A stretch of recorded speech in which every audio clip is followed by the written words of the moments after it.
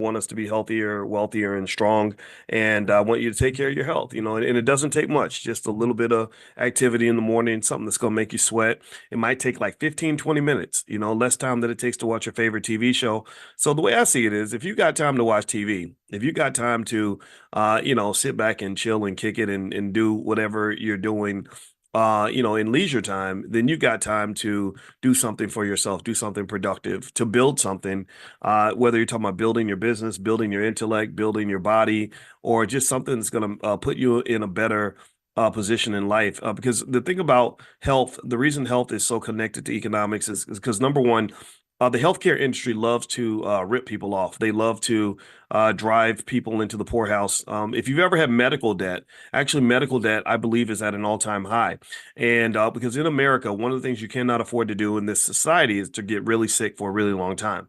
That will set you back financially and really destroy all the hard work you've put in. So if you've spent your whole life being a wealth builder, you spent your whole life busting your butt, working overtime to try your best to make as much money as possible because money is important and you value generational wealth and legacy and everything else. But then you get sick, and then next thing you know, all your money gets drained by the hospitals. The hospitals come along and they're like, "Oh yeah, we're going to charge you $100,000 for a surgery that you didn't think you were ever going to have to get." And that just kind of throws things off. So this is why things like insurance are extremely important. Aisha Verzi, I don't know if Aisha's in here or not, but Aisha, say something in the chat if you're here, Aisha. She does some stuff with insurance. And also brother Tony Jackson that we've worked with as well. He does some stuff. And if you go to drboyceoffers.com, drboyceoffers.com, you can actually call Aisha and she could talk to you about what she has going on and stuff like that. And I can just tell you that overall, as I get, I'm 53 now, and it's funny. It's like, I'm really appreciative and grateful that I started the habit of exercising early. I used to be captain of my track team in high school, and I used to run, run every day, and we would work out so hard that we would sometimes vomit after practice. It was really traumatic, and but the good thing is it got me in the habit of working out on a regular basis. And one thing I have found, and this is a little tip for anybody that's under the age of say 40, though, if you start getting in the habit of working out while you're young, it's going to make a big difference when you get older. Like anybody who's over 40, has anybody noticed like how sometimes when you have friends, you might have had a friend in high school that was like the hottest thing in the world. They looked real good in high school, looked real good in college, and then they got a little older, had some kids, and you don't even recognize them when you see them. And I'm not making fun of anybody because we all kind of get caught in life. Life can become a rut, and when you get caught in a rut, things change. Time goes by faster. And then also you just find yourself not having time to do the things to take care of yourself. And I can just tell you the big difference between my friends who are over, 45, 50 and above, who still look good versus the ones who don't is really, did you make a choice to start exercising every day? Um, I can tell you, I'm super proud of my wife because my wife wears the same size as she wore in college. And I'm gonna tell you the honest to God truth. When I think about every single ex I have in my life, I mean, I ain't like I got a million of them. I ain't Megan the Stallion or something. I ain't out here. I wasn't out here getting wild or nothing. But when I think about every single person I ever dated, I can't think of one single woman I ever dated who can wear the same who has the same dress size at 50 that she wore when she was 22. But my wife can say that, and but it takes a lot of work. Like I see this every single morning. She gets up at ungodly hours in the morning. She goes to the boot camp. They're rolling in the grass and lifting. I mean, you talk about like that whole strong black woman stereotype, which by the way, I think that's kind of a mixed stereotype. I don't hate the stereotype. I think strength is good. And I respect the strength, but I don't like it just because I don't think women have to, just always be the strong one, right? I think that men should be strong too, you know. And really, at the risk of sounding a little sexist, I grew up in a space where my father was stronger than my mother. That if a burglar broke in the house and had a weapon, my father would be the one who would take out the burglar. It wouldn't be my mother saying, "Okay, you get under the bed, boy. I'm gonna go handle this. I'm gonna go handle this. I'm gonna go get this dude." My mother was not that person. My mother would have hid in the closet with the kids, and daddy would have took care of that. Man, my father was that type of guy. I mean, he really has actually killed people. He's not afraid of anything, and as a result, I kind of had that piece of him in me too. I'm just not. I'm not scared of death and stuff. That doesn't scare me. So anyway, I would just say that overall, that's just my well, that's my little thought on that in terms of health and wealth being related. If you don't take care of your health, it'll drain your wealth. I actually told my wife, I hope she doesn't mind me sharing this, but I just flat out told her, I said, as I make my estate plan, I said, look, if it gets to the point where something happens to me and I'm in the hospital and I got less than a 20% chance of survival, I need you to pull that damn plug. Do not have them draining up all this wealth that I built. My money is going to go to you and the kids in the Black Business School. That's it. And I do not want the Black Business School's wealth to get drained by Humana or some doctor or whatever, so they can keep a vegetable, plugged up to the wall. Like, no, if I ever hit that state, just know I have lived my life. I've done a lot of the things I want to do. My bucket list the bucket's full on my bucket list. Basically, like my bucket list has been fully bucketed, so I could literally go out tomorrow and not have any regrets. So I just told her, I said, look, just pull the damn plug. Don't worry about it. Get you another man. You're gonna have some money, and men like women that got money. Just live your life. Be happy. I want you to be happy, and because I love you, and I don't just love you, I care about you. And those are two different things. Sometimes people love somebody, and they think that jealousy is the same as love. And I think jealousy, where you stress someone out and make them miserable and become very possessive and nasty, I don't see that as love, to be honest with you. Now, I have a weird view of love, to be honest with you. I thought about jealousy. I hate jealousy. Jealousy is a negative, nasty emotion, just like hate. Those are two emotions that make you less attractive, and it makes you more toxic, and it makes you not fun to be around. Nobody wants to be around a jealous, nasty, hateful person, right? So I figured this out when I was literally exactly 28 years old. I started thinking about these things when I was in Rochester, New York, and I was sitting there in the snow and cold and all these surrounded by white people. I was just sitting in my apartment and thinking about things. And I remember thinking, I don't like jealousy because jealousy does not bring out the best in me. Being a hater does not make you a better person. And so in general, my perception of love is a little bit different. And so I did tell my wife, I said, you're not my soulmate, you are my soul.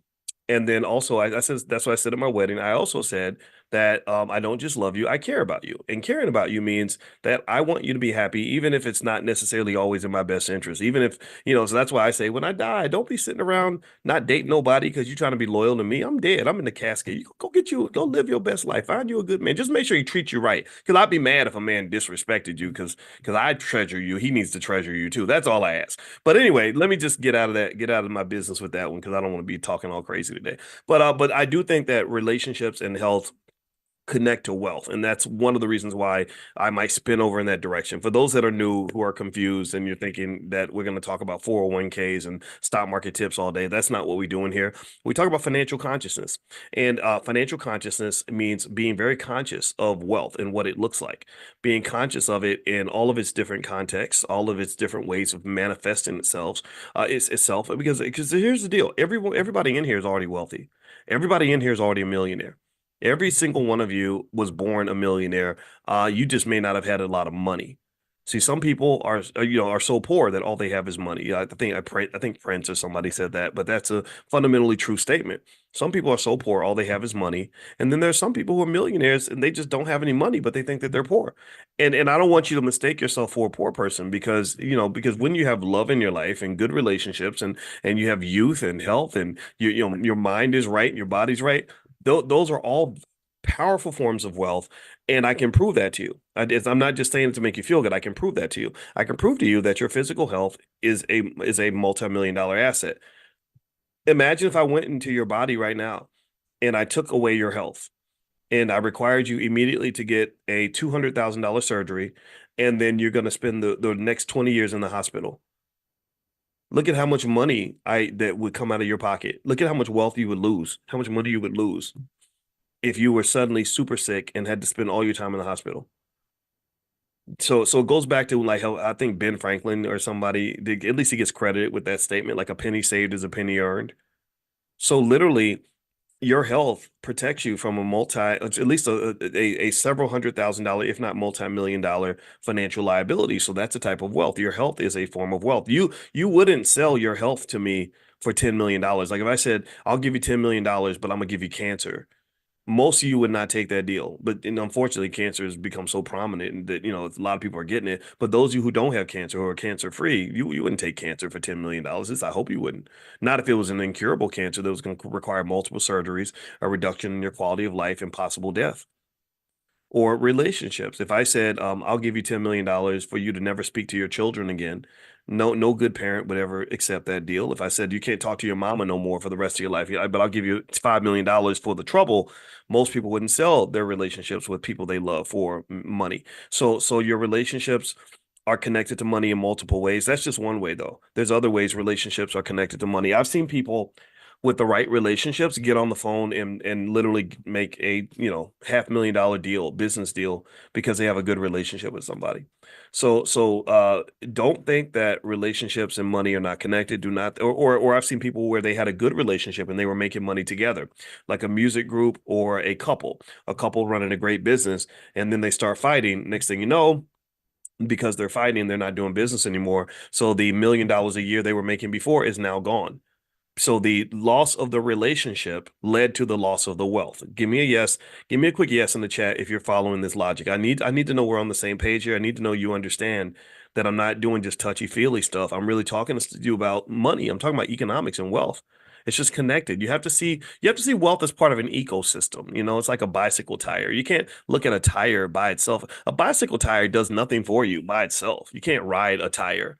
But if you see a tire as part of a bike, and you say, "Oh, if I get another tire and then I get some spokes and handlebars, ooh, I can get somewhere on this thing. I could ride across the whole country." So wealth is in itself by itself not really that valuable. It's just a bunch of paper and whatever, right? But if you mix it in, you blend it in with this game called life, where you're really moving and shaking, trying to optimize what in economics we call this utility. When you try to optimize your utility, which is kind of overall happiness, overall well-being, and you see money as a tool, as a bike, or sorry, as a wheel on a bike that can build the life that you want to live, then money becomes very, very powerful. Money can build you up, it can destroy you, can do all these things. And so one of the things I wanted to talk about, and before I move on, actually, I want to remind everybody, don't forget that we are going to do the Black Investors Championships. It starts on August 19th. There is an entry fee to be in the competition of $69, but everybody who's in Money in the Morning can get in for free. We will waive the fee. I text out, I think I text out the link already. Maybe I didn't. I didn't text the link out yet. I'm going to text it out. I'll text it out today. I'll make sure Monty gives it to me today. And when you get this link, you're going to get a code. I think it's Black Investors, but don't quote me on that. I'll send you the code, and when you use that code, you can get in for free. It starts August 19th. The last day to sign up is August 10th. After August 10th, there's no more entries, and we're gonna have a leaderboard, and the person who wins after 6 weeks, who has the most money, is the first Black Investors champion. You will win the Black Investors Cup. It's a big, beautiful cup that's engraved, and you will get it shipped to your house. And also, I will bring you onto my podcast if that's something you want to do, and you can talk about what you did and also promote your business or whatever it is you want to do. And you also get lifetime access to the Black Business School, to any class you want to take forever. You get in the League of Champions, like the Black Investors Cup. I believe that Black people should have our own awards. I think that I don't like Oscars and Grammys and all that other corny stuff. I think that stuff is stupid, because I feel like these are awards that you don't really get rewarded so much just for being talented. You get rewarded for fitting into someone else's culture. Like if they like you and find you acceptable and you're tolerable, then they might give you their award. But I don't think other people should be validating us. I think we should be validating ourselves, because it's very dangerous for a former slave to be validated by their former slave masters. I just think that that's kind of a touchy, very dangerous position to be in, because they're going to hang that validation over your head, and they're going to put sanctions on you. They're going to use economic warfare against you. Like I was listening to a story about Venezuela. Right now, Venezuela just had some elections, and apparently it's some old gangster stuff. I mean, apparently Maduro, the president, has allegedly done some things pretty underhanded and shady to maintain power.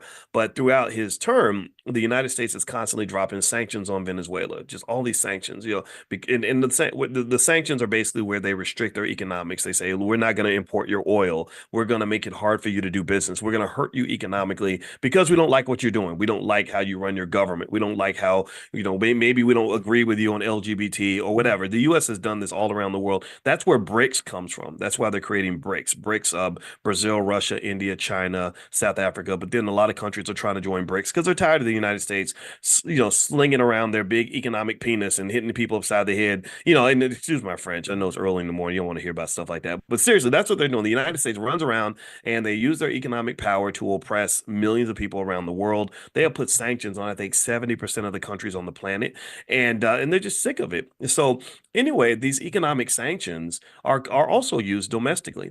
These economic sanctions are also used on African American people. These sanctions are used on you when you get out of line and you say something your boss don't like, or they see you on Instagram and you say something that's a little too black, a little too political. They're gonna come down and kick you in the butt. You're gonna get passed over for the promotion. You're gonna get laid off when they start doing the layoffs. You'll be laid off first. You're gonna be put in the bad pool. Your reviews will start to go down. This happens all the time. This happens all the time. And in fact, I openly talk about how my wife on her job started getting treated differently when she married me. Like when she married me, and I'm not real famous. I don't consider myself a famous person, but I do know I am I guess a little bit of a kind of publicly figure. I mean, like internet famous, which I don't know what that means exactly, but when you've got like a few million followers on different platforms, people know who you are. And so people Googled with her husband. The rumor spread like, oh, she married this guy who's doing this stuff. And so when they started Googling me, instantaneously, that created a stigma for her. And also she has another black man on her job. I don't know, maybe he's probably her work husband or something. I have no idea. I told you I don't do jealousy. But anyway, he's a great guy, and we have the same birthday, ironically. Isn't that crazy? We're both a couple crazy Geminis, and we're both scholars. And she respects him, she stands by him. And when he went through hell, when they put him through a bunch of nonsense on his job, she stood by him. And because she stood by the black man, the penalty started to spill over on her. They were like, okay, you're not one of us. We thought that because you were this cute little light-skinned black woman that you were going to basically kind of integrate into the system because they don't hire African Americans. The university she works for does not have one single African American on the entire faculty. They have hundreds of faculty members, not one single African American male. They do not hire African American male. I think she's the only African American female. They might have had two. And so because she stood by the black man, they punished her. And this is the real racial dynamic. Nobody talks about this, and people are scared to discuss it. They think it's maybe makes me radical to bring this up, but it's real. There is a difference, and this goes into the politics, right? The politics of signaling, like, hey, I'm safe, I'm safe. You don't have to put sanctions on me. I'm safe. I'm gonna support your agenda. Look at my husband. Look at my wife. Look at who I married. That's a signal that I'm safe. But you married this, hardcore black man who's talking all this, this racial stuff. Oh, that's gonna get you in trouble. So, so the reason I'm always giving like allegiance to not just my wife, but to just strong, intelligent women everywhere is because it's hard to stand by what appears to be the losing team. It's hard to sort of stand by somebody when they're not part of the in crowd, they're not one of the cool kids. And I'm not one of the cool kids. I'm not mainstream. I'm not some guy that's accepted by America. Maybe 50 years from now they'll understand where I'm coming from. But I'm kind of seen in this certain space. And Constance Carter, who's another awesome woman, I brought her in here yesterday. She said that. She said that people ask me, they'll say, "Oh, Boyce, is he an asshole?" And she'll be like, "No, no, no, Boyce is a nice guy." And I think I am too. I'm like, "Yeah, Boyce is a nice guy." And she said that people just will think that because I will say things like, you can't tell me who to vote for. Why are you making me vote for the same people over and over again? I have a right to do whatever I want to do. Or I'll say, we need to build wealth. Nobody's helping us build wealth. Everybody's leaving us behind. And people think that that is just so crazy for a black person to truly advocate for black people, or to advocate for himself or herself or their family or the community. I mean, I just really think that we have to analyze this and think about, like, what does this say about our society? I'm not a radical kind of guy, really. I'm just a dad who loves his wife, who works hard every day, who has a real PhD. I didn't cut corners. I got my doctorate from the Ohio State University. Go Buckeyes. And that's it. And I just get up and do my job every day for the people I care about. And there's nothing radical about that. I think the only thing that makes that radical is that there are some who are just very comfortable with seeing black people in a subordinated position. I think there are some who are just comfortable, they be maybe be more comfortable with me if I showed up as a rapper with a liquor bottle in one hand and a joint in the other one, making jokes and being goofy and everything else and being ignorant. That maybe that makes people more comfortable. I have no idea. But I will say this. One thing that's interesting too is yesterday I did a podcast episode and I was talking about did anybody see how many of you give me a yes or no if you saw the clips from the Kamala Harris event in Atlanta where she brought in Megan the Stallion. Did anybody see that?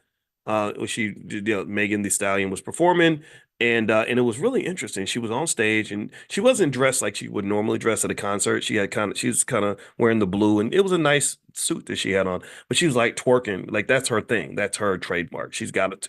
There's probably in a contract somewhere. If you appear anywhere in public, you must twerk at some point. It has to, it's required. So she's up there twerking and everything else. And there was a lot of controversy about that. I think a lot of people felt like it wasn't necessarily the best look. And not just for one party or the other, but more so in terms of the relationship between politicians, and the black community. That there are so many other representations of black women that could have been selected, other than a young lady who you know is known for presenting an image that's a little bit stereotypical. We got enough twerking out there, and I asked some hard questions. I kind of said, well, if when you go see Taylor Swift and all the white people, are you going to have Taylor Swift up on stage twerking? Is that what Taylor's going to do? When you go see Adele and Adele is endorsing you, is Adele going to twerk? Is she going to bend it over and body yada yada? Like, is Adele going to do that? Like what white woman? I'm serious. I'm curious. I'm really trying to figure out which very popular white woman can you find that is as famous as Megan the Stallion? That's right up there at the top of the pile of hip hop. As famous as Lotto, as famous as Sexy Red, as famous as Cardi B, that is going to be doing that. That's as famous as him. Now, Cheryl mentions Miley Cyrus. I don't consider Miley to be in that same category, to be honest with you. And I'd be willing to pay $1,000 to anybody who finds Miley Cyrus at a Kamala Harris political event on stage twerking. I'd like just show me one clip. Just send me one clip. If you send me one clip of that, then I will send you the $1,000 to you. Send me one clip, but put your cash at with the clip, and I'll send you $1,000. Okay, because I don't think because I think that there's kind of a different standard when it comes to the black community. I think that there's a different kind of expectation, and I understand why politicians like rappers. I really do. I understand it because politicians want to be popular. They want to get votes. That's the bottom line. And I've mentioned to you all the economic relationship between politicians and their backers. Politicians have two types of backers. They have the people that give the money, and they have the people that give the votes. And one dominates the other. The people with the money are far more important than the people who give the votes, because you need the money to get the votes. You can have the votes, but the votes won't necessarily get you the money. You can't, because you can't get the votes without the money. The money is how you get the votes. The money is used for marketing. That's what most of that political money is used for, is to buy votes. Now, see, let's see. Someone mentioned Keisha and Iggy Azalea. See, I don't consider those to be on the same level as Megan in terms of popularity as Megan and Cardi and stuff like that. So again, I think that there are definitely white women out there that twerk, right? Because we set trends and everybody copies that. But the thing is, I don't see anybody as famous as a Cardi B or Megan or a Sexy Red who is also showing up at political rallies doing this, right? So it's I think I just think it's different. I really do. But here's the thing. So with politicians, you raise the money, you serve the people that give you the money. The money drives everything, and then the money is used to go buy the votes.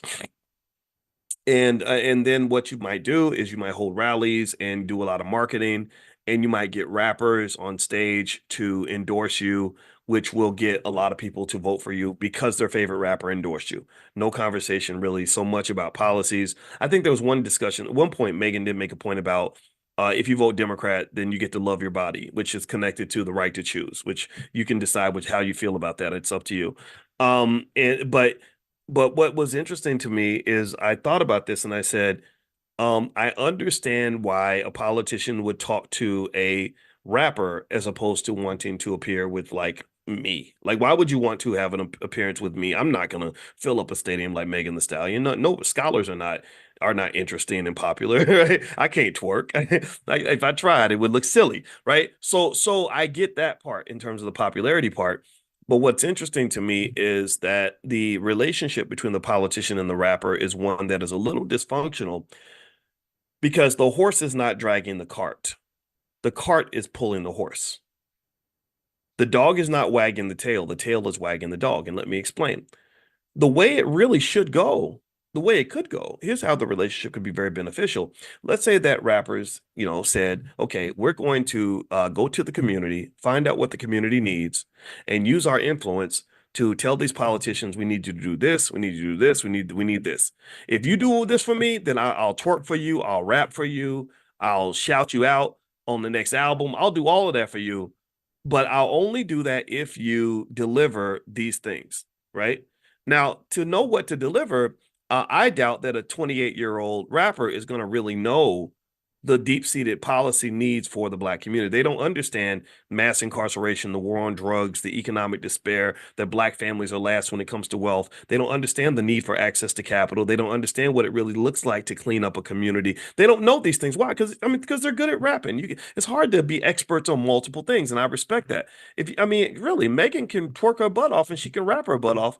So it probably took a lot of time for her to learn how to do those things. She probably didn't have time to sit in political science class and get a doctorate in political science in her spare time. So here's what the rapper could do. They could go and talk to people that know what they're doing and say, okay, I got this influence, I got this power. I have 30 million Instagram followers, and this politician's trying to use that to get elected. I'm going to I need you to give me policies that I can take to the table that will allow me to negotiate on our behalf. That would be perfectly fine. I think that would actually be okay. And it's been done before. It's been done before. Let me explain where it's been done before. When Charlemagne the God was going to interview Joe Biden, Charlemagne I respect him. I know he's complex, but I respect him because the times I've met him, he's been a smart man. He asked for a copy of my book, What If George Bush Were a Black Man? And I didn't think he was going to read it. Damon Wayans was there the same day, and he took it. He didn't read it. I assume he didn't read it. But Charlemagne took the book. Next time I saw him, he'd actually read the whole book, and I was super impressed. Okay, so this is a smart guy. And so when Charlemagne went to interview with Joe Biden, he sent me a text, and he said, "What questions should I ask him?" And I was like, oh, this is great. Because here's the deal. Joe Biden would never talk to someone like me. I would run circles around him. I would scare him. I'm literally his worst nightmare. People like me are the worst nightmare. We are the threat. The intelligent Black people are the threat. So I said, okay, I get it. You're doing a Trojan horse. That's smart. So I said, oh, ask him this, ask him this, ask him this, and ask him this. And that's what he did. Charlemagne went to Biden and sat down with him. And if you recall, that was the interview where Charlemagne asked so many questions that he damn near made that man's head explode. He got pissed. He was livid. He's like, who the hell, what the hell's going on? And that's when he blew up and said, well, if you don't vote for me, then you ain't Black. And you remember Charlemagne's asking him all these questions. Well, what about this? And what about that? And then you hear the guy in the background, I'm sorry, Mr. Charlemagne, but he's got the president has a very busy schedule.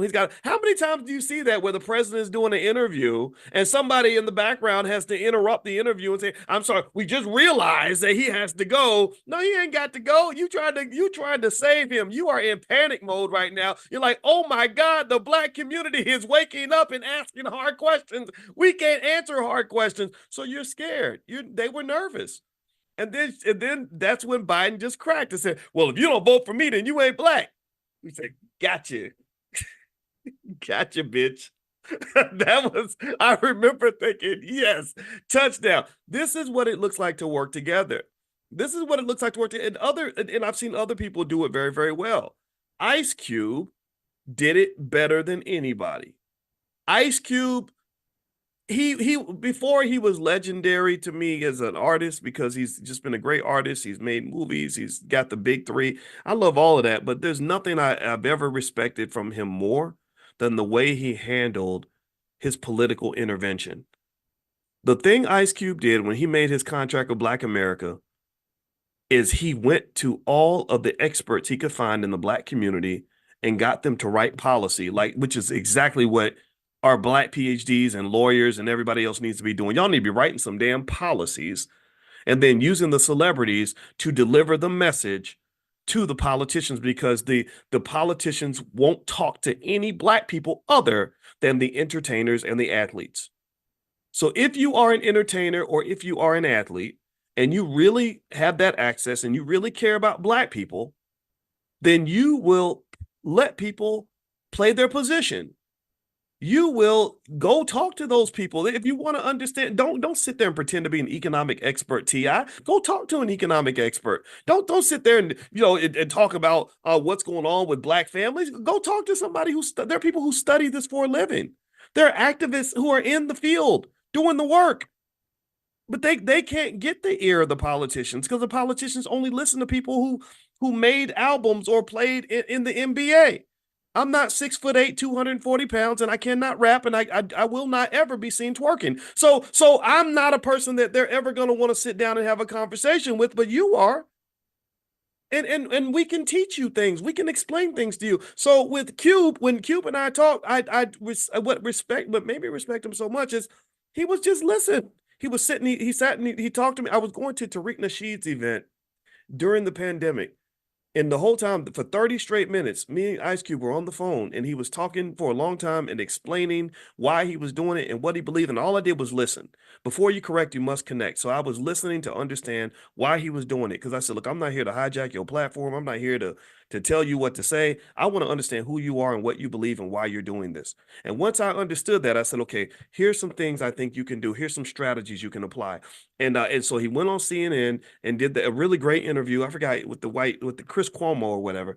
And I was so proud of him. He really represented himself very well. And so to me, that was a crowning moment for the black community. And what was so frustrating about it is that a lot of black people missed it because we're not used to that.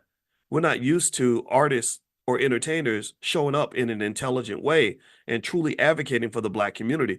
We are sometimes like that abused prostitute who says, why in the hell are you fighting for me? Why are you advocating for me? Why are you treating me like a lady? I ain't no lady. I'm just a hoe.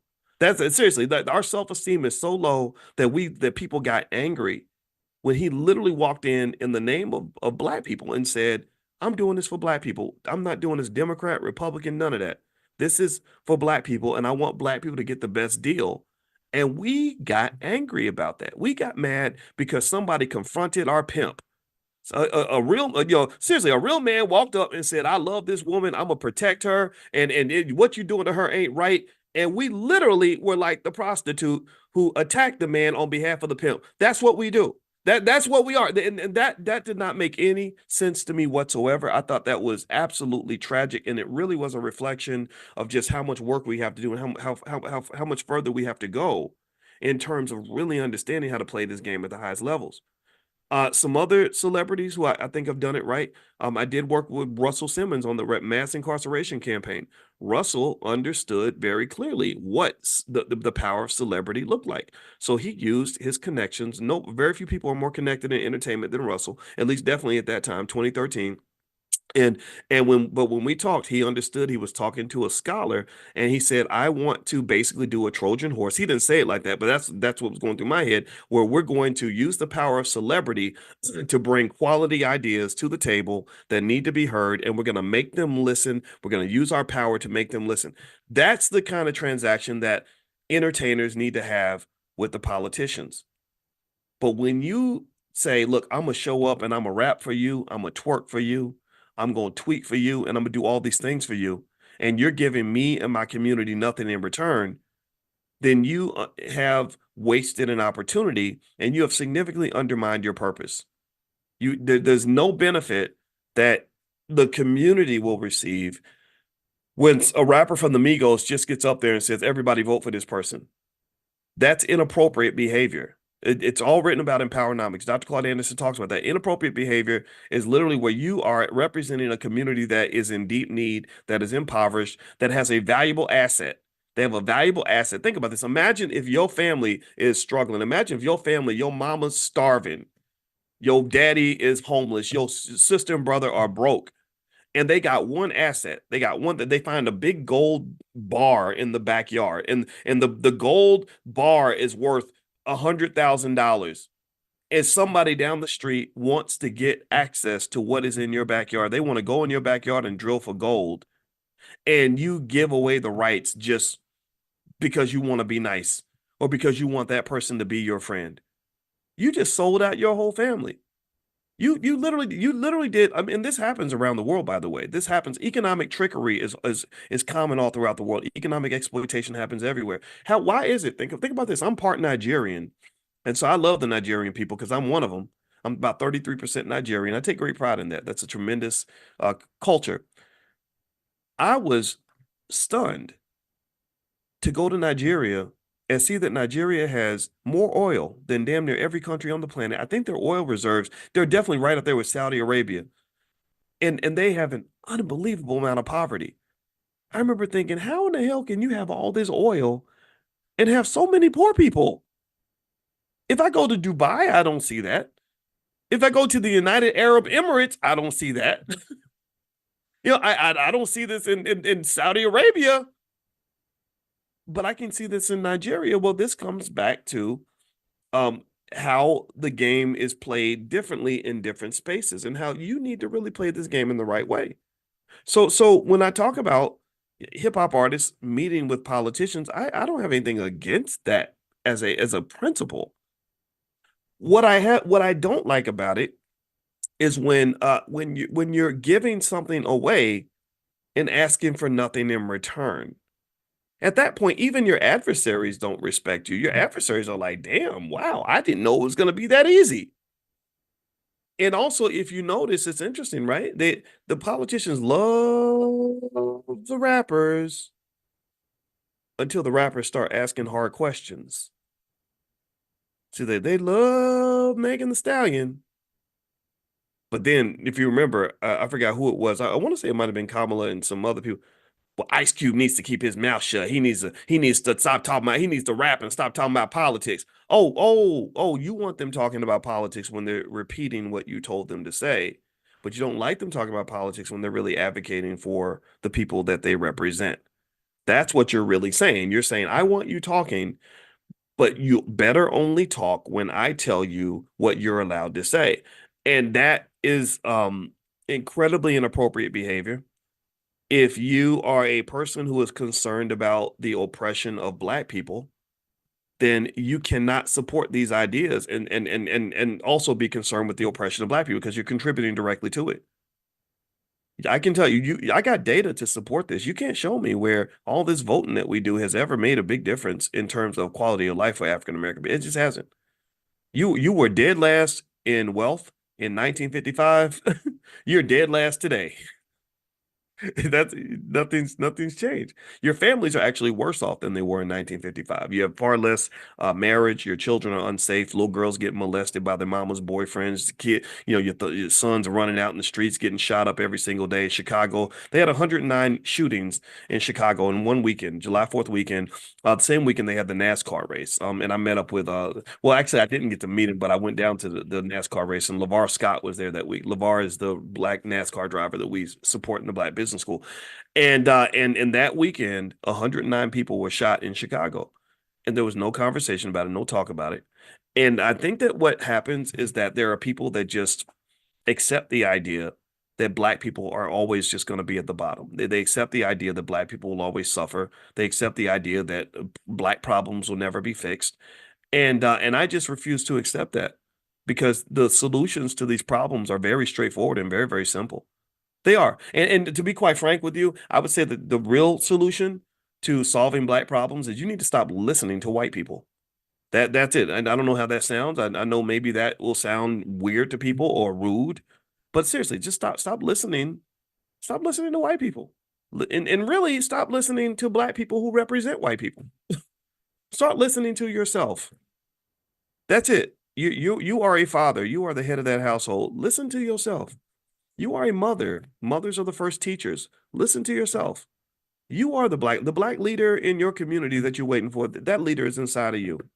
It certainly ain't no rapper on stage twerking next to a politician. What the ain't no leadership in that. Ain't nothing. Ain't not, and I hate saying it. I'm not here to beat up on poor Megan the Stallion because I read her bio. She's young enough to be my daughter. I feel sorry for her because she got shot in the foot by her boyfriend. And that to me is not surprising because that is what happens when you are part of a lifestyle that promotes this sort of irresponsible sexuality and just running the streets and connecting with like I'm the type of I'm old school Southern black man. I'm the type of daddy who would have said, why would you date a son of a bitch like that anyway? This guy, what you like him because he can rap, but he's a loser. He's a bum. Look at him. Look at the way he's carrying himself. This is not a man that's going to be a good father to your children. Oh, but you think he's cool because he made an album and like, okay, yeah, he's got a little bit of money. Remember, I'm an expert on money. I know how money can deceive you. And so you think because he flashed $100,000 on Instagram that that's a great man for you to be with. Well, let me just tell you a little bit about men.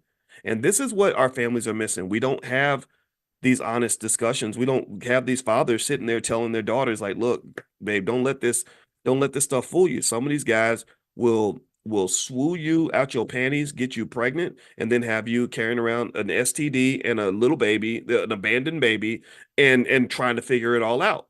You know, like get you a solid man.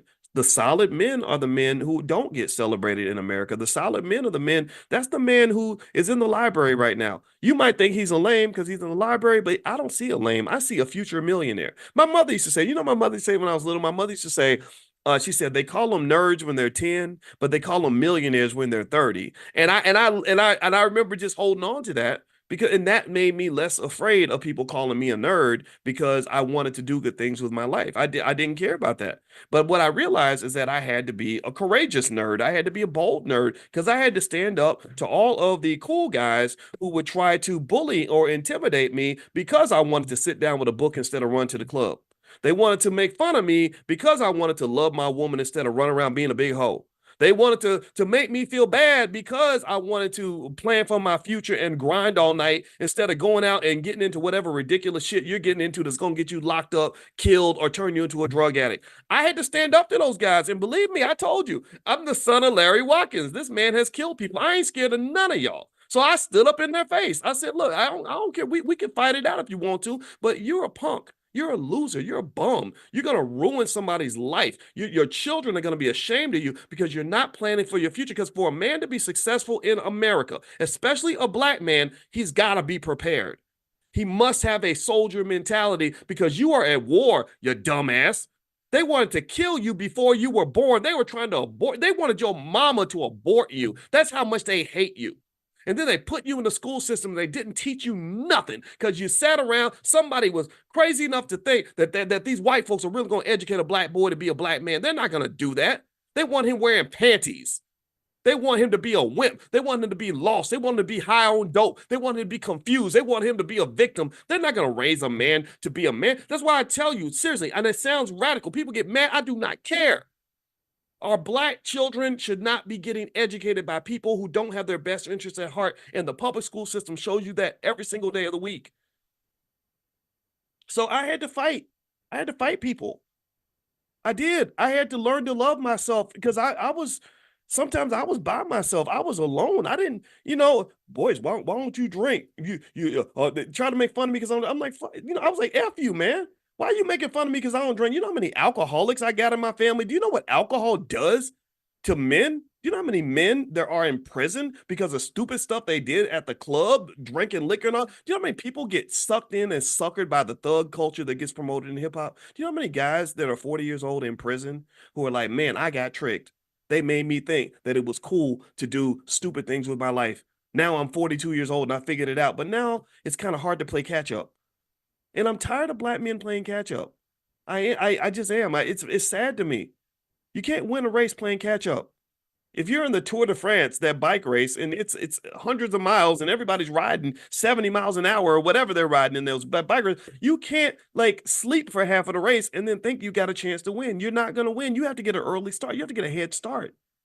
So if you want to use a term like head start, to me, head start means giving our boys and our girls a head start on this challenge that occurs in life called being black in America. Being black ain't easy. Being black means you got some obstacles. Racism is very real. The competition really has shown up. The defense is really going to be defending. They're not going to give you nothing. They're not going to make it easy for you. So you've got to be prepared. So the best messages I got in my life were people from my grandmother who told me that you have to be twice as good to get half as much. So when I come in with that mindset, then I got my head on the swivel. I'm prepared. I'm not going around making reckless mistakes and reckless errors because I know that the margin of error is thinner because I'm a black male. I wrote a whole book about that. My book that I gave to Charlemagne, What If George Bush Were a Black Man? I think it's on Amazon somewhere if you want to get it. That's all I wrote about. I wrote statistically. I was on the faculty of Syracuse at the time, and I said, I want you to pay attention to how the margin of error for the black male in America is so much smaller than everyone else. A black male can make the exact same mistake as a white boy on a college campus, but the white boy gets off and gets to move on with his life. The black male the black male ends up spending, the next 30 years in prison and gets vilified by society. That's the difference in your experience. And just knowing these things and accepting that reality to me is better than believing in the false reality of this beautiful post-racial integration nonsense that they feed us in school. This whole idea that as long as I integrate with my allies, everything's gonna be all right. I just got to make sure I go and work for the nicest white man I can find, and that I always vote Democrat in every election, and that I do what they tell me to do. Everything's gonna be okay. And then when they kick you in your head and pimp you and leave you in the gutter, you're always in shock. And then you get to run and say, "Gosh, I'm such a victim because being black is so hard and it's so bad being black." But I'm sitting here thinking, what made you think that you could trust these other people in the first place? What made you think that they had your best interests at heart? What made you think that they were going to treat you fairly? So I really kind of think that sometimes we don't understand the game that we're in. I think we lose the game because we don't even know that it's a competition. We lose the battle because we don't even know that war's been declared on us. And I get it and I understand it, but I'm just going to tell you that when you point to most problems that the average black person might talk about or face, most of these problems are directly solvable if you simply stop listening to what white people tell you to think. For example, um, CNN might tell you that the biggest, worst thing that ever happened to black people ever was the George Floyd killing. That this whole situation is something we need to put it on murals and compare him to Martin Luther King, and that this is the biggest thing happening in the black community. And I'm not saying that it's not important. I'm not in any way disparaging George or his family. But what I'm saying is, I don't consider George Floyd to be any more important than any little girl that got shot by a stray bullet on the south side of Chicago. I don't consider the George Floyd killing to be more significant than the 109 people who got shot in Chicago on July 4th weekend, and none of y'all were talking about it. I don't consider George Floyd's situation to be any more meaningful than the thousands and thousands and thousands of black men and women right now who are being raped in prison right now as we speak, and no one even knows. Nobody hears their screams. Nobody's hearing that man crying in his cell every night because he's in this unbelievably horrible situation. I think all those things matter. And so I don't let other people tell me where my attention needs to be. You got to trust your instincts. So let me sum this up. My wife and I are traveling today, and she just called me. That's why I had to turn my phone off. So because we're going on that trip to Egypt. Um, I'm gonna summarize it like this. If you go back to the central point that we talk about when we talk about economics as it relates to also health, wealth, and relationships, here's what black people need. This is what will give you a quality life, whether a Democrat is in office or a Republican. Number one, you must address your mental health. Half our people run right here, half blind, deaf, dumb, and crazy, doing crazy stuff. Trauma responses everywhere. Trauma is massive. Trauma kills you. Trauma destroys your relationships. Trauma destroys your economics. A lot of you were traumatized. You have to heal from that. If you want to be a well-adjusted, healthy, safe black person, you have to heal from your trauma. Part of your trauma is also corporate trauma. Madam President talks a lot about corporate trauma. The trauma you experience just getting up every day going to work for a racist. That's what affects most of you. Most of you are not going to get shot by a cop this week.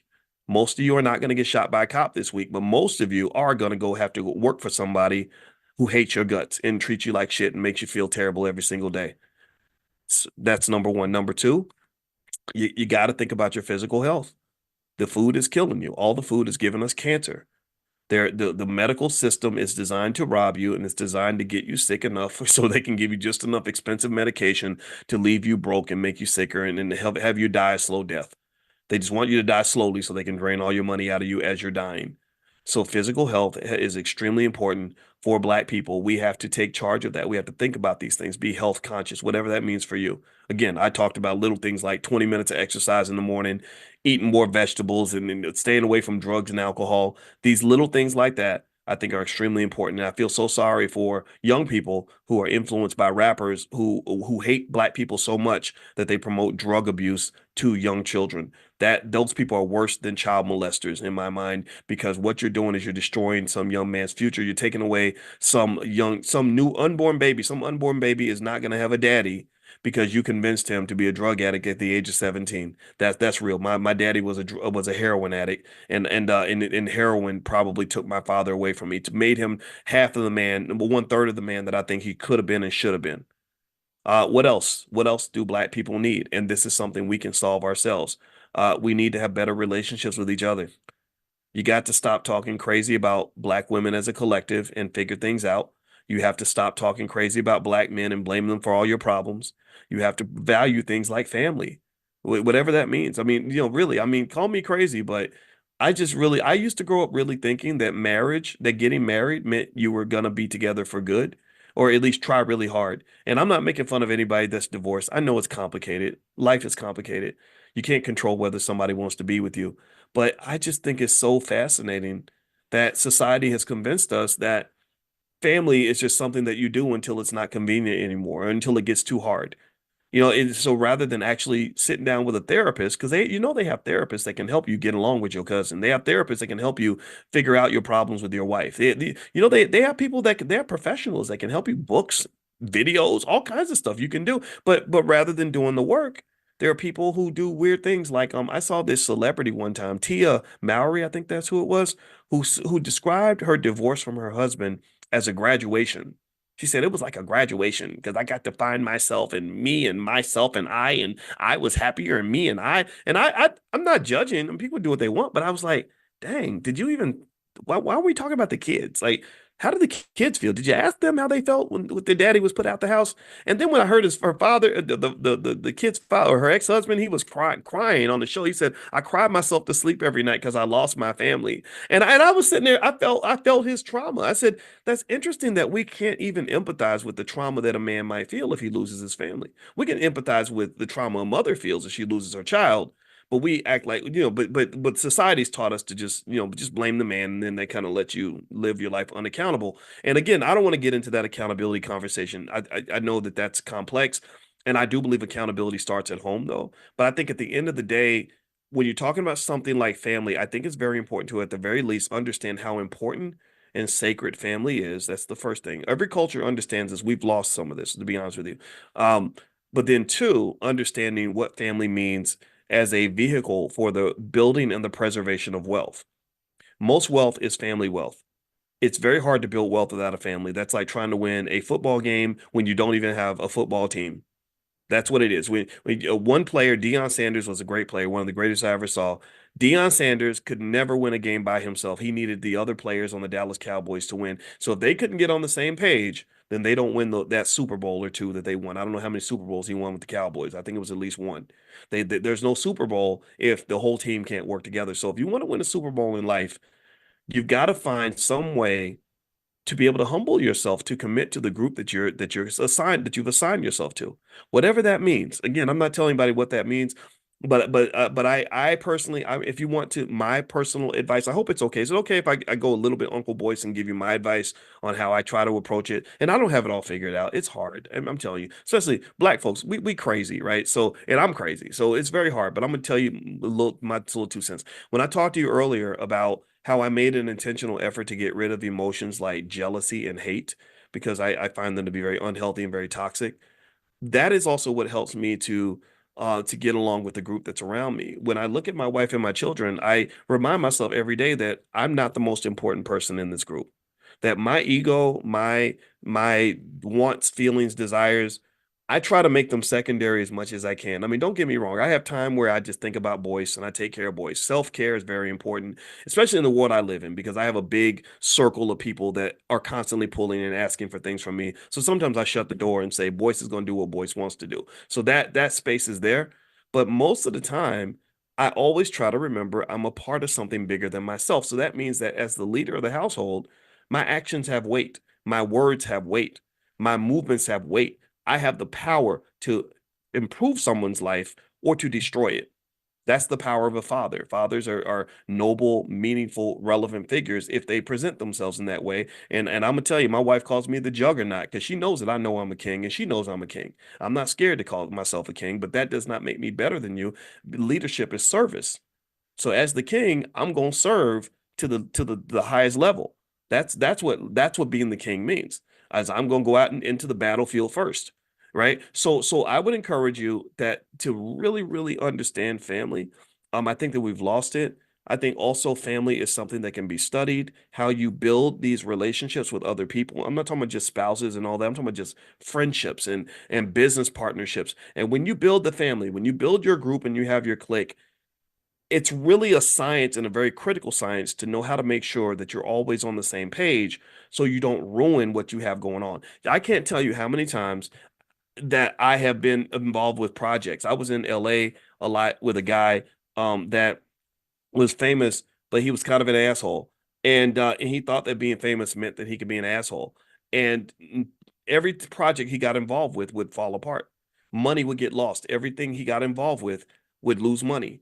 And he didn't understand why no one would want to work with him. And I was thinking to myself, it's because you're such a prick that when you go into a situation and your ego is out front, no one wants to work with you.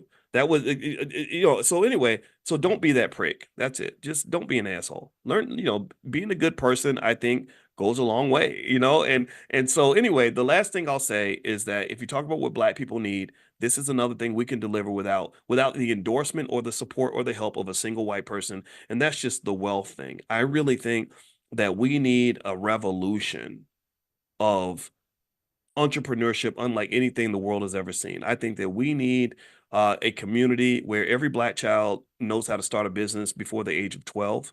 They're even introduced to the concept of ownership and being the boss at the age of 4, 5, 6. Every child in our community needs to want to acquire real estate as aggressively as the Jewish community does, as aggressively as as the billionaires and millionaires do. I believe that we need a community where everybody is owning shares of stock, buying as much stock as we possibly can and owning as much as we possibly can, and knowing that ownership is the key to power. If the more you own and the more you control, the more power you're going to have. So we have to do this, and this is something that we can do without anybody's permission. This is something we can do. Financial literacy. I've never met a white man who told me that I could not read a book about economics. I've never met a white man who told me I couldn't buy a share of stock. I've never met a white man who told me I couldn't start a business.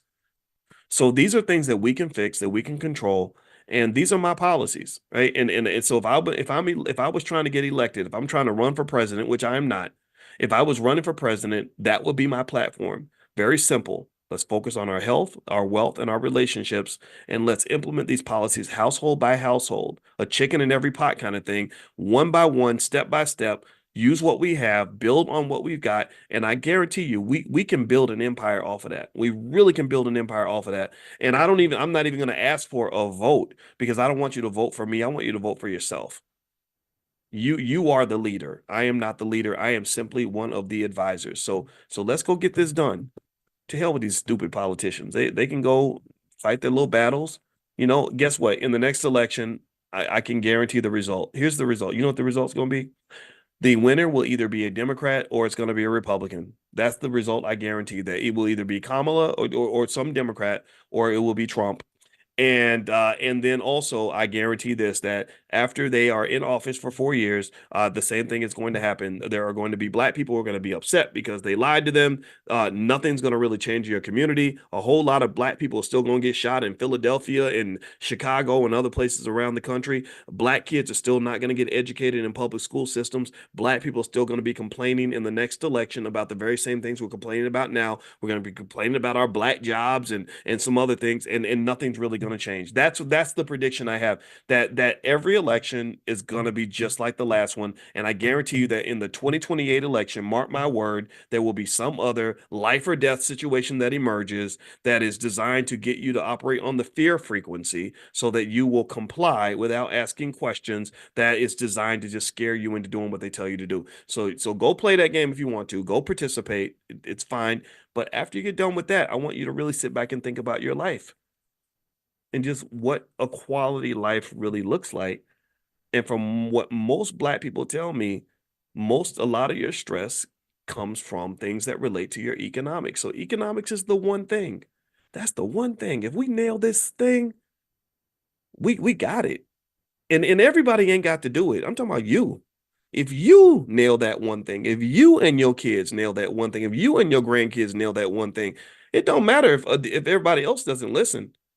Your family will be solid. Your family will be good. Your family will be in good shape.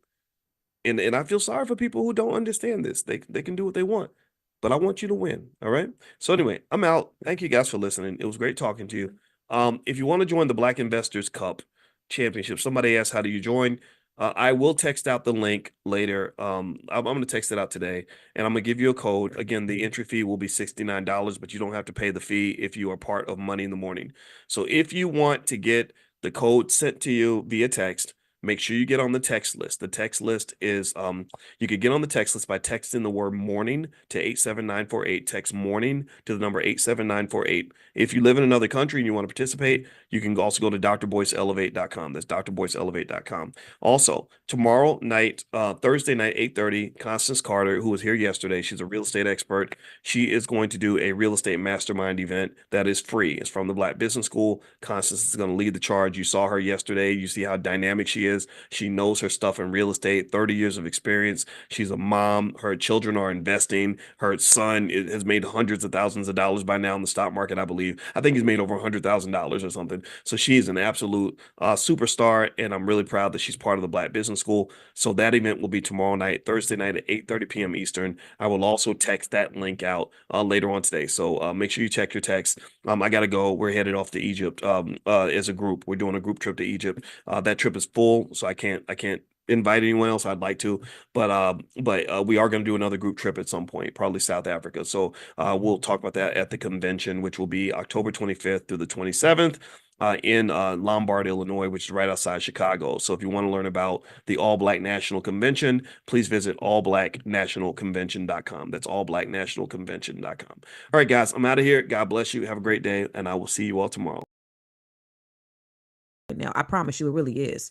This is great. Well, that's awesome to hear that, and I know how you are, so I figured you'd love that. Yeah, Yes. yeah. It's when you talk about mobilizing things, I mean, think about it. We mobilize around our massive support for white economic supremacy. Got that That's right. that's called getting up and going to work every day. That's right. Look at how many millions of black people are very disciplined to get up every morning 6 a.m. and show up to work on time, Mm-hmm. all to make other people rich. Like Mm-hmm. we are dedicated to that. Like we go 100%. off to the wall with that. So Absolutely. so my Balls to the thing is wall. like, if we can do it for them, why can't we do it for us? And who taught us that we're not worth the same effort that we give to other people? That so to me, there ain't nothing advanced about this space. This is what you call common sense. See, this is common sense for the people of this community. This is not common sense for everybody. So, for you to get up, and mindset is like 80% of success. You having the discipline to get up, to listen, to pour into yourself, to do the things, to get yourself prepared for the day, because how you start your day is how you're going to end your day. So if you're starting your day and you're saying, you know what, this day sucks. This is early. I hate, what is this, Tuesday? I hate Tuesdays. I can't wait for the weekend. F that. Yeah, that's how your day is going to be. But you get up, you pouring into yourself, you're pouring into you're pouring into your mind, you're doing your affirmations, you're praying, you're meditating, you're doing all of those mental things. Everything else is gravy. Everything else is Mm. easy. It's a piece of cake. So this right here is everything. I'm telling you. So I just want to give you guys props. B1 Nation. I want to give y'all props for getting on here and listening. Boyce is one of the most intelligent minds in this generation. So Oh, you guys are definitely blessed. And I love it. I love Black people pouring into themselves. Makes me want to cry. I love Black people. And I love to see us wow, getting wow. better. Well, thank you for that compliment. I appreciate that. You know, Real. you gotta tell that to my our teenagers. Yeah. They don't think I'm that smart. So it's Yeah, mine either. you know how these be kids. Yeah, They mine just either. Trust. And oh if my yeah, son come walking over here with no shirt on, I'm not in my normal place today. Just I wanted to go warn him before I got on. Like, don't come over here walking over here waking up with no shirt on. By the way, I do want to say this. So my son is at him. I have four kids. One graduated from Hampton, one is at Hampton, and one's getting ready to go to Jackson State, and one's getting ready to be a junior in high school. And so my son, who's he's going to be a junior at Hampton, he just kind of last minute applied at Howard, just thinking I may want to go there, and he got accepted with a scholarship. So I'm extremely proud of him. yes. So he's actually toiling. That's what one of the things we were up late last night, just kind of talking about the pros and the cons because he wasn't sure if he wanted to go. But it's more, and he wants to get into law, so it's Mm, leaning more towards him going to Howard, which I'm extremely excited about because here we are in the DMV, in an area where you have high affluence. There's going to be more opportunity in the law space at Howard. I think the only thing that's kind of holding him back is his friends over there. But I'm like, F your friends, let's get this money. mm, So mhm, I'm mhm. excited about that for him. He's still Nice. supposedly making his decision, and he has to make his final decision tomorrow. But I'm pretty sure that Wow. he's, and if he don't, I'm gonna uppercut him a couple of times. But I'm pretty sure he's gonna go to Howard. So I'm So he's so what about 17? Is that right? no, this is the one. So this is the one. So y'all, if you guys have not heard my story, when my son was 12, this is before I knew Boyce. So when my son was 12, my daughter was 17, my other son was 10, and the other one was 8. I buy the Dr. Boyce Watkins stock trading program. Right. So, oh, I wish I had the video. I could show y'all. So, I say to all my kids, the parable of the talents, that story in the Bible, you give them something, what they going to do with it. So I give it to all my kids. I say, yo, I'm going to give you this. If you guys, finish it, I'm gonna give you $1,000 a piece to invest in stock. This is this son right here. And so I give it to all of them. My daughter, she was 17, she thinks she's rich. If it didn't have nothing to do with Snapchat, she didn't want to do it. So she didn't do it. And my other ones were just simply just too young. And Mm. but this one, he was 12. He was excited. So he went through the training, and I quizzed him after because I sort of listened to it, and I quizzed him after. He was getting them all right. What's equity? What's this? What's this? He was telling me what's stock and it's buying a company. He was so excited. And I said, what am I gonna do? And this boy used to slobber too. What am I gonna do? He's like, you're gonna give me $1,000. So I give him $1,000, and he takes that $1,000. He makes $8,000. Wow. And it took him about 2 years, right? So he's 12. It takes him about 2 years to make $8,000, but he just played with it and he used all of those terms. And then when he turned 17, he took my $7,000 portfolio. This was during the pandemic, and he made $40,000 in Mm. 3 months. And so I attribute that to him taking your program, learning all of that. And he totally admires you, Dr. Wow. B. But it's that son right there. He Wow. I always tell him he gonna be my ticket out the ghetto. So Well, what's your son's name? his name is Warren Carter Jr. Warren. Okay. Well, Yeah, I got to meet Warren. you Have gotta you meet brought him. you bring him to the convention? I brought him to PNC last year. He's in Hmm. school typically in October.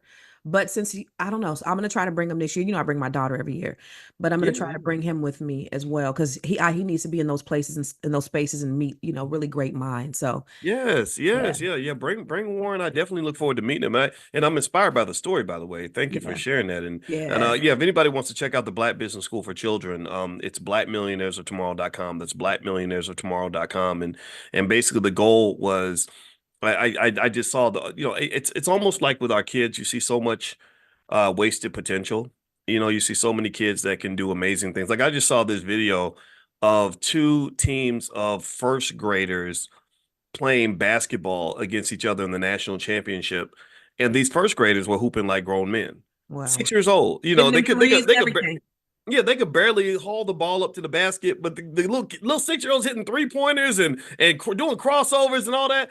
And I said, okay, so we kill it when we're doing something that we understand the value of and we're really committed to it. And so my feeling is, in addition to being great at that, let's also do the same thing with our kids when it comes to wealth and investing. Why is it that the first time a kid learns about investing is when they're 34, 35 years old? Like, you ain't supposed to learn about stock when you're 34. You're supposed to learn Right. about stock when you're 4. You know what I'm saying? Like, that gives you a 30-year head start. Do you know how much wealth can be built in a 30-year period? Any person in this room could be a millionaire in 30 years by doing basic, consistent investing plans. It's very easy. You've seen the $5 a day plan. So when you waste 30 years, see, people think we waste money. We don't just waste money, we waste time. Right. And so you spent 30 years not teaching that kid what he's gonna need to survive. And then we wonder why we got so many men and women out here that are struggling. Can't pay the Right. rent, can't pay the bills, babies mamas, and just struggling with financial situations that are easily avoided if you simply do some basic preparation. So what I see with Warren that's really awesome to me, first of all, Warren's definitely going to be a millionaire, there's no question about it. But also what I see with him is he's already doing grown man stuff. He's already prepared for a world that I believe is built on economic warfare, where economic power is used to enslave black people. Is used to enslave black men and black women, to exterminate black men in some cases, and definitely to exterminate your soul, right? To have you serving some master instead of serving your purpose, Right. and or serving God, or serving whatever it is you're supposed, so they steal your purpose from you. So for me with Warren, what I love is the fact that he already has seen a lot of different ways to make money at an early age. So when you come to him and you dangle some little black job over his head, the whole conversation about black job, we need more black jobs. You dangle a little black job over his head, Warren's gonna be like, thank you, I Right. appreciate the 80,000 a year, but I got 800,000 a year over here. That You know part. what I mean? Or and in fact, I've seen that also with even with my own brother. When he went to Cornell to get an MBA because he promised my mother he'd get a master's degree. My mother wanted all of her kids to have a master's, so he did it out of respect for mama. But when he got done, all the Cornell grads were being offered very nice, fancy jobs and doing all these interviews, and my brother was like, I ain't doing none of that. He's like, I got a business that my brother's been holding down for me, while I finish school. I'm gonna go back and work on my business because I understand freedom. I understand what wealth looks like. And now he's doing multi-million-dollar business deals. He ain't looking for a black job. That part. So, That so part. I just think there's so much more out there for our kids, and I want them to be able to see all that. And having access, so for everyone that's watching, understand that access and proximity is everything. So Mm, being around the people that are doing the things that you aspire to do, coming to ABNC, it's been life changing. Being in places and spaces where you have people who are doing it, where you have great minds, where you can network, because your network is your net worth. And I did that at an early age with my children. I made sure that they were around people who of prominence, that they knew that this was something that they could reach out to, and it's funny because, I joke about my kids, my son being my ticket out the ghetto. I actually live in one of the wealthiest neighborhoods in the country.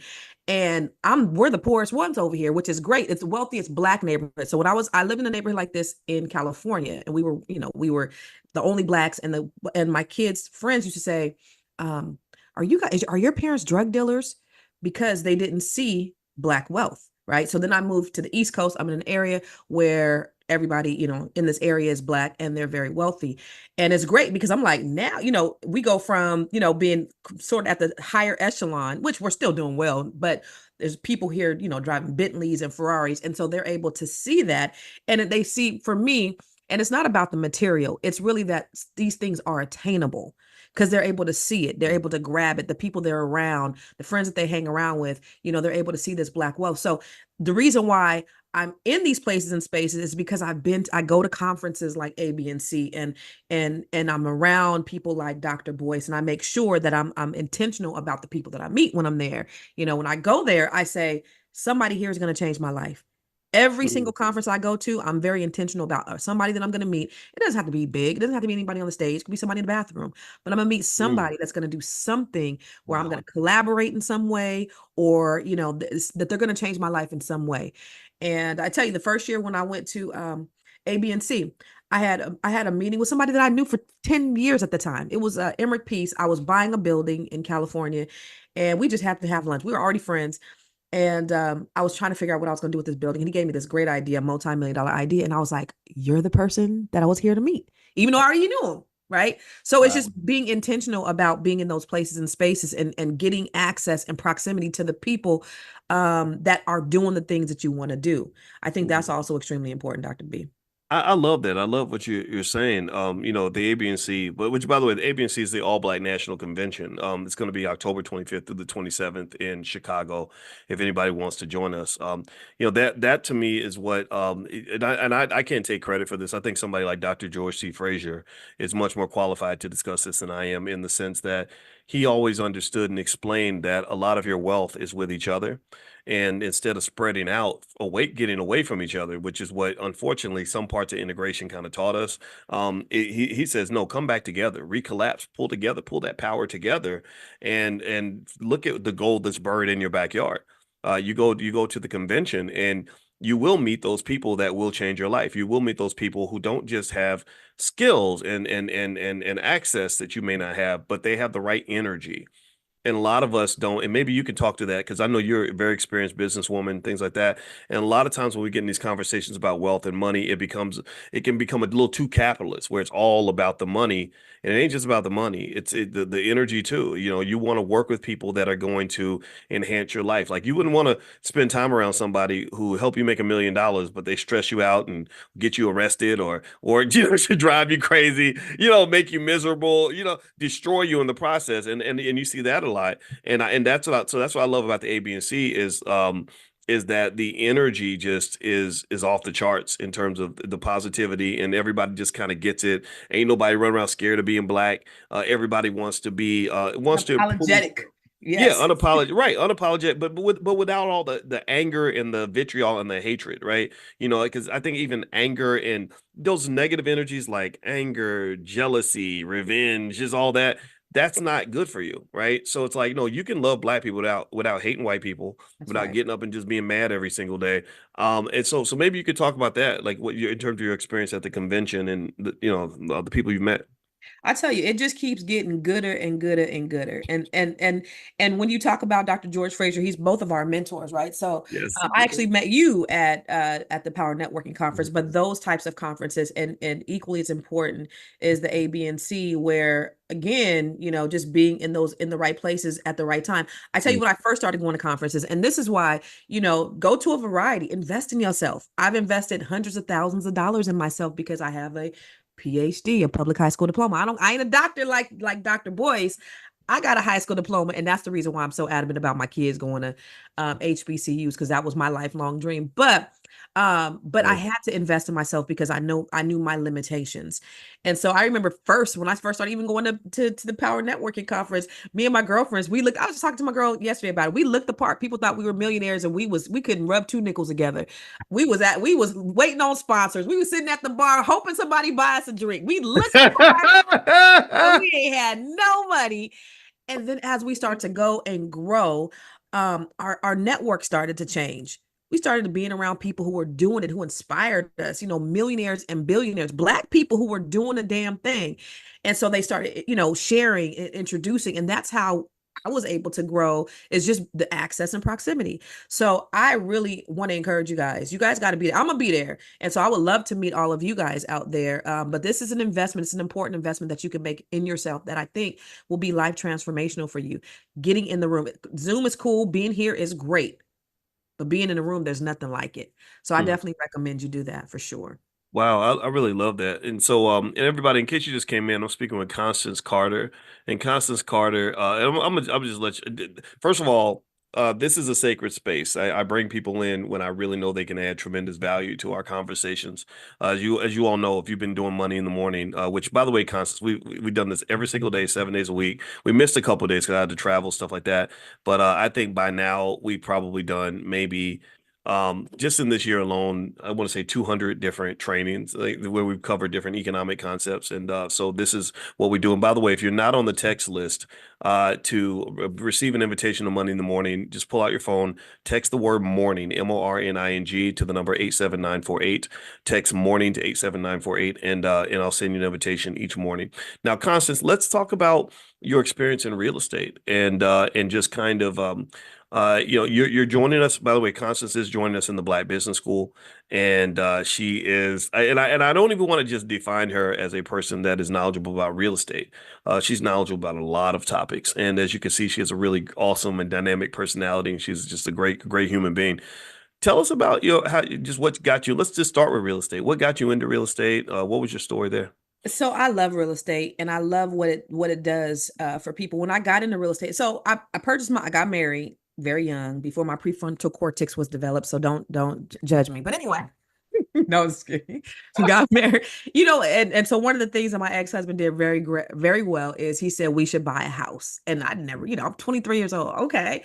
So we buy a house. It's like an hour and a half away I'm from San Jose, California. So we buy a house. And it was a horrible experience. Like we would drive an hour and a half up there to see a house, and the lady would be an hour late to come and show us the house. She was just like, she didn't care about us. Anyway, we get in this house. We tell her it was like foreclosure back then. This is 299, and she tells us we tell her what we want to bid, and she bids $20,000 more than we ask her to. So then the house is a foreclosure. So there's all these things gone. No linen closet, no cutting board, no dishwasher stove, none of that. And so she says, "Don't worry, I'm going to make sure all of that stuff is in by the time you get in."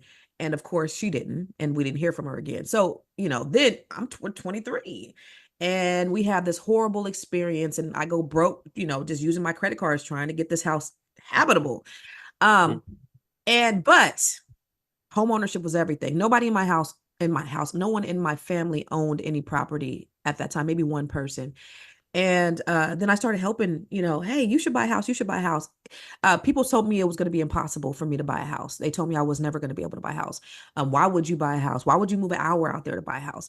And so I said, I love the process and I don't want anybody to go through what I went through when I purchased my home. So I got my real estate license, encouraged by, my husband at the time. And I got my real estate license, and I did very, very well because I did real estate very differently. It wasn't about the transaction for me. It was really about the transformation. So I could recall even the first email I sent out to everybody I knew. Your database was your email. Your database, it wasn't, there was no social media back then. So it was just Mhm. email. Hey, everybody, I'm in real estate. And I remember someone saying back to me, "Why did you get into real estate?" And I was like, "I just want to help people." Um, and it turns out a lot of Black people need help. Mhm. We need help. And that's based upon historically what's going on in this country. We've redlined and predatory lending, all the things that have happened. What I found is if you can help people in their journeys in one way or another, and this being real estate, then you'll be blessed. And only thing I really wanted at the time was to buy diapers because my daughter was in diapers, and to pay for daycare. That's all I wanted. I wasn't trying to get rich. I just wanted to pay my bills. Mhm. But I did very well. I started this transformational sort of way of doing business. And, I wasn't just trying to call 100 people, get 2 appointments and get 10 appointments, close 2 deals. It was more, can I help your mama, your auntie, your cousin, your sister, Mhm. and everybody in your family. And so I did that for my family. Everybody in my family has a house or three. And I started helping Wow. other people in that way. Started my real Wow. estate company, Catalyst Real Estate Professionals, on that with that same thought, and then just recruited people with the same mindset who just wanted to help people, and we ended up being the largest Black owned real estate firm in California. Wow. So we just built out this amazing company, and just helping people and helping thousands of people do the same thing. And I helped a lot of agents build their real estate business by the same method of being transformational rather than transactional.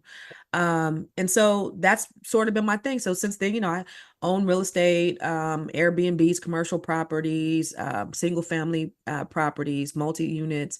I'm a cannabis investor, but all of these started from being a real estate agent, becoming an expert at one thing. And then I was able to invest in all these other multiple things, wrote books. Like I was just telling you, I was up late last night because I was updating my credit book because, some laws have changed since then. But all of those were birthed out of me just wanting to help people. Somebody said, "Hey, Constance, you should write a book." I don't come up with these great ideas. Somebody told me, my ex-husband told me I should get into real estate. Okay, let me do it. How can I help people in doing that? And that's sort of what I've done. So that's sort of how my real Wow. estate career went. Well, I got another question then. When did you become a rapper? Oh, Y'all don't know this, but Constance is it. she isn't just a rapper, but she's really got bars. She got candy bars. That's how I got to call her candy bars or something. Because Constance did a rap song for Catalyst Real Estate and had all the people on the team that were like kind of background, I guess part of the performance. I think they actually had verses in the They song. have verses too, yeah. And the song and y'all is a lot. See y'all don't maybe if y'all know me, you know. If you don't know now, you know. I really am a kind of I'm a student of hip hop. I listen to lyrics. I check to see if the beat's any good. And I was like, okay, this is actually really good. So you cannot tell me that you were not at some point a pretty serious rapper. I Uh, tried to be back in the day. My rap name when I was, y'all don't laugh at me, it was Sugar Rocks. Sugar Rocks.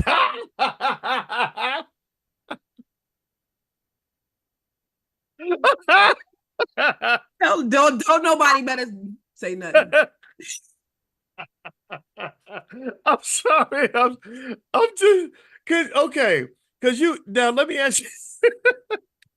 It's not a bad name. Okay, so It was when I'm thinking 89. about, are you from the Bay Area? Is Yes, I'm that from like the Bay. okay, Yes. born and raised? So when Yes. I think Bay, I'm thinking about all the creativity out there. Just so many artists I respect. My favorite back in college was actually Spice One. Oh, Spice Yeah. One. Is Oh that yeah. right? Yeah. One of the greatest Welcome to poets the of all time. ghetto. Yeah. Welcome to the ghetto. Your Spickety one. Like I used to get every album that he put out every year. And then I think Wow. about E40. And Yes. of course, you can't mention the Bay. And then there's some others out there as well. So the creativity in the Bay is so amazing. It's like the Bay is another planet. I'd You be know, more hipper than a hippopotamus. right, And right. like a neurologist. In Yes. your head like a neurologist. Yes. Yeah. So when I was thinking about, so when you said Sugar Rocks, I was like, okay, I Oh my remember God. E40, sugar, Yeah, sugar. yeah. Sugar T. That's You know my what? sugar. Sugar T, that's my homie. And I met her Yeah. right here. Yeah. You Well, introduced Sugar me. T, yeah, Sugar T's been on here a few, two or Yes. three times. Yes, you Yeah, she's introduced me to Sugar awesome. T. And she's Dr. Sugar T now. Dr. Sugar T. Yep. Yep. She's Yes, a homie. and I a love her. wonderful lady. And Good she's a woman. grandma now and everything. And Yes. she's really advocating for women in hip hop, which I really love. Because it's like, everybody ain't supposed to be Megan the Stallion and Cardi. Right. You need that to broaden that space. And I love what she's doing and I support that. And so when you said sugar, I thought about that. But then I thought about rocks, it makes me think about crack rock. So sugar rocks, Don't my, do my that. my lyrics are so dope. It's like sugar and crack rock mixed Okay. together. Is that what I should is that I what should you were thinking? I was only in the seventh grade. I didn't know nothing about crack rock back then, but my yeah, no, you don't even want to hear my raps back then. It was horrible, but it was Sugar Rocks. Okay, sugar rocks. That's and then it makes me think of like rock candy or Well, I mean, what you have Roxanne Shante, you have the real oh Roxanne, like so not like Roxanne, rocks like the rocks you throw, but like ROX ROX. X. Oh, sugar rocks. Okay, or also you could use the other ROCKS, Yeah, right? I guess for She crack. rocks. Oh She yeah. Roxy, and then you've got just rocks that you throw at people, or rocks, crack rocks that you smoke. So there's a lot of different ways to use the word rocks. Okay, great. All right, so sugar rocks. I don't So like you. you, so Don't how ever. how far did you go in your rap career? Like, did you actually do a demo album and shop it around and No, sell it I out to didn't some of shop it these around, cars? but we did do some demos back in high school. Yes, we had some. Me and my cousins, we had some bars. Yes, we That is so did. We had no group. okay. So since we're making embarrassing hip hop confessions, I used to have a breakdancing group when I was in the seventh grade, and it was me and a white boy, and we used to call ourselves the Salt and Pepper Shakers. Tell me I love that name. I stand No, on business no, when it you comes don't. No, you don't. No, you don't. to No, you don't. What was you doing? You was shaking. Y'all was shaking. How what was y'all doing? Yeah, we come out. He do his white boy thing, and I do my thing, and I think I was the better dancer. But shoot, when the Not salt and the pepper salt and pepper shakers came, shakers. Don't tell nobody. remember, Don't tell see back. nobody else. Don't tell nobody else. Don't tell. So we all got a pass. Don't y'all be in there Yeah, okay. laughing. Right, right, You got a right. pass So next too. time you see Dr. B at A, B, and C, go ahead and call him the pepper shaker. Okay. So we know about your hip hop background and your experience in the music industry, or it may be limited, but you moved into real estate and you carried Yes. that with you. Yes, I And did. I thought that song was just a great expression. It was a Thank great you. way to kind of show what Catalyst was doing and everything else. And so let me ask you about this then. Okay, so your passion for for finance and real estate came from a desire to just really help others and what you would do. Okay, so tell me about that part of yourself in terms of how you. It seems like you view yourself as a servant to family, community, and others. And tell me more about that. I mean, that's life. That's what I do in life, period.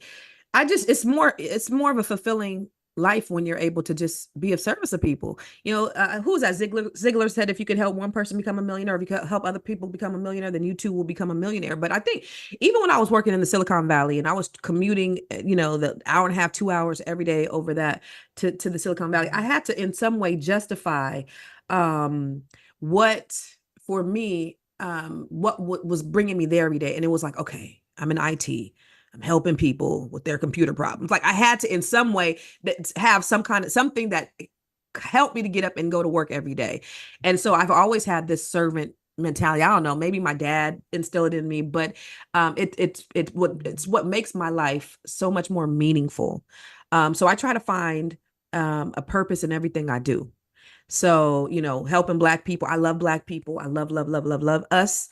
And so I did a TED talk and I talked about it's called Google That Shit. If anybody hasn't watched it, it was a great TED talk, I think. But I talk about closing the wealth gap. That's really been what my life has been about, is just helping Black people, because I know we are resilient people. When you talk about real estate, after all the things that we've gone through in this country systemically over the past 400 years, and all the obstacles that they've thrown in our way to literally try to stop us. We didn't get here on our own. But still, we're 44% of us are homeowners, which means that we're resilient, which means that we are still, even though they specifically put things in our way, they try to block us. 44% of us are still homeowners. So that gives me great pleasure being able to help us, knowing that we still have a long way to go. I'll never be broke because so many of us need help. But we've come so far because 70% of them are homeowners without any obstacle, and 44% of ours with all of these systemic obstacles that have been put in our place, put in our way. So just sitting on the front row and seeing the success of other people is what drives me. Well, I love that. And by the way, everybody, if you just came in, I'm talking to Constance Carter, and Constance is an expert in real estate, among other things. And Constance is actually joining us this week in the Black Business School. We're going to have a special event with Constance that involves understand or getting started with real estate. If that's something you'd like to join, it's completely free for everybody that's in here. I'm going to send out the link for you to join. So is it Thursday night at what time, Constance? Do you have the time? 8:30 Eastern. 8:30 Eastern Thursday night. If you get on the text list, I will text it out to you. Just if you want to be on the text list, make sure you text the word morning to the number 87948. Text morning to 87948. Or if you are in another country and you want to join and you can't get on the text list, just go to drboyceelevate.com, drboyceelevate.com, and I'll send you an email with a link where you can join the event on Thursday night. I don't have the link in front of me, so I can't put it in the chat, but I will text it out to you and email it out to you later. It's going to be Thursday night, and it's going to be awesome. And I'm going to pop in. We're headed to Egypt the next day, so I'll be there for a second, but it really be Constance's conversation, and she's somebody that I think that you all, as you can see, she's really cool. What you're seeing, a lot of you maybe for the first time, is what I've seen for a long time. Constance is she joins the ladies on Fly Nubian Money with my wife, Dr. Alicia, and Jade Arundel, and some other really amazing, amazing Black women. One of my fundamental core beliefs is that as a community, we really got to listen to our women, and at a higher level. Constance, I feel I feel like I don't know. Not to say that Black women are left behind in every way. I think that there's some areas where Black women have achieved a certain degree of prominence, but I really still kind of feel like there's sort of a the level of reverence and respect for the voices of women isn't where it should be as a community. It doesn't match, for example, the respect I have for what my mother would say or what my grandmother would say. Do you feel that way, or like do you feel like so? For example, if I were to say name the most famous Black attorney in America, people would say somebody like Ben Crump. But if I said, okay, name the most famous female Black attorney in America, nobody would have a name. You know what I mean? Well, Right? now we do, Kamala. Well, okay. Well, there we go. Okay, okay, okay, okay. And that's an interest. That's a debate, right? We had a debate about that in um before you and I were talking privately, and I said Kamala is certainly qualified for a lot of great jobs. Like I think that she's really good at what she does, super smart. If you vote for her, I support you. Um, I'm gonna do something that I want to do I'm gonna do what I choose to do, and you have a right to choose. But I will say at the end of the day that Kamala is half Jamaican, and I do think it's okay for African Americans to say, yeah, she's half Jamaican, but she's not African American, which is a kind of a difference there. Like I believe if Kamala was African American, 100% African American, married to a black man, and they both lived in say South Side Chicago and really connected to the issues of African American people, I don't even think she would have been the nominee. Do you think that that statement is out of pocket? If so, why? Or what do you think about that? No, I can 100% agree. I can 100% agree with that. However, I do consider her black. I mean, she is black. She's her dad is Jamaican. He has a history of slavery in his family. And I know, and let me say this before we get even on politics, because politics can be very polarizing. Yes. And so we don't have to be enemies because we don't think the same. Okay, y'all in the comments. Yeah, Say y'all in the give us a comments. yeah. Let's pause on her point. Give us a yes in the comments if we can talk about politics and not end up wanting to kill each other. I hate that civil war. I'm not gonna fight no another black person over politics. You know, and I like it just when like they were crazy stuff with D.L. Hughley and all that. I said, why are you fighting me over this? Fight me. Let's fight for our children. Let's fight for Mhm. something that really Right, matters. I'm not participating in no civil war with you. So right. thank you for giving us the yes. Okay, please continue, Yeah, Constance. yeah, yeah. Your It's like opinions on the having subject. having us on the plantation out there fighting each other for their entertainment, and this is what we're not going Exactly. to do, right? Yeah, um, precisely. but I believe that she is a black woman. I believe that her dad is, even though he's Jamaican, she's black. They came up with the one drop rule, not us. And she Mm. was born in America, therefore she's African American. Now, the same thing that they say, I've heard people say, well, Elon Musk is African. Don't come with that bullshit because that's not the same.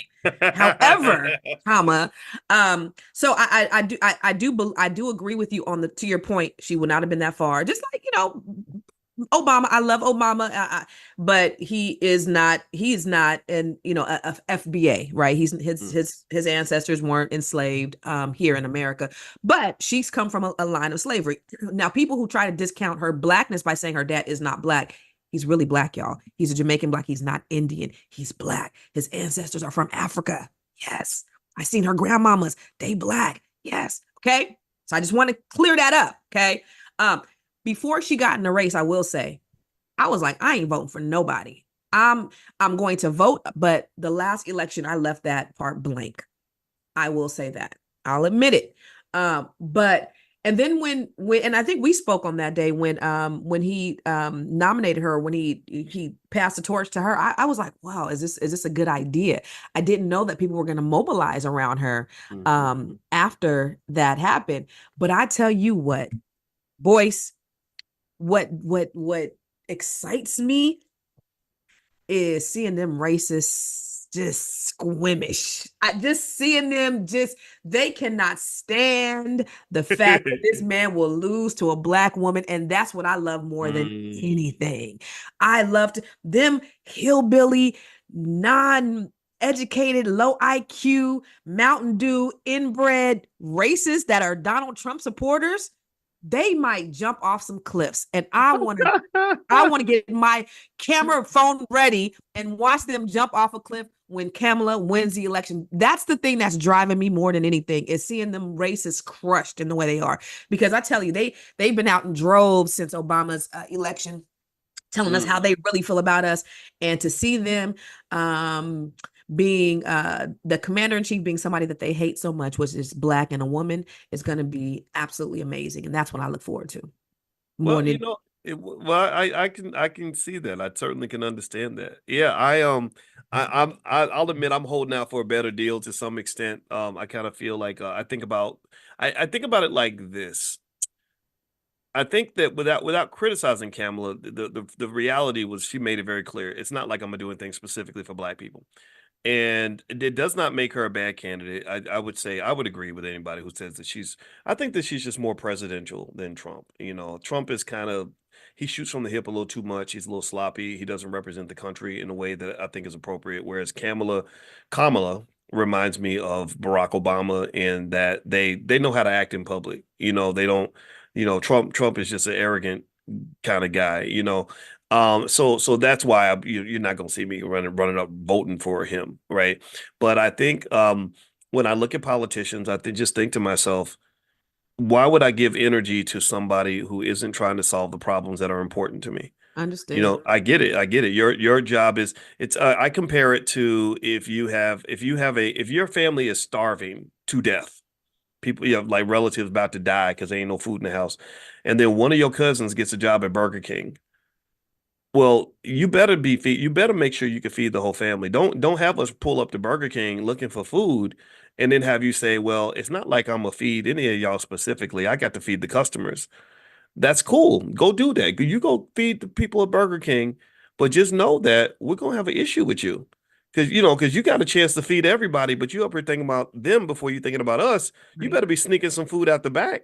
Right. Mom, Don't give me be some don't be crumbs or something. yeah. It's it also even reminds me of like anybody ever go to school where you got a friend and you were down for that friend and you were best friends and then for some random act of God they suddenly get in with the cool kids Hmm. and in order to impress the cool kids they make fun of you or they clown you or attack. I can't I don't know I don't remember a specific incident where this happened to me, but you can imagine it's happening in a movie where somebody's trying to front for the popular kids, so they start making fun of the person that's really their good friend. That person ain't your friend. That's That's not, right. yeah. So I'm not saying, and again, I don't want to put that paint on Kamala at all because I think Kamala. She's getting enough. I got corrected. It's not Kamala. It's Kamala. It's like, oh, I'm Is sorry. that my friend? Is that my friend? Yeah. You know what? Well, one of my friends corrected me on it, so I Oh, was I like, thought that was Dr. Alicia. no, it was not Dr. Alicia. No, Okay. my wife, she has her own views, which I think she has a right to have. And I think at the end of the day, I think everybody has a right to do what they want to do and believe what they want to believe. So for me, it's kind of like we are we've been in kind of this code red state of emergency as Black people for a long time. We've been drowning economically for a while. We've been dead last economically for a while, for 50 something years. Our families are drowning, just broken, busted up. Our communities, in Chicago, 109 people got shot in the weekend and nobody said a word about it.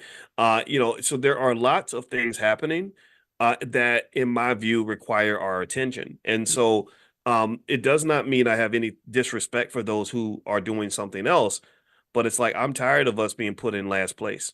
Right. Where in this society are we really committed to something that puts us first? Right. Could you put Ukraine first? I don't know a single Ukrainian. You Neither do putting I. Israel first? I ain't got no desire to go to Israel. I ain't got nothing against them. But I ain't going. Israel. Why is Israel put ahead of us? Right. Because if this was happening to white women, if the things happening to Black people were happening to white women, it would be top tier priority for the U.S. government. 100%. So we are used to living in the basement and being this untouchable, forgotten class of people that are allowed to fester in the midst of unbelievable agony and suffering. I oppose that. Yeah. And I say But that it's like our hands respect. are tied though, boys. It's like, what do we Mm. do? Because our issues will never come to the forefront because the other issues are and the voter die, we're gonna die if we don't, it's always this huge, but there are some very serious issues that I think that are before us. But it's like everything is so big. It's like if we focus on the things that we need to focus on, then do we lose overall?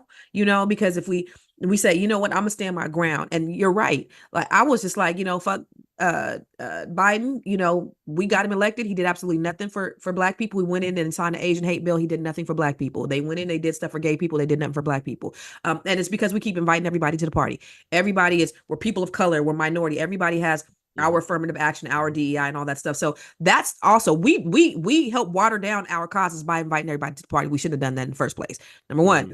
But number two is like, okay, I ain't voting for you. Fuck you. But then if we do that, and excuse me for those, I'm a Christian and I curse y'all. But if we do that, then we have things like Project 2025, which are very Mhm. serious. We have things like police immunity that he's talking about, which is very serious. So I think, okay, we got to get these reparations, which is important.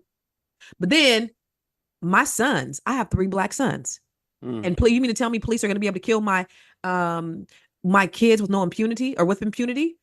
Last year, let me tell you, let me share a story with you guys. Last year, I was in California. My son was here and he was in Virginia. Now, Virginia has a lot of rural areas. And so he just bought this black on black Lexus. And he's on his way home from visiting his girlfriend. He's in Virginia, he's coming to Maryland. And he's like, Mom, police just pulled me over. And I'm like, okay. I said, well, just keep me on your lap. Actually, FaceTime me, just so we can make sure nothing happens. So we're talking, we're chopping it up. He's sitting there like 5 minutes. We're just talking. And he's like, yeah, I don't know. We're talking about whatever. All of a sudden, my son is crying and begging and pleading for his life. I'm sorry. I'm sorry. What did I do? I'm sorry. And there's a gun to his head. He has no idea. I'm sitting on the phone. We're on FaceTime. Now I'm recording at this point, and I see these tears streaming down my son's face and a gun to his head. And he's like, what did I do? And so it was a police officer that pulled him over for no reason. He couldn't find a reason. He tried to make up all these excuses, but the fact is, I couldn't see you. You had your black tinted windows. He saw a black face, black on black on black. Don't come in here, Warren. I hear him. Don't come in. He might come in here with a shirt off. But I said, but for no reason, driving while being a young black man. And this happens all over the country. Now, we've had these conversations before. I've had these conversations with all my boys about driving while black. Don't matter if they walk around with their pants pulled up today necks and how respectable they are. They're still seen as threats. So you have these laws put in place so that they can criminalize our young men with impunity, no immunity, or absolutely immunity if they kill us with impunity. I got to vote for making sure that my sons are safe as opposed to standing on business with the reparations. That's how I'm looking at it at this point. You know what I mean? So Yeah, I hear you, and I'm sorry that it happened to your son. I mean, I think that that's terrible. Yeah, I mean, there's nothing more to say about that. I mean, did y'all file a suit or something? Was there like grounds for a lawsuit? no, we didn't. We didn't. I just kind of let it go. I Okay. have the I have the I have the video and everything, and I didn't even pursue it or anything like that. But he was real apologetic when he saw who my son, he's a college kid. He's innocent. And he just thought he was just pulling over another criminal. Mm, But yeah, interesting. we did nothing. That's really interesting. I mean, and those are really just challenging um topics to address because first of all, it's terrible. I mean, it shouldn't have happened No, at all. And it's and I grew up I saw a lot of cops. I've seen the good, bad, and everything in between with cops. My father was an officer. He was almost killed on the job, right? And he shot someone. He had to kill him. He was a white man, and it was interesting because when he shot him, all the people in the neighborhood, a bunch of people in the neighborhood wrote letters to my father thanking him for dealing with this man because he'd been terrorizing the whole neighborhood for a very long time. And so I've seen everything. I've seen the evil that cops can do, and I've seen cops put their lives on the line for perfect strangers. I remember the fear my mother had every day of my father going out there and knowing that that day he may not come home. We may not have a father anymore because criminals ain't playing. Dope dealers don't care nothing about your family. My best friend Greg was shot in the head in front of his daughter by some black men. Right. Wasn't no Klansman that did it. Wasn't no white guy. It was black men that came in and shot him in front of his daughter. And I still talk to his daughter to this day. And so it kind of just becomes this really interesting and complex conversation where when I think about police, I think, okay, we need police because when we get in trouble, first people we call are police, but then police immunity obviously is very dangerous because there are that select group of cops that don't need that kind of protection at all, that are going to abuse that. And what the police conversation, the reason I didn't get involved with too much of it is because I've seen both sides of that, right? I've been a black man who was pulled over for no reason. I went to go do a job interview at a university one time, and the cop pulled me over at 2 in the morning because he thought I was a drug dealer, probably. And I remember he literally, he said, so what are you doing out? I said, I'm driving to this such university. Why? because I'm interviewing for a job there. What kind of job? Faculty member. What do you teach? Finance. You know, where'd you go to college? University of Kentucky. He asked me 20 or 30 questions. I answered them in rapid succession. And then when we got done, he said, "All right, well, have a nice night." He walked away. And I remember just thinking, this was so stupid. He This could was not so find a way to annoying criminalize that I you. had to Yeah. do that. Right. And so the abuses occur. And I also think that it's important for us to really dissect these issues in a way where um, we know the difference between what is impactful on a broad scale versus what might not be. So, for example, even though I had that horrible experience of being pulled over by the cop for no reason, who really harassed the hell out of me, and I've been pulled over maybe 5 or 6 times. Most of the time, it was just okay, have go on, or here's your ticket or whatever. Um, I think about as a black man, what are the things that really affect the majority of us on a day-to-day basis? While I cannot name, I don't have any black male friends who've been shot by a cop. I can name 1,000 black men who have to work for a white man every day and hate their jobs and are stressed out, dying, sick, irritated because. And while I can't name a lot of black men who were murdered by a white police officer, except for the ones I see on TV, I know a lot of black men who've been shot at by another black man. I know a lot of myself. I've had my life threatened multiple times by other black males. I've never had my life threatened by a Trump supporter. I've never had my life threatened by a cop. It did not to say it doesn't happen though. We know the dirty cops are out there, but I have had my life threatened by other black males. I told y'all about some stuff that happened. I got a death threat last week. So it's kind of like I think I think that what ends up challenging me is the difference between the conversations that white people tell us to have about our experience versus the conversations I think we really need to have. Or another thing, for example, while I saw the George Floyd shooting and all that, and it was terrible, or the killing, it wasn't shooting, sorry. Um, I'd never hear anybody talking about the thousands and thousands and thousands of black men and women right now who are being raped in prison. Oof. Y'all tell they'll talk they'll mark it on CNN all day long. One black guy who got shot in a certain city, and they'll hype it up because there's an election coming and they want to scare the shit out of you. But they won't say a word about the fact I got cousins, I got relatives who were sexually assaulted in prison multiple times. Nobody says a word. Nobody cares. That's a So whole show right there. Ooh, yeah, it's like that's this a selective show. outrage that doesn't add up for me, like when I look at the frustration again, we see what's on TV, but what's on TV, it can kind of become entertainment. For Yeah. example, when I hear people talking about all the Trump supporters that are coming to kill us, I just ask them, I say, well, where did they go into a black neighborhood and murder 300 people? Tell me where that happened because I need to know about that. Or show me where a Trump supporter pulled up on you with a gun and shot you, tried to Well, shoot you and your well, family. well, boys, they don't have to because we're doing it ourselves. So, but here's the Right. thing. Here's the thing. Here's what my thought on that. I think the moment that we stop, then they Hmm. will start. They are very good at the pulling the strings of the annihilation of our people through Mm. what music. Hmm. Remember in Yep. 1955, J. Edgar Hoover Yep. said the biggest threat to America was Negro unity. Yep. Negro unity. So every time we try to have some type of unification, when you have you have MLK, you have the Black Panther Party. Yeah, what do you have as a result of that? A result of that is you have COINTELPRO. You have Yes. what's his name? Gary Webb. I'm from San Jose, so the Oh yeah, the guy border. who uncovered the crack Yes, when they put the crack in the black neighborhoods. Yeah. yes, yeah. Yeah. Gary Webb, who Hmm. exposed the CIA for putting crack cocaine in the black neighborhoods. Guess what happened to him, boys? Guess what happened to him? He Oh, killed he himself. killed him. How? He killed himself by shooting himself in the back of the head twice. How do you do Oh, that? how convenient is that? Yeah.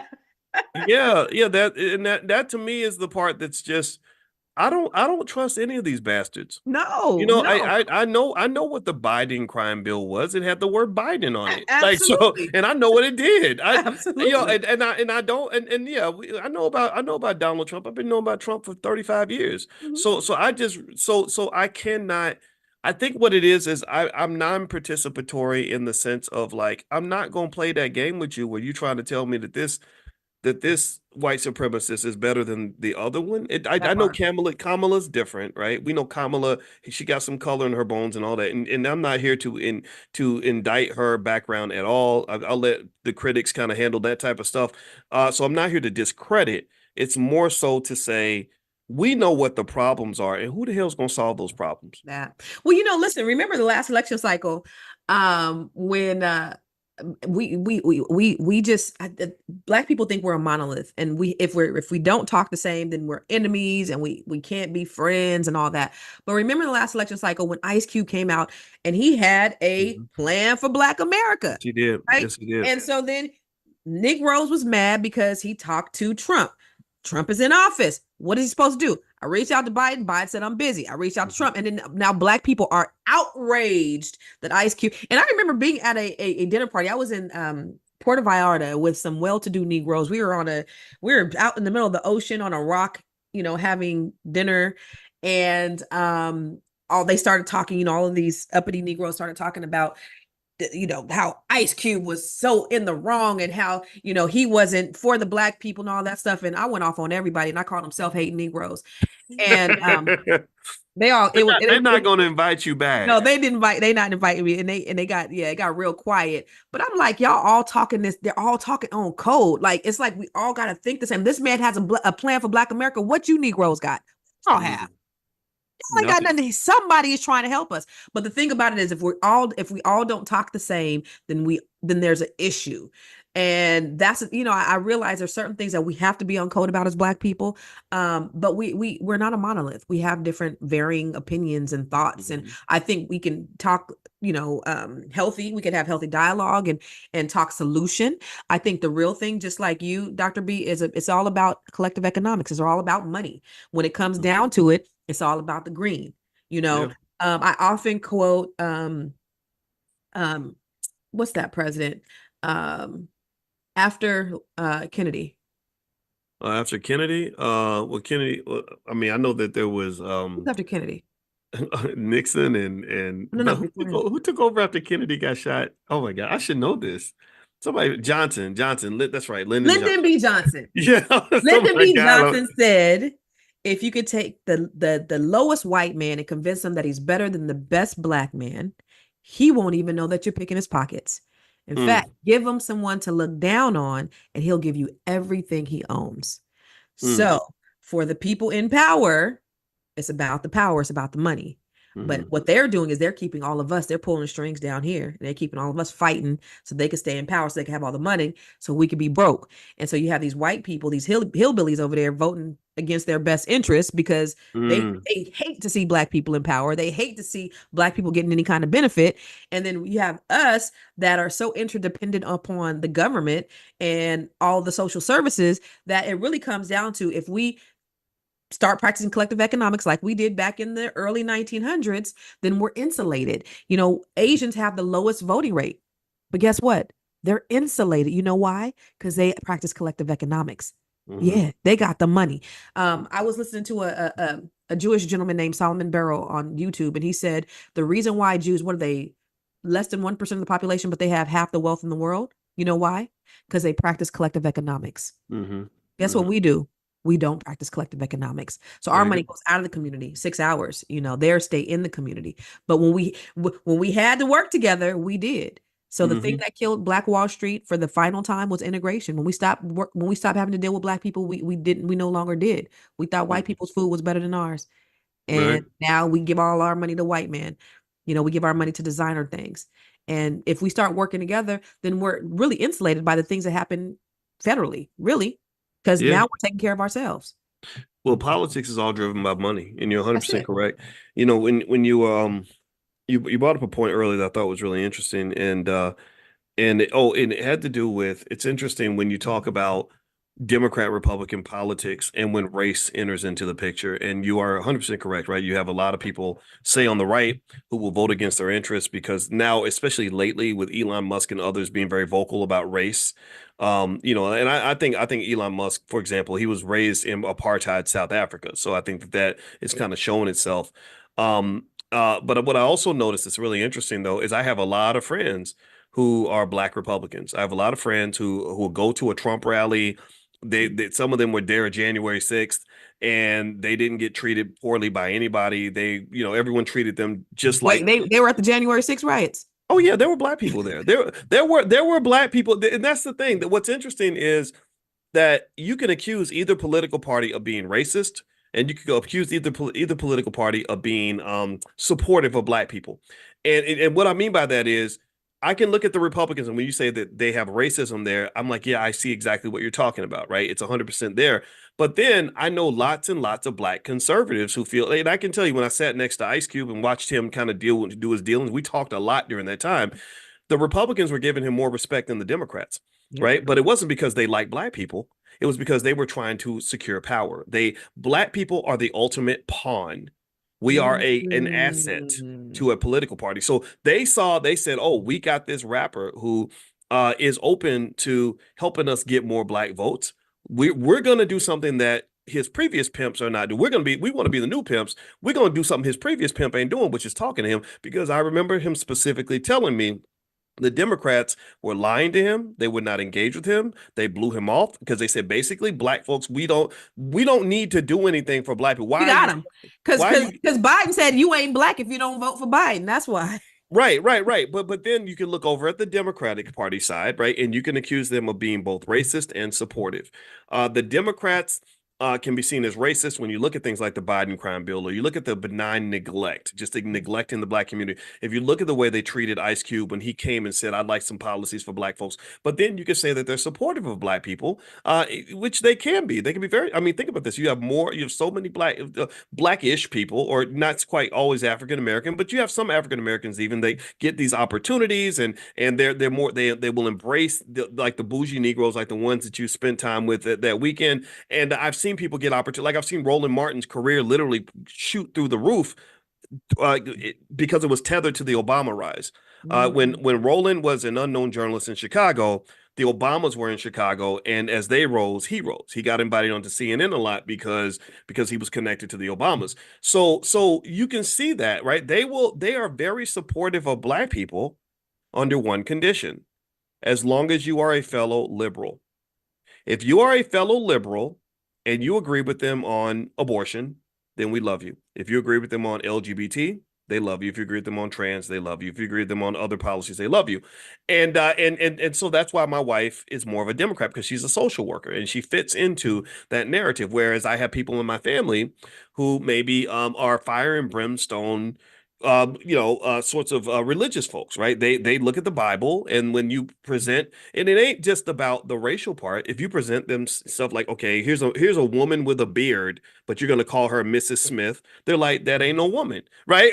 Or you talk about the LGBT stuff, they're like, no, I'm not with that. I don't want to know who you're having sex with. You talk to them about abortion, somebody like Angela Stanton King will say, look at how many black babies y'all exterminating black babies. That ain't cool. And I hear Angela, I'm like, I was one of those black babies they wanted to exterminate. So I'm a little offended when so it does not. But here's the thing though, you're just going to have people on different sides of the spectrum. So why can't we just call it what it is instead of trying to call it what it is not? And what I mean by that is, here's what it is. It's liberal versus conservative. That's what it is.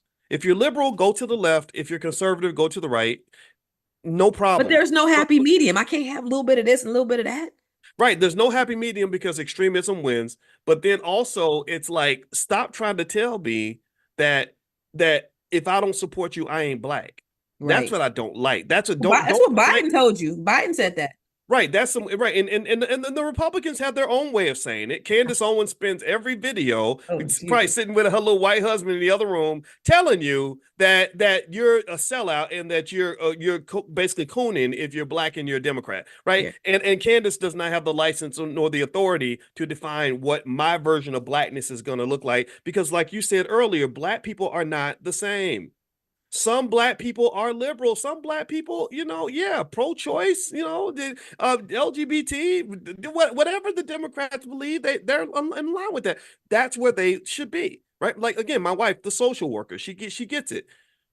There's some black folks I know who are like, no, I'm not with the gay trans. No, I don't want my daughter competing with a dude in basketball Right. practice. I don't, Don't and want them for them sharing a that's bathroom. right. Don't want to share in the bathroom. I go to church and I don't just do whatever the pastor's telling me to do. I look at what the Bible says, because Right. there's different, even with the Christian church, we end up kind of having an interesting conversation, right? Because you got some folks that are like, we want to be hip and cool and democratic, so we're going to support everything, even if the Bible doesn't agree with that. Correct. But then there are some people who say, no, no, no, no, the Bible on page 247, it says right here, Right. and so that just says that there are different ways of expressing your faith. And I understand both, because I understand that I don't believe the Bible has to be taken literally in every context, but at the same time, I understand if you kind of like, look, I stand on something, that's just not what I believe, and I'm not supporting that.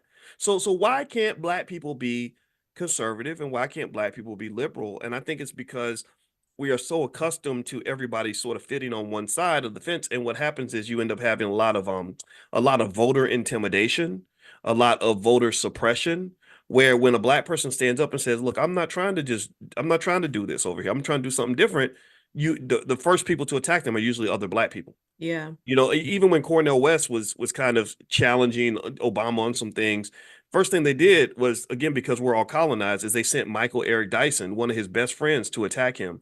That is insidious. That is flat out evil. And I Wow. and I told Michael that, I told Cornell that, and Michael, to this day, Michael won't talk to me, and because I think he probably feels like I betrayed him. But I said, this is BS. You two were the best of friends, and you don't let these suckers up in DC who don't care nothing about none of y'all ruin your friendship. And the loser in the Civil War is always the people involved in the war. When the United States went to Vietnam and we got the South Vietnamese brothers to kill their own siblings in the North, the big loser was the country of Vietnam. And what they should have said was all of y'all bastards get out of our country so we can reunify. Instead, they created a civil war that decimated that community for multiple generations. Wow. Colonialism does it all around the world. They did it in Iran. They did it in India. Lord knows they did it in Africa. We know about genocides that occurred in Africa because of the Hutus and the Tutsis. Y'all remember Right. Rwanda, Yeah. right? And that they're doing a baby Rwanda in the African American community, and I refuse to participate. Good shit. No, that's good. And the issue is we just have a two-party system. That's the issue. It's like if you it's you either have to the problem is they're both so extreme. They're both so Mm. extreme. It's like there's no happy medium. There's like I, I want to support you Republicans, but I can't get with some of the shit you do, and I want to Right. support you Democrats, but there's some shit I can't get with you. So it's like I want a little bit of both, and then when you're independent, because I forgot that I was hadn't even registered independent because when I went to the primaries I couldn't vote for nobody, but it's a good thing. Because I don't agree with the 100% of anybody's politics. And so we only have a two-party system. What do you do? There's nobody that really holds your true core values. And so that's where the voting for the lesser of two evils comes in. That is that you have to vote for somebody. And so then you got to say, like I said, I have to stand on this business because we need reparations, but they're not going to give it to us. So I got to make sure that my kids are safe. So this is the Mhm. way I have to vote. So how then do we, because what's the solution to that? How then do we, in spite of whoever's in office, what can we black people do to make sure that we are insulated? And I think Mm. that's the conversation that we need to be having. Yeah, yeah. I think the wealth conversation is one that we can all agree on. I think that rather than starting where we're divided, I think we start where we're in agreement. And Yes. so let's maybe we close up this conversation by asking everybody if you can give me a yes if you agree with this. And you may have heard me allude to this before. How many of you agree that we want black wealth to go up and not down? Give me a yes in the chat if we can agree that wealth is a top priority, whether you're Democrat, Republican, Independent, or even not voting. Can we agree that wealth is important? Yes, it is. Money, money drives everything. Money drives politics. Give me a yes if you agree that black family, the idea of family and relationships with each other, not just marriage and all that. I'm talking about just relationships with each other, friend. That's important. That we should work to find reasons to support each other instead of finding reasons to fight. Give me a yes. You agree with that? Give me a yes if you agree that black physical and mental health is really important, that we want our children to be healthy, wealthy, and strong. We want to heal generational curses. We want to fix the trauma. We want to show up in a healthy way. We want to live longer. We want to think about, what we eat and exercise and all the things that are going to help us be healthy. Okay. So to me, I think if we unify around what we agree on, then we can say, okay, almost like for example, I could be your friend and not know nothing about who you having sex with. Like Right. that's your business, right? So same thing. I can be your friend and not know nothing about who you're voting for. That Mhm. that just like sex happens in the bedroom and it's private. Your vote is private. It is in the voting booth. That ain't got nothing to do with me. Because after you come out of that bedroom, after you come out of that voting booth, I want us to walk around as brother and sister. I want Right. us to just say, okay, now let's get to the business of getting to the business. And I think that's a good way for us to kind of have these conversations without us wanting to kill each other. So I would encourage everybody listening, if you got that cousin or that relative who doesn't come to spaces like this, who's going to fight you all day because you voting for Trump or you're voting for Biden, don't participate in those fights. Just don't even do it. It goes to everybody. I told you all about that craziness with DL and all that. I just said I'm not gonna fight you over this. I'll fight you over something else. I might Did, fight you did over you there. did you tell him what happened last week or no? No, I'm not going to talk about the private phone call because that's not something I really need to bring out publicly because it was very serious. But I will say that I'll fight you over a Snickers bar and an ice cream cone before I fight you over this bullshit. That's it. Period. Straight. So anyway, guys, that's it. We're done. I want everybody to know, Constance, this week, Thursday night at 8:30, we are going to have an event that Constance is going to lead on getting started with real estate. And she's just one of the best. She's damn good at what she does. She's a great person, as you could tell. And so it's free to everybody who wants to join. I will send you all the link. I'm going to text it out a little bit later on today. And you can register 100% free in the Black Business School because you know what we do. We bring you the best, we bring you the brightest, and bring you the baddest. And Constance is right there at the top. So if you'd like to get that information sent to you, make sure you're on the text list. Text the word morning, MORNING, to 87948. Text morning to 87948. And also, Constance, what's your social media? It's I am Constance Carter. I am Constance Carter everywhere on social media, Facebook, Instagram, YouTube. You can follow me on I am Constance Carter. And then I get on the Fly New Being Queen Tuesday, Wednesday, and Thursdays. In about 2 hours, we're going to have a great discussion today. So that should be super duper fun. And boys, I always love having, you and I could talk for hours about just different stuff and just keep going and going and going. So it's always so fun talking to you about Same here. whatever's going on, whether it's relationships or politics or whatever, because and we have very different opinions about very different things, and so it's always great to engage and have dialogue with you. Well, I love it. I love it. I learned a lot from talking to you. And if anybody wants to know the secret to that, it's like if you disagree with me, my goal is not to fight with you. I want to learn from you. That makes you smarter to understand other people's perspectives. And as my friend Dr. Nicole Price talks about, she uses the word empathy a lot. And I think empathy is important. I Yeah, think, but then again, unfortunately, empathy is a dimension of emotional intelligence that we're not trained to develop, and some people just don't have it. yeah. So they're going to vilify you as opposed to try to understand you. But those of you that are in here, I encourage you to consider that. So that's my little trick. If somebody says something, and I'm like, oh man, what? How could they say that? I'm like, no, no, no, boys, calm down. Be No, but you know what I don't think people really understand, Boyce, is because I think they have a misconception about you. I know no one in the B1 community does, but when I tell people that I know you, they're like, is he an asshole? And I'm like, he's really not. He's really a really, really nice guy. He's really not that asshole. He speaks his mind, he yeah. has an opinion, and he stands on what he stands on, but he's very kind, he's very empathetic, he understands, he doesn't care what you think. He says what he says, and that's just what it is. But he doesn't come from a bad place or a space. Good dude. And Well, so thank I you. think there's just a great misconception. Again, nobody here I know thinks that, but I think there's some folks out there that just think that that way, and it's simply not true. Well, I appreciate you saying that. Yeah, No. I never want to be an asshole, but I'm definitely not a coward. And I think maybe Boom. sometimes there, That part. right, right. I think some people think, yeah, I'm not scared to say what I need to say and be who I Yeah. need to be and to be black. I think we can't be scared of being who we are. Y'all know the truth. Yeah. Why y'all running away from it? Don't have nobody out here got you out here code switching and being scared of God's truth. Like stand on that. And I promise you, Yeah. the truth sets you free. It really does. So Right. anyway, so I want to say thank you, Constance, for This hanging is out. great. I've had a blast. This has been so much fun. And Yes.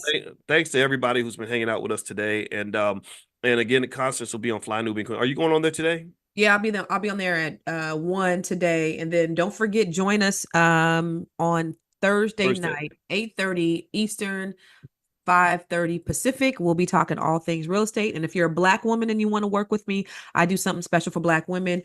You can go to my website, Constance Carter. It's called the Net 7 Collective. And I would love to talk to Black women because my thing is closing the wealth gap through Black women. That's one of the things, one of my passion projects that I'm working on. So if you're interested in working with me, I got to open up my calendar. Let's schedule a call. Go to bookwithconstance.com. All right, bookwithconstance.com. There you go. All right, so thank you all for hanging out with us today, and thank you again, Constance. I look forward to working with you, and I can't wait to see the event on Thursday. And Oh, it's going to be also, great. yes, 100%. And also, if you guys want to join the ladies on Fly Nubian Queen, they go live every day. The show's called Fly Nubian Money, so they bring everything back to money. It's a great panel of amazing Black women. You can text the word Queens to 87948. Text Queens to 87948. They'll send you a notification when they're live, and they do this every single day, Monday through Friday, 5 days a week, because we're building Black-owned media. That's what we're doing over here. So have a good day, everybody. Wait, real quick. The Sure. people are asking about A, B, and C. Oh, the ABC, yeah. Well, the All Black National Convention, that's going to be October 25th through the 27th in Chicago, in a suburb of Chicago called Lombard, Illinois, at the Westin Hotel. Now, the discounted hotel rooms are going to be sold out pretty soon, so you may want to go and lock in your room. If you want to learn more about the convention, you can go to allblacknationalconvention.com. That's allblacknationalconvention.com. Was that enough information? Yep. Got it. All right, perfect. All right, well, thank you guys very much, and thank you again, Constance. And we will see you all, I guess, tomorrow. And have a Gotta good. have me on here again, boys. Of course, of Fun. course. Did not get up at 5 a.m. this morning like I planned to. I think today I decided I wanted to rest a little bit and getting ready for some stuff. Later on today, I'm going to give a speech. And then tomorrow, I'm doing special training for those of you that want to understand financial illnesses that you want to avoid, these financial sicknesses and problems that are very common in our society that have an easy cure, have a direct cure. I will actually lay that out for you and explain all that to you tomorrow at 3 p.m. Eastern. If you'd like to join the event and they get access to a lot of other special material, I will share the link with you guys in the chat in a second. Don't let me forget to do that. So the cost of lifetime access for all the material and everything that you get to keep forever is $299. So it's a course, but I am going to launch the course with a live training. But also you can actually get in access today for $155 if that's something you want to do for your family. And what we're going to do is we're going to basically talk about the 8 biggest financial illnesses that people run into, how to diagnose them in yourself, and how to fix them so that you can build generational wealth. So I'm going to share that link with you guys in a second if you are interested in joining. All right. So also the other thing I want to mention is I'm about to send out the link. I'm about to text that out to everybody who's not here yet. So if you want to be on the text list to get a special invitation to our Money in the Morning sessions to come into the private Zoom, just pull out your phone. You could text the word morning to the number 87948. Text morning to 87948. And those of you that are on the text list, you're about to get a text from me basically saying that Money in the Morning is starting now. We do this every single day, 7 days a week at 9 a.m. Central and 10 a.m. Eastern. So you guys can feel free to come in and bring your whole family. It's totally fine. All right. So anyway, yeah. Today I want to actually talk about Black wealth and how Black wealth is Black power and just what that actually means. And what I'm going to do is lay out some stats on what you are doing with your money as Black people, and it's going to make you laugh. It's going to find some of you are going to find it entertaining. Some of you will find it appalling. Maybe some people will hear these things and they don't care. But I think it's very important to understand that when we talk about things like inequality and unfairness in society and the struggles of being Black, I think it's important to understand the root of the struggle. I think it's important to understand why you're struggling. I think it's important to understand exactly how far behind you are financially, and or if you feel powerless, why you feel powerless. If you get concerned, say somebody gets shot by the police because we don't have the economic power to control our communities, it's important to understand like what happened here, like why don't we have this power, and how could we get this power, right? So after we finish sort of being upset about a problem, I think it's important to sort of diagnose and figure out the problem, right? Let me know if you agree with that. Let me know if you understand where I'm coming from. All right. So anyway, let me send out I'm sending out the text now. So if you're on the text list, you will get a text from me in three, two, one, and there we go. All right. So I just sent out the text to invite others in who want to come in to Monday in the morning. If you want to get on the text list, this class is free. Just text the word morning to 87948. And also, I'll give you guys don't let me forget to give you guys the link to the event on Sunday so you can kind of take a look at it and decide if that's something that you want to participate in. It's going to happen actually in a platform I have called the Dr. Boyce Academy. And in the Dr. Boyce Academy, it's a space where you can go in and get certifications in certain areas of Black economics. It's the only place that offers certifications in Black economics. And that's something as a college professor that I'm qualified to do.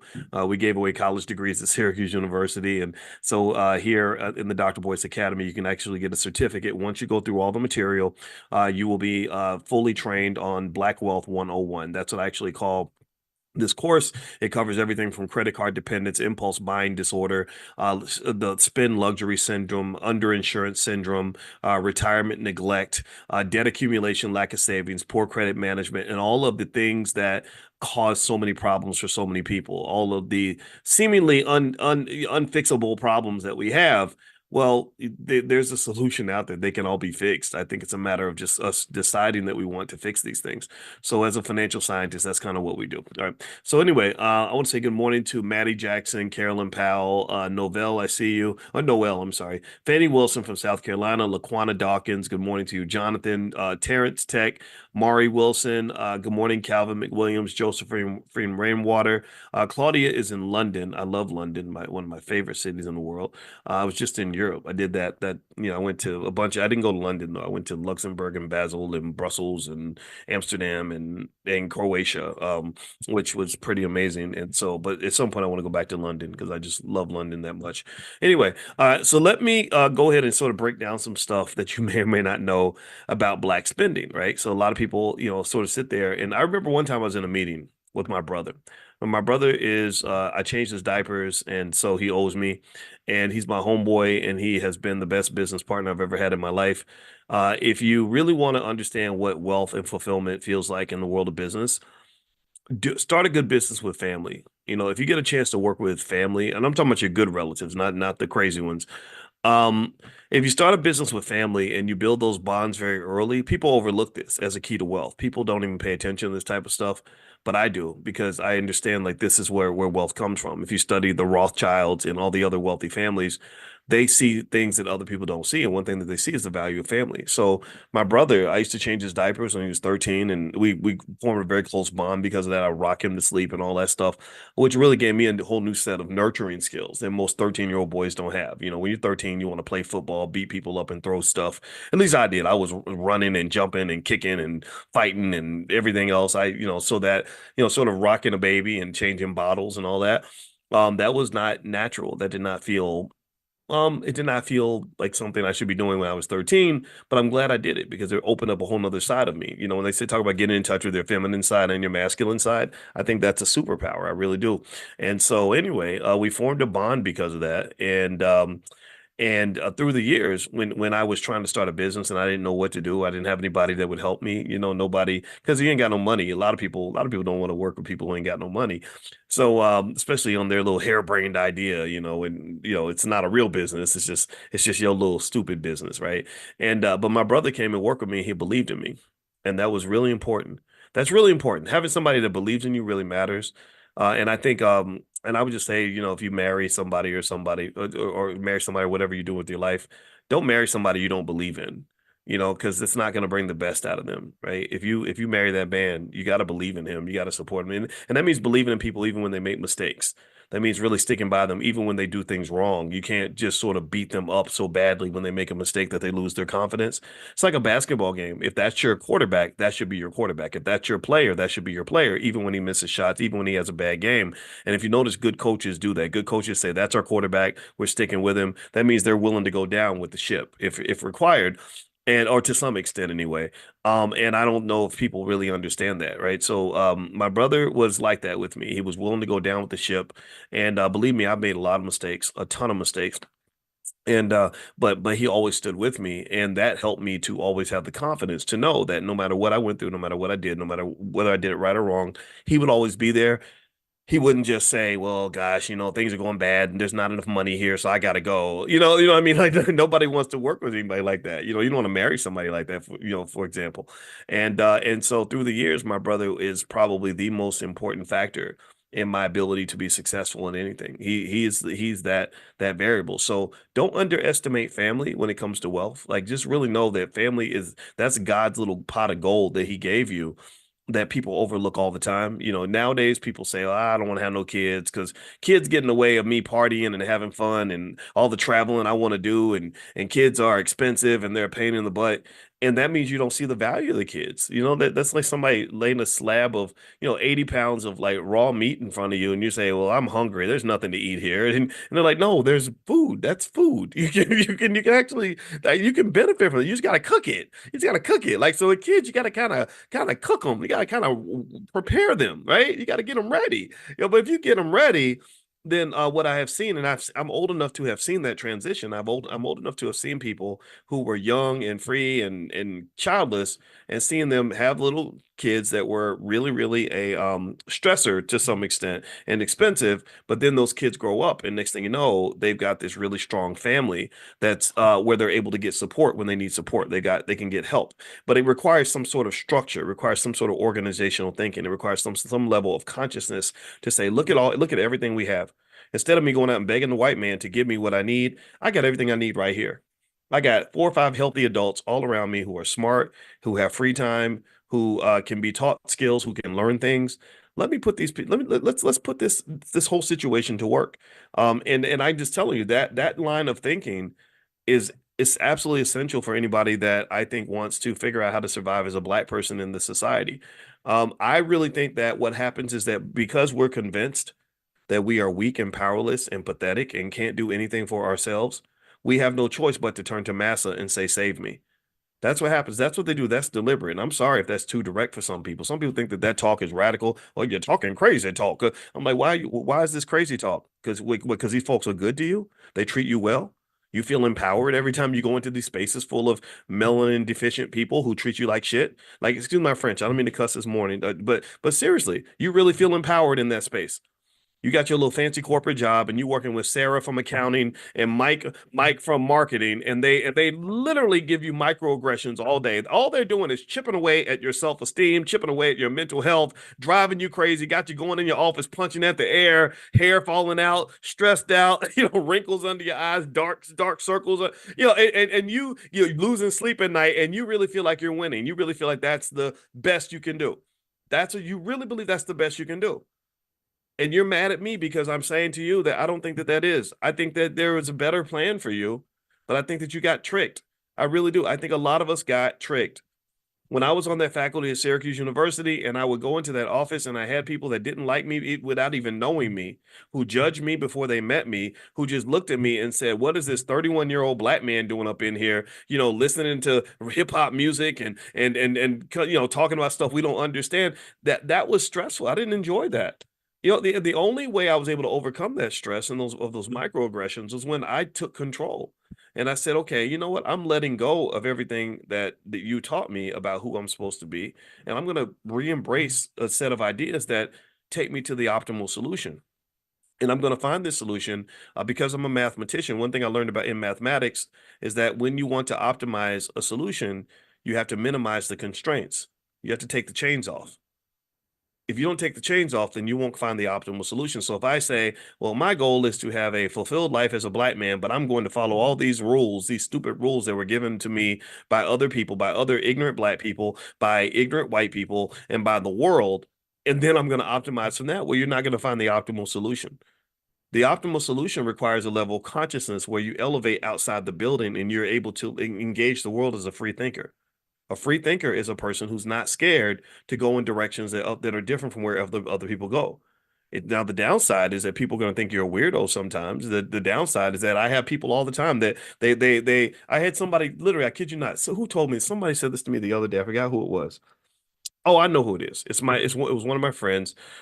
And she said, She said, because I mentioned something to her. I said, yeah, there was a guy he's a really famous guy and he got really mad at me because of something I said. And I don't understand why he was so mad at me.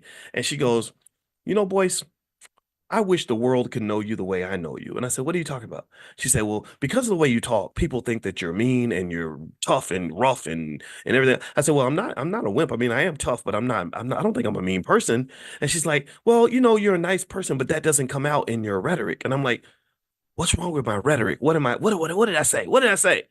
And it went into this whole like, well, it kind of went into stuff like the fact that I don't believe a black person should be forced to vote for any political party unless they choose to. Like I think to me that's a basic idea, right? I don't tell anybody what to do. Y'all know this. I just say do what you want to do. Do what's best for you. They're doing what's best for them. That's why they're winning and you're not. Because they're doing what's best for them and you're doing what's best for them, but nobody's doing what's best for you. My question is not about them, it's really about you. And why are you paying more attention to what they need than you're paying attention to what you need and what y'all need and what we need? And I think that that's an important issue. And then I think it went into like the stuff, well, the stuff that you post on the things that you post on social media. I just don't understand it, and it can seem kind of harsh. And I'm like, I'm scrolling through my posts. I'm like, what did I okay, so I posted something about little black girls being shot in Chicago. Was that too mean? Was that what or posting something about how if we don't get our economics together, we're gonna end up in last place. Or is that bad? Well, did that hurt somebody's feelings? And this like other, and I'm like, well, what did I do? What did I mean, because I'm a thinker, I think about everything that I say. I do, I really do. I process it before I say it. And it may seem a little bit strange at first, but if you ask me, if you say, well, what made you say that? I can give you a whole dissertation on why I said it and explain it. I don't talk without thinking. I don't that's not a good way to live your life. So my point is to say that I really believe that when you are committed to being a free thinker, the downside of that is that people who are not free thinkers are going to think you're a weirdo. There literally are some people who will object to you doing what you want to do because they are so committed to following the crowd. And then when you ask them, like, why are you following the crowd? They can't tell you why they're following the crowd. They can only say, well, I'm following the crowd because that's where the crowd is going. And I would say, but that's not good enough for me. You need to tell me, I need to know your reason for doing what you're doing, not somebody else's reason, because somebody else's reason will have you out here in a ditch. You will be stuck. Let's talk specifically about the economics of it all. If you look at black economics, for example, and where we are financially, and the fact that we are not that we just literally are like the last team in the league. Like every year, like every season, we lose every game 145 to nothing. And there are people who really either think that we're winning when we're not, or don't really believe we can actually win a game. They don't they're like, no, let's keep playing the same play we ran the last 50,000 times that's causing us to lose every game, and that's the best play that we can run. And I'm not a fan of that. I'm just not a fan of that, and I will say that, as I was building my business and building whatever I was doing, whether you call it building a brand or whatever people do, my brother was awesome because I could have independent thoughts with my brother and say, no, let's do it this way, even though nobody else has done it. I think that's the best solution. And my brother would just run with me. And sometimes it would be the wrong solution. Sometimes it would blow up in my face, but even then he would stick by me. But then every blue moon, I would pick a new solution that would actually take us to a whole nother level, right? I would find something that no one else could see because everyone else is scared to look in the places that society didn't tell them about. Okay. So I really think that if you want to find an optimal life, if you want to live the best life you can possibly be, I think the first step would be to release your chains, let go of underlying assumptions, stop letting other people tell you what to do and what to think. Don't just hold on to it just because grandma told you to do it or just because your daddy told you to do it. Your daddy and your grandma might have been wrong. And then also, I would say this too: if you're trying to make choices in your life, if somebody's giving me advice, first thing I do is I look at your life and I say, okay, is it working for you? And if it's not working for you, if you're not where you want to be, then that unfortunately undermines the credibility of what you're seeking to tell me to do. So let me read something to you guys really quickly. In terms of what Black people do with our money. Here's a few things I found. I dug up a few stats, And this is something that we're thinking about in terms of the financial STDs that many of us are given at birth and things that we really want to get rid of. First off, we have about 1.6 trillion in spending power. Most of that money doesn't circulate in the Black community. At least 80 to 90% of our retail spending goes to non-Black owned businesses. So Black owned businesses can't grow because we starve them of the resources they need to grow. Black consumers are significant contributors to the luxury market. We spend disproportionately more on high-end brands compared to other demographics, which is very strange considering we complain about money all the time, yet we're the first ones to spend the most money. So maybe the reason we complain about money is because we have no money, and the reason we have no money is because we spend it. Beauty products. Did y'all know? How many of y'all knew this? Did you know that we spend 9 times more on beauty products than non-Black people? Did y'all know that? I didn't know that. That's crazy. So if I'm somebody who's trying to extract wealth out of the Black community, I say, okay, we're going to go into the hair and makeup business. We're going to sell beauty products because they will spend every nickel in their bank account to get beauty products. And I did not know that we spend 9 times more than other communities. That's insane to me. I'm not telling you you can't do it. You know, I think my wife is getting her hair done tomorrow, and Black hair is expensive, right? And I like when my wife comes home looking good, but still, though, that's something worth reflecting on to say, my goodness. So this is at least this may not be an excuse, but at least it's an explanation. It's not an excuse, but it's an explanation. An explanation would mean that this tells you whenever you sit around and you say, why don't Black people have financial security? Why are Black people stressed out and afraid that they're going to lose their jobs? Excuse me. Why are we so devastated when the money ain't right? Well, part of it is because maybe we give so much of the money away, right? Part of it may be you can go look in your hair closet and your makeup kits and kind of see where a lot of your money went. And again, this is really more so about financial consciousness. It's not me judging you what you do with your money. So if you're going to the beauty salon today, go ahead and go. I want you to look good. All right. Fast food. They said the Black community spends 4.5 billion a year on fast food, driven by targeted marketing and limited access to healthier food options. We spend over 15 billion a year on new and used cars. Yet less than 2% of car dealerships are Black owned, and also we spend more on new and used cars than other people.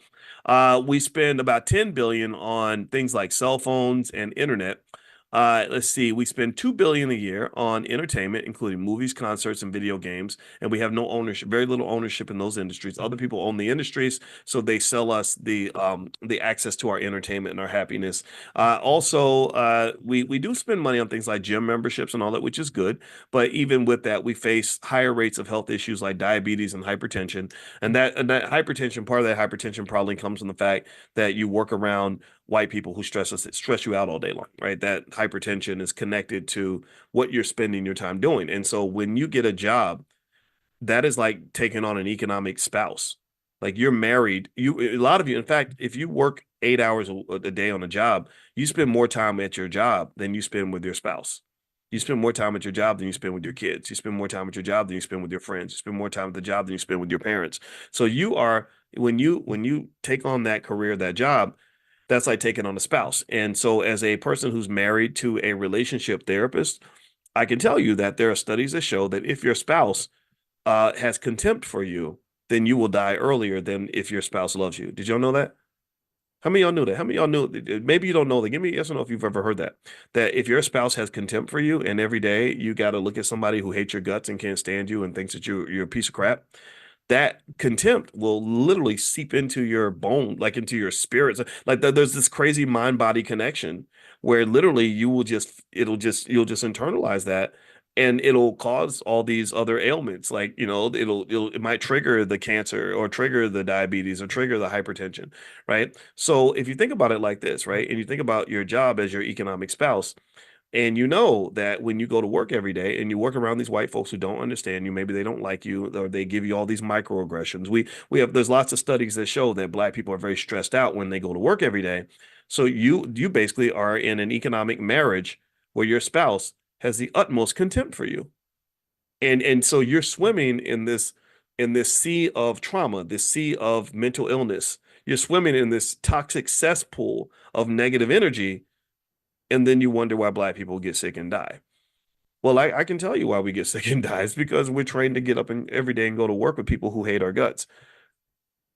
So if you ever want to know why I passionately believe that every Black child should be taught how to start their own business and how to be an investor, it ain't about the money. The money is secondary. It's not just so they can all get rich. I want you to get rich, but that's not the win. The win is safety. The win is mental health. The win is physical health. The win is avoiding daily micro trauma that can kill you.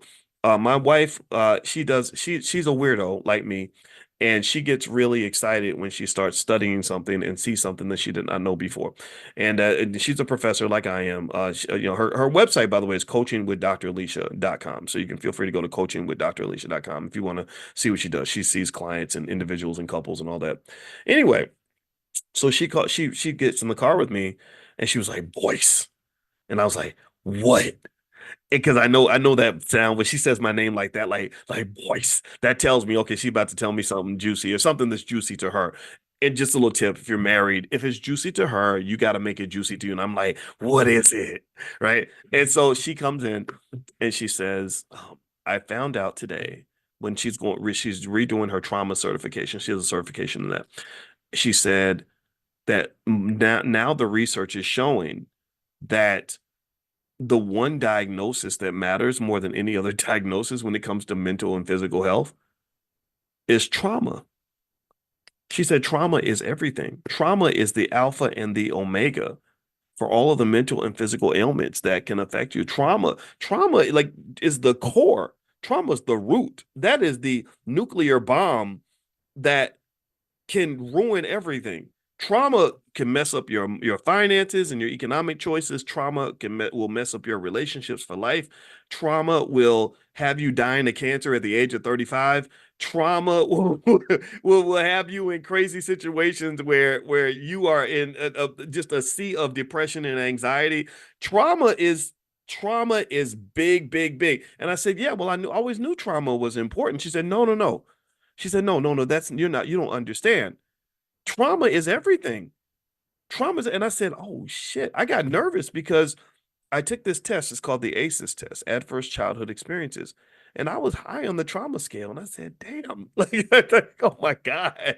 And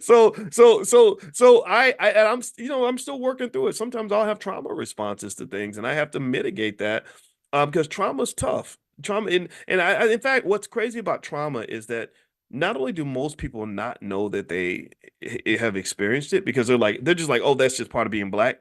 But we don't treat it. We think that, things like getting therapy is for suckers and for white people and all that.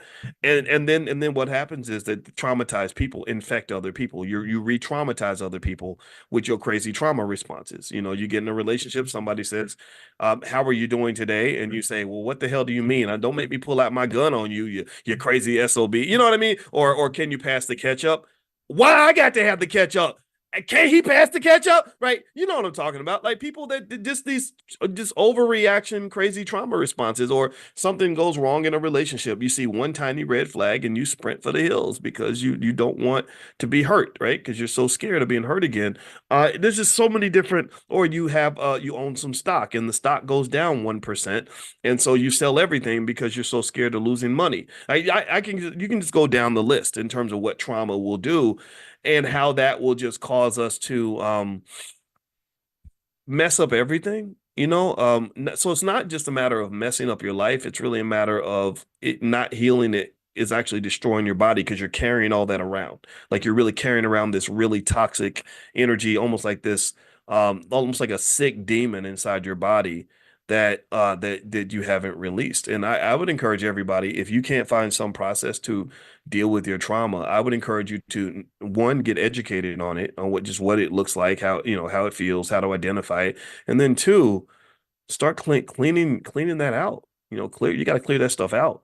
And I'm speaking to you as a traumatized person. I was very high on the trauma scale when I took the Adverse Childhood Experiences test, ACEs. I got a score that was so high. My wife said, "Ooh, if I'd known your score was that high, I don't know if I would have married you." And that made me more conscious of how I react to things, and just learning little things like, okay, boys, you don't have to go off, you don't have to, or you don't have to cut the person off because this happened. Maybe you got to talk to them about it and work through it. And I'm like, well, I don't want to do that. I want to go nuclear. I want to end everything, right? And it's like, no, but that's not the appropriate response. Let's talk through the conflict. Let's figure it out because this person's important to you, and you don't want to lose them. And so, long story story short, I would encourage you to look into that. I will tell you that my just strongest belief is that undiagnosed, untreated trauma is the number one problem in the Black community in terms of us being able to not just confront white folks for what they've done to us, but also for us to do what we can to mitigate the issue. Because a lot of this stuff, some of this behavior, some of the stuff that we do with our money, for example, doesn't even make no sense. It don't make no sense. It don't make no sense that you're so eager to go give all your money away to people who don't even like you that much, or and you give your best to people who hate you the most and all this other stuff. And so, anyway, to just give you kind of a template and a blueprint, if we were to take all the money, if you added up all the money we spend on things like fast food, car notes, and cell phones, the average American spends $1,200 a year on fast food, approximately. The average American spends about $5,500 a year on car notes. That number's actually gone up, but let's say it's 5,500. The average American spends about $1,200 per year on cell phone bills. Well, if you were to add that money up, and let's say that you still bought your food, you still got your car note, you still paid your cell phone bill, you didn't get rid of any of those things, but you simply made a decision. You made a decision to say, I'm going to love myself as much as I love that man over there. I'm going to love my kids as much as I care about the car dealer. I'm going to love my family and my future and my generational wealth as much as I care about the people who sold me the cell phone. As much as I care about Apple and Verizon, I'm going to care about us. And let's say that you just took the amount, that money, that $7,900 a year that the average American spends on fast food, car notes, and cell phone bills, and simply said, I'm going to invest the same amount for my future that I spend on my present, that I'm spending on these material items. Well, if you did that and you simply follow things like the $5 a day plan, which you can find at blackwealthmasterplan.com, it's totally free, blackwealthmasterplan.com. So feel free to go take a look at that. You literally, after about 10 years, your family would have roughly a little bit over $100,000 in wealth based on the past performance of the S&P 500. After 20 years, you're looking at maybe $400,000 that you have in family liquid wealth, which means you're now wealthy. You're now doing better than the overwhelming majority of American people. So in less than 20 years, the average Black person, no matter how poor they are, if they simply love themselves economically as much as we love other people, then you literally climb right out of poverty and you shoot past equality and you start shooting toward Black excellence, economically speaking. Anyway, you're not trying to catch up with white folks at that point. At that point, white folks are trying to catch up with you because they're looking over at you and they're saying, "My God, how did you get all this money?" And or you're only 20 years old. Well, the kid can say, "Well, my parents for the last 20 years they made a commitment to economic self-love, and the economic self-love means that every penny we spend on the cell phone bill, we're going to put a penny in our S&P 500. Every penny we spend on fast food, we're going to put a penny in our stock portfolio. Every time we spend $1,000 on the car note, we're going to put $1,000 into our stocks, buying S&P 500 companies." So now, because my parents did that, I'm 20 years old and I got $400,000 liquid in assets. So I don't actually have to take a job working for anybody if I don't want to. I just may choose to work for someone, but I don't actually have to because I don't want to necessarily expose myself or expose my spirit to daily economic trauma that comes from me swimming in this cesspool of microaggression and mistreatment and contempt from people who don't really want me there. I don't want to be in a space where people are tolerating me. I don't want to be in a space where people will hire me despite the fact that I'm Black. I want people that want me in that space because I am Black. I want people that love me. I want to be around people that respect me. And so if a job doesn't respect me, I'm not taking that job because I've got $400,000 liquid in the bank and I can do whatever I want. And I can tell you this in my experience now that I think about this. My brother, when he came to work with me, I really appreciated him coming to work with me after college because he got a nice job offer from Ford, making maybe $50,000-$60,000 a year, and my family wanted him to take the job. Because that's just what we did. If you got a good job offer from Ford, you're supposed to take it. And he wanted to come and work with me, and so he did. And I said, "Hey, I can't promise you anything, but I can give you a place to stay, and whatever money I have is your money." And I was making some money at Syracuse, so he came and he worked with me. And in the first few years, we weren't really killing it, but we had enough success that we felt like, okay, maybe there's something here. And so we built by that time, maybe in the first 3 or 4 years, we built a strong enough business that when he went to get his MBA, he only did it because my mother wanted all of her kids to have a master's degree. That was the only reason why he went to get his MBA. He went to Cornell, and also he appreciated by that time as a businessman, he wasn't thinking about getting jobs. He was thinking more so about networking and sort of meeting people that have access to things. And so when he went to Cornell, he was meeting like the children of billionaires and all this other stuff. And when he came out of Cornell, they had a whole big market, a big job market where all these companies were coming in, hiring these Ivy League graduates and offering them $200,000 a year. And he did not go to one single interview. He didn't go to a single interview. And I said, so you're not interested in any of these good jobs? Like, well, what's going on? And he said, you know what? He said, after I got the experience of having the freedom of owning my own business, I can't work for anybody anymore. I can't do it. And we were making enough money that he had plenty of money. He didn't have to go to work every day. He was actually happy with that life. And I was very proud that I was able to, I was happy and I was appreciative of what he gave me. But I was also very proud as a older brother slash daddish kind of figure because I'm 12 years older than him. So I was almost a little bit like a dad because I told you I used to change his diapers.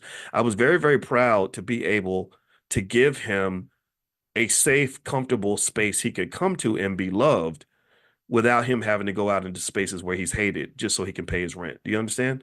Right? It was nice to be able to say, hey, you know what? Screw those people. Come work with me. Right. And we did, and it was great and it was amazing. So I will just say to you that this to me is a better model. This is the Black wealth blueprint, in my opinion. The Black blueprint of economics should be one that is centered not just on how much money you make and having your little black job. It should also focus on the other things that are black, like black owned, black wealth, black family, black mutual support, black love, black connection, like all the black community, right? All these things connect to wealth. They're all connected to wealth. So to me, when you're just talking about black jobs, and you're disconnecting it from all the other things that make that job even meaningful and relevant, then I think you're missing a big part of the puzzle. Like, I think that a holistic framework of thinking about our economics is extremely important. Capitalism is extremely limited. Take it from me. Again, remember, I'm not a guy just talking. I'm a finance professor. All we did was we studied capitalism and going all the way back to Adam Smith and then I studied Marxism and everything else. And I respect all these ideas. I don't have any problem with any of these ideas because I think that if you integrate them properly, you can create the right mix that actually works. American capitalism doesn't work very well. I'm not saying capitalism is always bad, but it doesn't work very well. In this country, you have a society that is failing because our obsession with making money causes us to destroy everything else. Money is a big, powerful beast. If you don't control it, it will eat everything in the house. And basically, your politics is jacked up because of the money. We talked yesterday in our financial consciousness discussion. We talked a long time for about how it costs what 2 or 3 or at least 1 to 1.5 billion dollars just to run for president because these super PACs are raising 3-4 billion dollars and it's just made your politics all about the money. So your politicians can't do what's right for the voters because they have to do what's right for the people that control the money. Do you understand? So the money has leaked. It's almost in a toxic fashion, like almost like a toxic leak where something has gotten some nasty chemical has leaked out and has gotten into the food supply and the water supply. Your money has leaked into areas where money really doesn't belong. Like you should not have a healthcare system that's overwhelmed by money. You can't have a society where the politicians are thinking so much about the money they forget about things like the children because the children that is your future. That's far more important than any amount of money you could ever put on the table, but we ignore our kids. We don't even educate them. Look at how many millions of our kids, these are your kids, these are my kids, these are our children that are coming out of school every year who can't even read, write, or do math at a basic level, but they all twerking. They all know how to recite lyrics from their favorite gangster rapper. They know all this slang that relates to anything toxic. They got that down. They've studied toxic behavior. They literally sat there like some of them like little scientists sat there and took notes from some of the rappers, getting paid by these damn record labels on how to destroy your life. Really, I mean, think about this. They got 16-year-old kids that want to go and get high every day on drugs that will fry your brain so badly that you can't come back after you decide you want to just put down the Molly and put down the weed and put down the liquor and put down the pills. You come back, you have crazy because your brain has been destroyed because nobody ever taught you the value of your brain. Nobody helped you understand, like, you're a genius, you're smart, you can really do amazing things, but you got to protect your brain. No, you destroyed it. No different from some of the poor football players who gets all this brain damage in high school, and then their brain ain't working right. And then we all act surprised when some football player punches his girlfriend in the face and throws her out the window. What would make a man do that? Brain damage. That's what that doesn't make any sense. Who would do something so crazy like Aaron Hernandez and win a Super Bowl and shoot somebody at the club? Brain damage. but we don't, if you never taught the value of what you have, then you're gonna waste it. You're gonna throw it away. No different from like a little girl who was never taught the value of her body, and then she just shares it with everybody, right? Because she doesn't see it as being important or valuable. When you don't value something, you'll waste it. You'll throw it away. You'll give it away to anybody. You'll give it away for free. So learning little things like self-worth, I think, is not just critical, but that's something we got to do. That's something we got to teach. We have to do this, and we have to think about this like a military invasion, in my opinion. I really do. I think, and I understand why. I really get it when people in the establishment see me as a dangerous person and as a threat. I don't like it. I get mad about it because I think I'm a nice guy, but I actually kind of get it. I understand because I am a threat to you. I'm a complete threat to you because I see through every single freaking thing that you're doing. And I also understand exactly what the remedy is. I understand exactly what needs to be done. And I'm committed to that 100%. I'm 10 toes deep in this. So yeah, I kind of get, I don't, I feel I don't like it. Like I wish we could be friends, but I understand. If I'm in your shoes, I understand empathy so well that if I'm in your shoes and I'm profiting from the mass exploitation and destruction of the black community the way you are, I would hate me too. I would have me killed. And believe me, I'm not scared to die. I let that go 10, 15 years ago.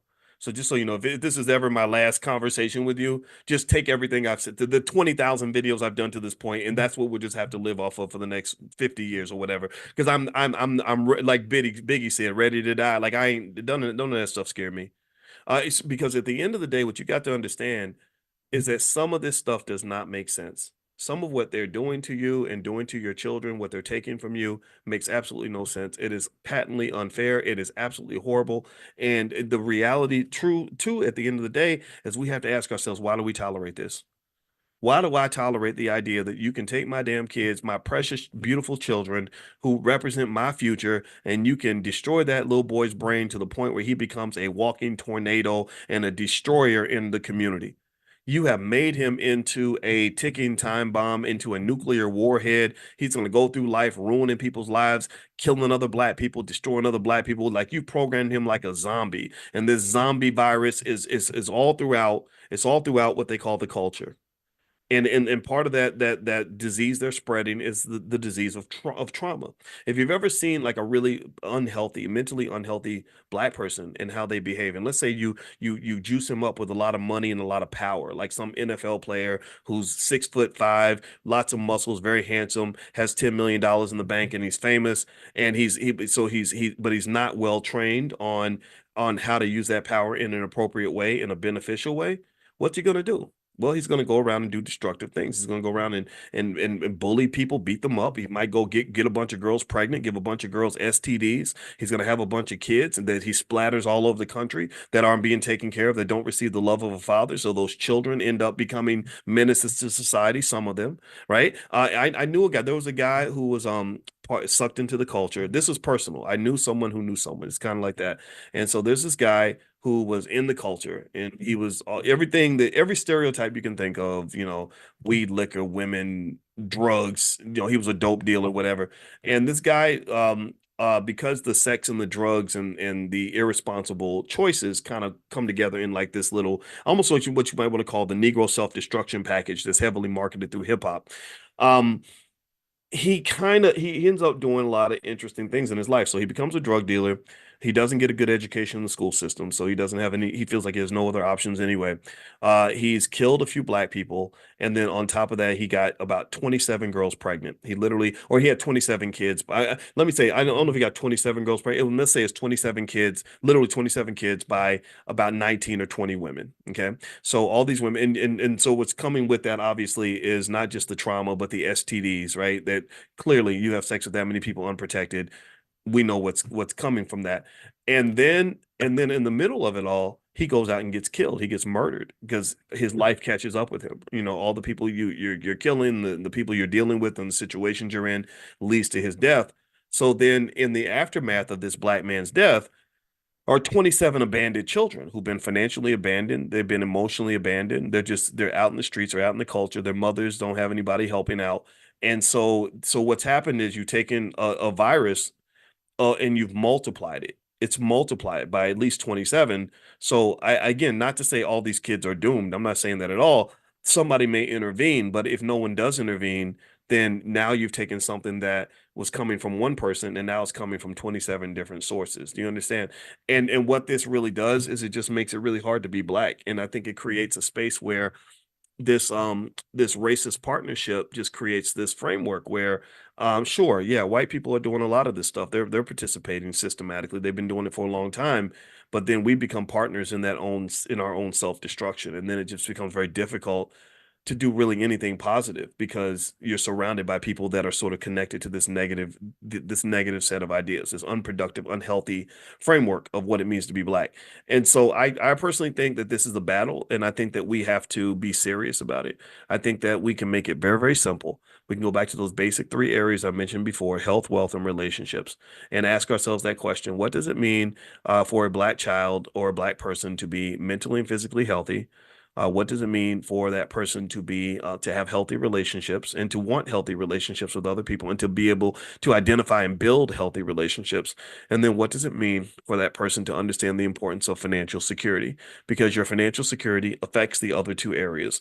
If you are financially secure and financially capable, you can have healthier relationships because you can get married. You don't have to argue about money. Your kids need a pair of shoes. You can just buy them. You don't have these goofy conversations that are happening all over the internet where people are mad because there's some women who don't want to go to the Cheesecake Factory, or they want the man to spend $50 on a date, and guys are saying, "Oh, that whole crazy. What's wrong with these women wanting $50?" You know, and I'm not making fun of those guys. I get it, right? You know, if somebody's trying to take you for all your money, that's wrong. But I'm like, you know what? A financially secure man doesn't care. Like if he likes a woman, he's gonna spend $50. When I got a chance to go out with my wife, I didn't care if I spent $50, $60, or $200. I was just happy to be with that woman and I was thinking about other things. Do you understand? But when you're talking about a scarcity mindset, when they put you in a space where you have been taught to fight for scraps because ain't nobody got nothing, then yeah, $50 becomes something where people are getting killed over $50, or entire relationships are being destroyed over $50, or children that would have been born aren't born now because you didn't have the $50 to take their mom on a date. God gave you the keys to the kingdom. He opened a wormhole of possibility where you would have this amazing family and this amazing experience and an amazing future, but you can't even go through the wormhole because the cost of admission is $50 and you ain't got $50 in the bank. I'm not making fun of that. I promise you I'm not. What I'm saying to you is what does drive me crazy, one of my pet peeves is when we don't take a moment to try to look at the bigger picture. We can't because nobody taught us the bigger picture. Nobody sat and just said, let's look at this thing real quick. Let's go 50 years in the future and look back at you at the age of 25 and you're meeting this young woman and I know I get it. You're focused on how cute she is and that she has a big booty and that Cheesecake Factory is going to cost you $50. But also kind of look at it like, what if she's the person that's supposed to give birth to your children? What if she's the person that's going to make you a grandfather one day? You know, and 50 years from now, you're going to be sitting at a Thanksgiving dinner with 70 people at the dinner who are descendants of yours, children, grandchildren, and great grandchildren. And it all starts with this seed of this little moment that God has put in front of you that is giving you the keys to the universe, but you can't see it because you think about $50 in a big booty. Do you understand? Do you follow what I'm saying? Like I think that really part of solving this problem is going to require us to be able to meditate and raise the consciousness level. You know, consciousness is leveling up. Consciousness is is seeing the bigger picture. Okay, seeing the bigger picture. Now, someone's asking about things like creating trust. We are going to have a class on that soon in the Black Business School. Kelly Baker is the attorney who wants to come in and do some stuff here. In financial consciousness training, we're going to focus on this. This is what we do here. But if you want special topics, we have all the special topics in the Black Business School. So feel free to go to theblackbusinessschool.com and you can take a look. And there's plenty of stuff there, stock options, stock market, stuff like that. And we do have some stuff on trusts already, but we're actually going to revamp some of that soon. So I'll keep you guys posted. Okay, I'm done talking. I'm done talking. I don't have anything else to say. I just want to sort of say when you talk about black wealth and you understand the power of black wealth and realize that wealth is your greatest form of power in America, I think the question would be who's going to do the job? Right? Who's gonna change the trajectory? Who's going to change the narrative? Who's going to have the conversation? And I'm trying to contribute to it. That's my way of doing it, imperfectly, I'm sure, but I'm trying. And I would like for you to have those conversations in your own family. And so one of the most important things to remember though, when you go in that family is I need you to go into that conversation is I want you to enter the conversation with a sense of pride, meaning that even if you don't have a nickel, I don't care if you don't have a nickel in your bank account. If you are a person who is intelligent, a person who works hard, a person who's trying to grow, a person who's trying to be good and supportive to others around you, you have not just a lot of value that you're bringing to a discussion, but you also have um, potential and value that you may not even recognize. You may not even recognize what your contribution is going to look like. Really, only God is going to know that. And what I mean by that is, let's say that you're Martin Luther King Sr., not Junior, Senior, and you're just you're a father. You're doing a couple of things, but you're not nationally famous or anything. But you're raising your kids. You're taking care of your wife. You're having everybody sit down for dinner every day. You're talking about positive things. You're making sure your children get a good education. Martin Luther King Sr., I bet, did not have any idea really what seeds he was planting when he was sitting there talking to Martin Luther King Jr. every single night at dinner. Do you understand? He didn't know how important his job was. He just simply did his job and did it to the best of his ability. And that's what led to one of the great leaders, the history of the world. You understand? Or Muhammad Ali's father, Cassius Clay Sr. I think his name was Cassius. I got to double check that. So Muhammad Ali's father, same thing, right? So you don't know what seed you're planting. You don't know what person you're influencing. You don't know when the fruits of your labor are going to apply, or even if maybe it never happens. But still though, I think that there's some value there when we all do our job, because think about it like this: if Martin Luther King Sr. had not done his job, there would be no Martin Luther King Jr. If he just said, "Well, I ain't nobody, I ain't important. I'm just gonna be a baby daddy and just go get girls pregnant and abandon my kids," and well, then you've just killed off this big wormhole of possibilities that would have existed. I like the word wormhole because wormhole sort of creates space. It creates access to an alternative dimension, right? So you have this wormhole of possibility that God opened up for you, and you just walk right past it. And remember, when we talk about the word poor, what does poor stand for? Poor. Poor stands for passing over opportunities repeatedly, passing over opportunities repeatedly. So I would argue that if you were to make the statement that the black community is wealth poor, which is somewhat accurate relative to other groups in America, I would say it's not just because of what's been taken from us. It's also a result of us passing over opportunities to get some of that back. Do you understand? Every single day, you have an opportunity to build your empire, build your kingdom, build your wealth, take yourself to the next level, whatever that looks like. Don't let those opportunities pass by. Go grab it. Okay. All right. Now let me share with you guys. I mentioned to you all I'm doing that special training tomorrow, Black Wealth 101. And also at the end, once you're done and you go through all the content, and it's a self-contained sort of class. You get lifetime access for $299. And once you're done, you can actually get a certificate from me, from the Dr. Boyce Academy. I'm going to share this link with you. The cost is $299 for lifetime access. Those of you that are in the class, you can actually get access for $155. So what I'm going to do is I'm going to put the link in the chat for those of you that want to join. I'm going to do a live training on 8 major variables, 8 major financial diseases that you want to be able to identify and avoid. And that's going to be tomorrow, Sunday at 3 p.m. If you can't make Sunday at 3 p.m., that's okay. All the materials, all the slides, all the recordings are yours for life.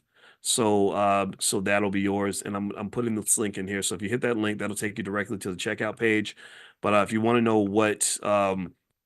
or some of the topics that we're going to cover in Black Wealth 101. It includes things like debt-itis, emergency fund deficiency syndrome, investophobia, credit card dependence disorder, impulse buying disorder, things like that, the spend luxury syndrome, underinsurance syndrome, etc. And I'm sure Aisha Verzi has a lot to say about that. And Aisha is actually in this class if you want to talk to her about insurance needs or anything else. Her phone number is actually on my site, drboyceoffers.com. So you can go to drboyceoffers.com and feel free to talk to Aisha. Tell her that I sent you. I think Aisha's in here. There she is. Hey, Aisha, how you doing? All right, and so yeah, so the code, if you hit the code Calvin, it will give you the discount immediately. It will take you right to the page that reduces the price from $299 for lifetime access to $155. And so, in addition to the training, you can also get access to all the material that's in there. And then once you're done, you are eligible to print out your certificate. And that is a certification to say that you went through Black Wealth 101, because I believe that we are our own educational system, and I believe that we should be educating ourselves and each other. And so that's what I'm doing with that. So I hope that works for you guys. I hope that makes sense. I hope that you're interested. All right. So anyway, I'm gonna get out of here, guys. Have a great day. God bless you, and I will see you all tomorrow. And let's go get it. Have a good day, everybody. Oh, do you wait? The code? Do you see the code, Tracy? Okay, I put it in there. I put it in there again. Let me know if you see it. There's the link again. One more time. Does everybody see it? Let me know if you see it. If you don't see it, then I don't know what else I could do, but there it is. So okay, great. All right. Go to blackwealthmasterplan.com, and there's kind of a beginner on how you can get started with the $5 a day investing plan, which will make your family wealthy in less than a generation. And so that's the first thing. The second thing I wanted to say was I actually put together some stocks that I can share with you today that are expected to do well in the event that you are in support of a Kamala Harris presidency. If Kamala Harris is elected, these are some stocks that are expected to do well. So give me 1 second, and I'll share that list with you. And also, if you log in at theblackstockmarketprogram.com, theblackstockmarketprogram.com, you can find the list of what Dr. Boyce is buying for this particular week, and also other curriculum material that you can take a look at. All right. So anyway, I hope everyone's doing well. And so what I'll say to you right now is, in terms of the stock market, the big conversation is around interest rate cuts, when the Fed is going to make their move, what the cuts are going to look like for the rest of the year. That's very, very big. And also, the economy seems to be humming along pretty strongly. There are some indicators that it could be slowing down just a little bit. But for the most part, economists are really impressed and surprised that we were able to have what they call a soft landing, which is basically where you haven't you recover from inflation, but you don't get hammered by an economic downturn trying to control inflation. Because typically, what can happen is that when you're fighting inflation the way we had to fight inflation during the pandemic, in many cases, you'll see some sort of an economic decline or even a collapse as a result of that, because you have to pretty much slow down the economy in order to slow down inflation. Well, they've kind of pulled it off. They did a really good job of striking a nice balance between the two, and I'm super impressed by that. And so that's the first thing I'll share with you in terms of what's going on. I'm going to pull up some news stories so we can kind of talk through some of this. And also, I'll share some of those stocks in a second that I actually like right now that you can feel free to take a look at. All right. Okay. So all right, so the first thing is also those of you that are in the Prime program. Last night we did a session where we were talking about generating income from stock options. A lot of these stocks that generate options income, they are cheaper now, which is a buying opportunity. It's a chance for you to hop in and get some of those assets cheap. So you may want to, if you got some extra cash laying around, this might be an opportunity to dig in and buy some of those assets and generate some cash. I generated my income on Monday. Every Monday, I sell my stock options, and it works really well. It's a great way to make money. If you are interested in that kind of thing, you should go to drboyceprime.com. That's drboyceprime.com. So I'm looking at right now on CNBC is that it looks like the headline is that the S&P 500 fell but actually it didn't fall. Right now, at least the Dow anyway, which is not the same as the S. Okay, the S&P 500 fell, but the Dow went up a little bit. Let's look at the S&P. The S&P's down a little bit less than 1%. And they're claiming that this is sort of preparing for mega tech cap earnings. So a lot of the mega tech stocks are about to release their earnings. And these earnings are going to be a barometer for how the economy is doing. It says here that the S&P 500 fell Tuesday, dragged by lower by declines in mega cap tech stocks as investors brace for quarterly reports. The broad index shed 0.5%, blah, blah, blah. The earnings season has been solid so far. One of the more than 230 S&P 500 names that have reported of the 230 that reported, 80% have beaten their expectations. So that's really, really good. That's a great earnings season. We are seeing a broadening in earnings growth. So he says, according to Edward Jones Principal, let's see, senior investment strategist Mona Mahajan, he says, we do think, or maybe it's a she, Mona, it's probably a she. We do think that with tech earnings, the bar is high. If we get any whiffs of a cooling in AI spending, we could see the stocks pull back a bit, but we've already gone through a decent correction. So Mahajan added that the soft landing narrative remains intact, as I mentioned to you earlier. In her view, that's a her, okay, and that a potential rate cut from central bankers coupled with moderating inflation could lend to a strong backdrop for a continued broadening of the market as traders look to areas outside of mega caps. So what that means is that basically a lot of the growth in the market up to this point have been concentrated in a few mega cap companies. Now they're starting to spread out. A lot of these stocks that I've mentioned to you all every week in what Dr. Boyce is buying, those are actually seeing significant gains because now the wealth is being spread around a little bit. A lot of these small cap companies are starting to actually do what many people thought they were eventually going to do. The Fed's two-day policy meeting began Tuesday. So the Fed is meeting right now to make a decision about what they want to do with interest rates. Traders have priced a 100% chance for a September rate reduction. So they're not expecting one sooner. They're expecting one in September. They said inflation is trending lower, supporting Federal Reserve rate cuts, says Seema Shah, Chief Global Strategist of Principal Asset Management. This, coupled with a still robust economic outlook and strong corporate earnings, should bolster risk assets and lead to a broadening of returns away from just technology. Let's see. CrowdStrike shares fell 9.5% after CNBC reported that Delta Airlines hired attorney David Boyce.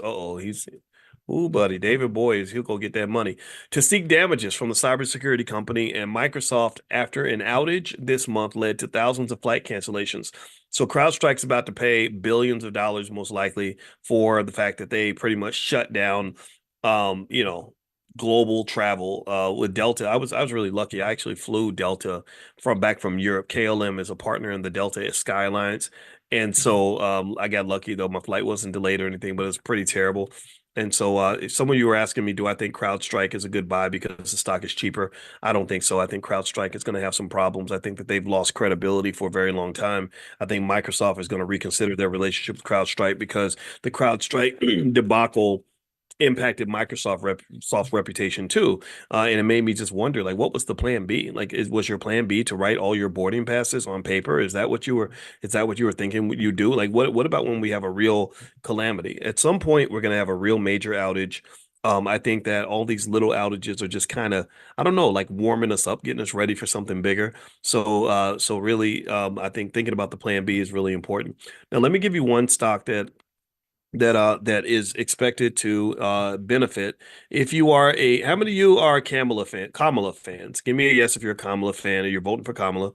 Give me a yes if you're a Trump fan. Let me know. Type Trump or Kamala in the chat, or you can type neither if you are a fan of neither and you're not going to vote for either one. You're going to vote independent or maybe not vote at all. All that's welcome. All that is welcome. All that is respected in this space. I want to make that clear. I'm not going to argue with another black person about who you're voting for. I'm just not. It's a waste of my energy and time, honestly. So here's the deal. Some of you like Trump, and that's fine. And some of you like Kamala. All right. So what I'd like to do is share a couple of stocks that are expected to do well if Kamala gets elected. One of them is a company called Green Energy. Sorry. Scratch that. It's the category of green energy. The company's called Next Era Energy. The ticker symbol is NEE. And basically, Kamala is known for having support for green energy initiatives. So NEE could be a stock that it would be good to own if Kamala gets elected. If you think that she's going to be president, then these companies are expected to, do well. Another one is Caterpillar. Caterpillar focuses on rebuilding and improving America's infrastructure, or that's what they would be involved with construction, heavy machinery, stuff like that. America's infrastructure is a piece of crap, and so ultimately, it really, I think any president would have to invest in infrastructure, but Kamala is expected to do more than Trump, I guess, or at least that's where her strength might be. I don't know. Also, if you are a Trumper, the defense stocks, defense, oil, and gas are two categories that are expected to benefit if Trump gets elected. So Lockheed Martin, LMT, ticker symbol LMT, Lockheed Martin. I mean, I just like Lockheed Martin in general, just because we know America is not going to stop spending on defense, period. And another one is ExxonMobil, the ticker is XOM. Trump's policies pretty much support the deregulation of fossil fuels and or the mining of fossil fuels. And so oil companies are probably going to be happy if Trump gets elected. So those are some assets you can look at. Depending on who you want to vote for, if you don't care, you can maybe pick them all. I think that's a fine strategy too.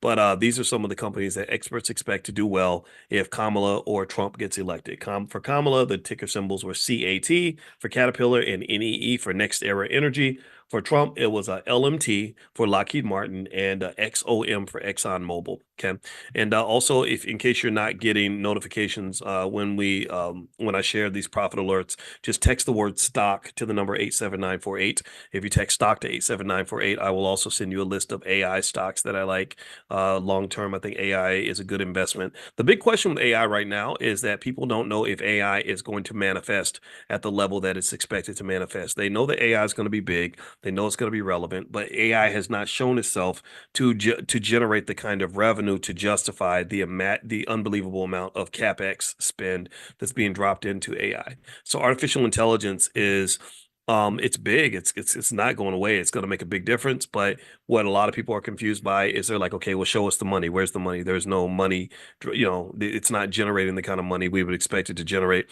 Now, one thing I want to mention to you all also is that in the Black Business School, because we just have the coolest, most innovative team on the planet, we actually decided I wanted to create a competition around investing. So we created something called the Black Investors Cup or the Black Investors Championships. And the Black Investors Cup is a competition for stock market investing where we give you $50,000 in fake money and you can go in there for 6 weeks, invest like crazy with your family, your friends, and whoever has the most money at the end is the winner. The winner will receive the first ever Black Investors Cup, which is a big, beautiful cup that will be delivered to your house. Also, I'll bring you on my platform and you can, introduce yourself to the world, talk about your strategy. You can talk about your business. That's a good way to promote your business. Tell them about what you're doing with your family. And also you get lifetime access to the Black Business School. So that's something that we're doing right now. The URL that's going to be set up is going to be blackinvestorscup.com. I don't know if the URL is connected though to that platform yet, so don't use it just yet. But if you want to receive notification on how to sign up, just make sure you join the Money in the Morning Economic Consciousness Training class that we do in the morning. So you can do that by texting the word morning to 87948. If you join that class, you can join for free. You can join every morning. We do this 7 days a week, and we talk about Black economics. So text the word morning, MORNING, to 87948. And I will send you a link. And Amani's in the chat also inside the Zoom, and she's also shared the link. And is that the code? The code is Black Investors. Is that the code to get in for free? Okay. All right, great. So yeah, so hit that link, and Amani's giving you the information inside the chat. But also, if you're not inside the Zoom, you can actually just get on the text list, and I'll text this out. So text the word morning to the number 87948. And not only will I invite you to join us for the Black Investors Championship, we will also invite you to the special real estate event that we're having with Constance Carter this week, who is our Dean of Real Estate right now. So we have a lot of cool stuff going on. And Princess Gigi says she's looking forward to it. Yeah, I'm looking forward to it. I'm going to compete too. So we'll see how we can go. We're going to have a leaderboard. So we're all going to be competing with each other to see who the top Black investor in the world is. That's what we're going to, this is our world championship. We don't care what everybody else is doing. We got what we going on. We got the important stuff happening right here in our community. All right. So let me let me just tell you a little bit more about what's going on in the economy. This is not going to be a long session today. If you have a question, you can put it in the Q&A section if you're inside the Zoom. If you're not in the Zoom, then you should definitely join the blackstockmarketprogram.com, and then you can come into the Zoom and you can send me questions. I'll answer your questions directly. What's happening here, I'm going to read a little bit to you.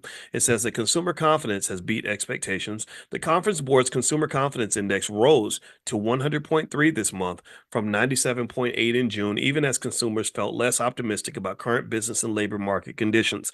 So what they're saying is that consumers are more confident than they expected them to be, but that does not mean consumers are more confident than they typically are. You understand? It's like they have an expectation of of the level of confidence that consumers have. We exceeded the expectation, but that does not mean consumers are generally confident. And so it says here that even though consumers remain relatively positive about the labor market, they still appear to be concerned about elevated prices and interest rates. Uncertainty about the future, things that may not improve until next year, Conference Board Chief Economist Dana Peterson wrote. Expectations for future income improved slightly, but consumers remain generally negative about business and employment conditions ahead. So consumers are negative. They're just not as negative as they expected. Why do they measure consumer confidence? They do that because confident consumers support the economy. Confident consumers buy things. Confident consumers make investments. Confident consumers are out in these streets doing things financially that keep the economy moving. The number one driver of America's economic strength right now is consumer spending. Consumers in America spend unlike anywhere on earth. So this is a double-edged sword. I don't believe you want to be a constant consumer. I think you should also be an investor and a saver and prepare for a rainy day. But because most Americans don't do that, that's what keeps the economy strong. So when they tell you how great the economy is doing, they're basically saying that rich people are getting rich because you're giving them all your money. And that's kind of what you want to be cautious about. Also, job openings edged lower in June while hiring slumped. So job openings were a little bit lower in June while the hiring rate hit its highest level, excluding COVID impacted data in nearly 11 years. Okay, so they're hiring more people than they have in 11 years, but there are slightly less jobs available. Available total jobs is 8.18 million, a decrease from 8.23 million in May, according to the Labor Department's Job Openings and Labor Turnover Survey released Tuesday. Economists surveyed by Dow Jones have been looking for 8.1 million. The ratio of openings to unemployed workers is around 1.2 to 1. So there's 1.2 jobs available for every one person seeking work. While the openings number was little changed, the hiring level dropped. It tumbled by 314,000, taking the rate as a share of the workforce down to 3.4%. The last time it was lower was excluding April 2020, or April 2020. Did I say 2020? April 2020, sorry.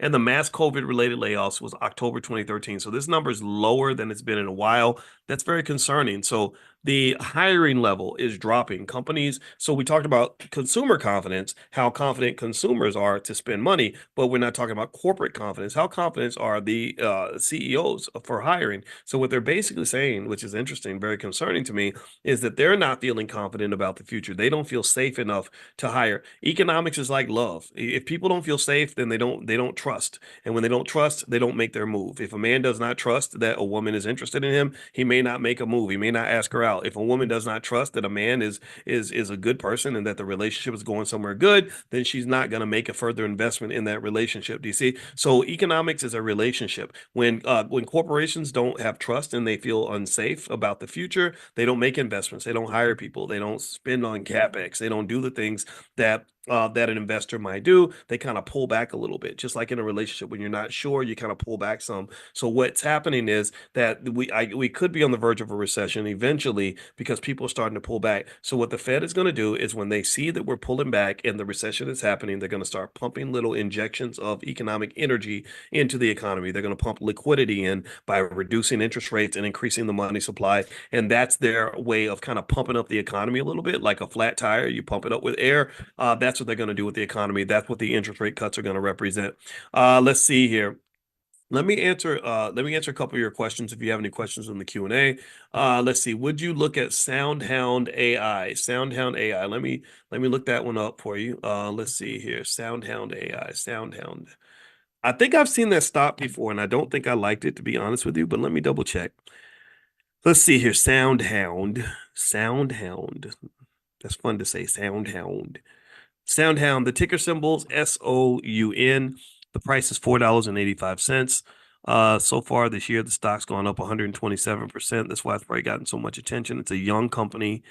The analysts like it. 83% of the analysts think it's a buy. That's a good sign. Let's see earnings. They're losing money, which means they're probably struggling for liquidity a little bit. Um, I mean, I don't hate it. I wouldn't necessarily buy it, but if you want to add it to your portfolio, there's not. I can't tell you that that would be a mistake because thousands of other people would agree with you. So I would say that if you were to let's see if there's more information about this company. There's no reports here. Looking here. I would be really careful about buying stocks just because everybody else is talking about them, though. A lot of times when a stock makes a major move, it gets a lot of media attention. When it gets media attention, people rush to invest in the stock. I would just be really careful about doing that. But I don't see any reason why. I mean, why not? Why not? If you got a few, 500 extra bucks, why not buy 100 shares? Maybe the stock will make a move. There are analysts who do like it, so something to think about. The Black Investors Cup. Thank you for asking that question, Joni. It starts on August 19th. I think that the last date to register is August 10th, so you'll have about a 10-day window to sign up. I'm gonna get that link sent out to you guys today or tomorrow to the text list. Make sure you're on the Money in the Morning text list. So text the word morning to 87948 and I'll send that to you. Michael says, where should we start as beginners and how much should we invest? Well, one way to start as a beginner is if you go to theblackstockmarketprogram.com. There's 30 days for free that you can evaluate going to the program. It's been around about 7 or 8 years. It's very, very popular. It will take you from beginner to advanced investing. We have so much stuff that we cover in there. So you can feel free to take a look at that. Also, if you go to the drboycemethod.com, I did a Black Stock Market weekend that was very popular. A lot of people like that. So I broke down the Dr. Boyce Method, 11 steps to sort of picking the right stock for your portfolio. So feel free to go to the drboycemethod.com, the drboycemethod.com. That's a good place to start. The amount that you start with, there's no minimum in my view. Maybe $5 or something. That's the minimum, if you, I guess, but even less than that can be invested. I don't think you should think of investing as something that only rich people do or only educated people do. It's something that everybody should do because you're already doing it. You're already investing. You're just not investing money. And also remember, you're not. You don't say you can't make yourself rich. Because you've already made several people rich.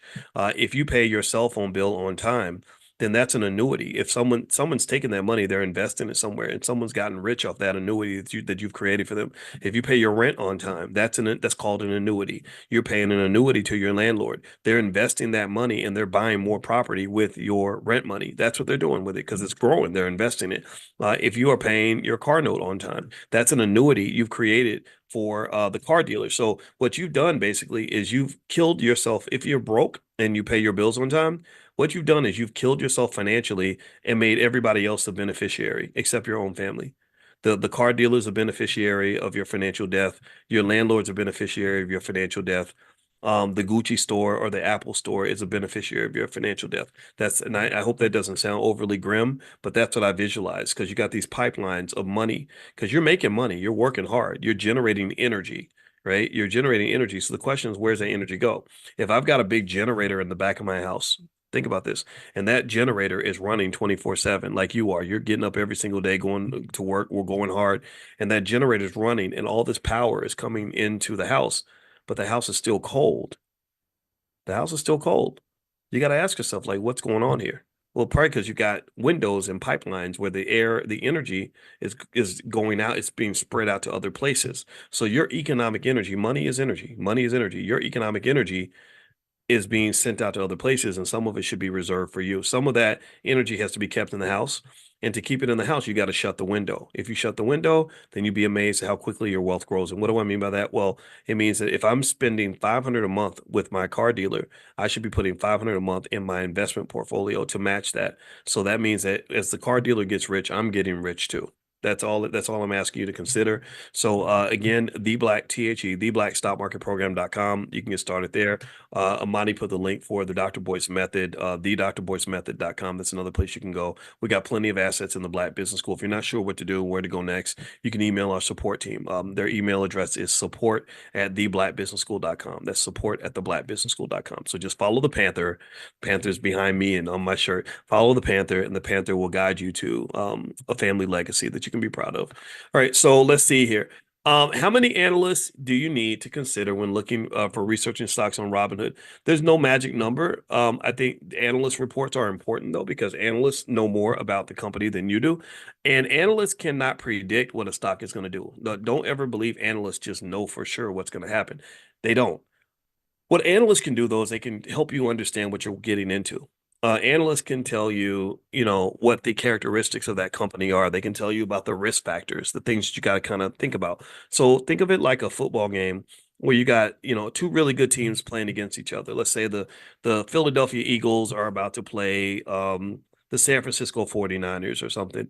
And you don't know who's going to win. Let's say that they're evenly matched, so you don't know who's going to win, but an analyst could tell you, you know, what makes each team great. They can say, "Oh, the Eagles, they got a great quarterback, and look at their wide receivers, and their defensive line is amazing." And they'll look at the 49ers, "Oh, they got the best defensive backs in the league, and their special teams are really good." They can tell you, but they got to watch out because their quarterback is a little bit weak. Do you see what I mean? So they can tell you, help you describe the texture of the situation. Okay, that's what an analyst can do. An analyst report can just tell you, like, okay, this is what's going on in the company. This is what you're in for. But generally, I almost look at it like, if you date somebody and have a relationship, nobody is going to be perfect in a relationship. Um, Everybody's going to have good and bad. And maybe when you're picking, like, when I pick my wife for better or for worse on her good days and her bad days. And on her bad days, she can be pretty bad. On her good days, she can be amazing. And so maybe what you're looking for are situations where the good outweighs the bad, or at least situations where you're okay with dealing with whatever comes, because it's not just the unknown that you're dealing with. You're dealing with the known, the unknown, and then you're dealing with the unknown unknowns. So the known is the stuff that you know. You know what the company, how much money the company's made, how much they have in assets. You know how they do business right now. All that's public information that's publicly revealed. What you don't know is how this is going to play out in the future. Maybe they're in an industry that's going to go into decline. Maybe their CEO is going to die tomorrow. Maybe they're going to make a bunch of bad decisions and have a bad 5 years like Disney did. You don't know that. But then you got the unknown unknown, and the unknown unknown is just the fact that the world is constantly changing. So while we know Disney is a big company that makes a lot of money, and they made most of their money through telling stories through with these cartoons and developing these brands that they monetize in various ways.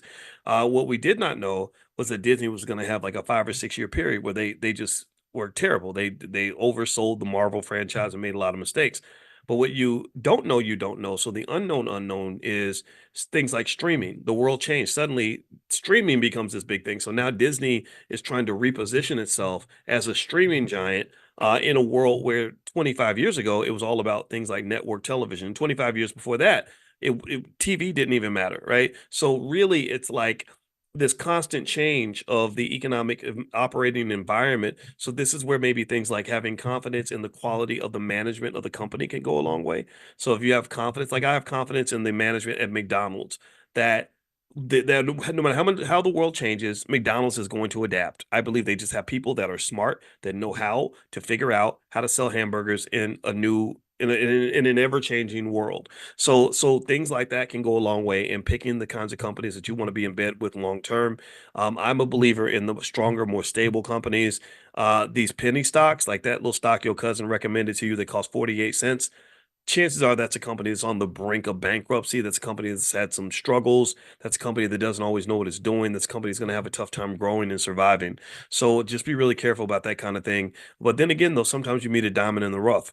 Like, I'm super proud of our son who introduced me to the Nvidia stock. He convinced me to buy it years ago because he when you're a bonus dad, it takes time to get to know the kids and stuff. So I saw him playing video games, so I decided to learn how to play video games. Some of y'all may have seen me play video games online for fun, and people are surprised by this, but I'm not. I love it. It's so much fun, and I got into it because I used to love it, and I saw that he played video games a lot, and I was like, oh, maybe if I learn how to play his favorite game, we'll have something to talk about. So I sat there and clumsily, I mean, I was so clumsy, I was terrible, and I learned how to play. And then it worked. We got time. We had something to talk about. We started playing together. And then one day he says, "Hey, you should buy Nvidia stock." I said, "Well, why do you think I should buy Nvidia?" He said, because I was interested in what he was doing, he became interested in what I was doing. And he knew that this guy his mom married is into stocks and investing. So he's like, "Yeah, why don't you look at Nvidia stock?" And I said, "Okay, tell me why." And he said, "Well, Nvidia makes the chips that we use in our video game." And I was like, "Oh, okay, sure." And so I bought a few shares and didn't even think about it. And I kid you not, I bought $5,000 worth of Nvidia stock that day. That stock years later was worth about $100,000. So he literally made me a bunch of money, and it was literally an investment that I didn't even think about. And that's really a lot of times where wealth can come from. It's like if you're just in the game, then you have a chance. If you're not in the game, then you have no chance. Do you understand? If you're not in the game at all, if I had just said, well, I don't invest, I don't mess with the stock market. Stock market is for white people, it's for rich people. It's nothing but just a big scam, and I'm gonna just take my money and spend it at the liquor store or something like whatever. Like then I would have missed out on that. And the word poor stands for passing over opportunities repeatedly. So don't do that to yourself. Just get in the game, participate, make investing a habit. It should be part of your culture. Investing has to be a critical part of your culture. Some of the things that are in your culture don't even belong there. They shouldn't even be there. So, but wealth building, getting money, having money, taking care of family, taking care of your descendants, making sure your woman is good, your kids are good, your spouse is good, your family's good, that has to be a foundational aspect of family culture, in my opinion. And I write about that a lot in my book. If you want to take a look at my book, it's you can go to drboycebooks.com. My latest book is called The 10 Commandments of Black Economic Power. I haven't mentioned it in a while. For those that are new, you may not know about it, but it's a great book, and it's all about building an economic culture that's gonna make your family strong. And so feel free to go to drboycebooks.com if you'd like to take a look. And it's a bookstore. It's got a lot of stuff for your kids. We've got love and money, all kinds of stuff there. So anyway, guys, I'm gonna go. I'm gonna let you guys go. I wanted to come in and just have this quick chat today. And so I mentioned the stocks earlier. I'll mention the stocks again in case you came in late. If you like Kamala Harris, Kamala, like, if I say Kamala, just don't think I had a friend who got real sensitive and she said, it's not Kamala, it's Kamala. And I was like, I'm not trying to insult her, I promise. I just thought it was Kamala. But Kamala, if you like Kamala, the stocks that are expected to do well in a Kamala Harris presidency are Caterpillar, CAT, and Next Era Energy, NEE, CAT and NEE. Type that in the chat, please, so others can see it.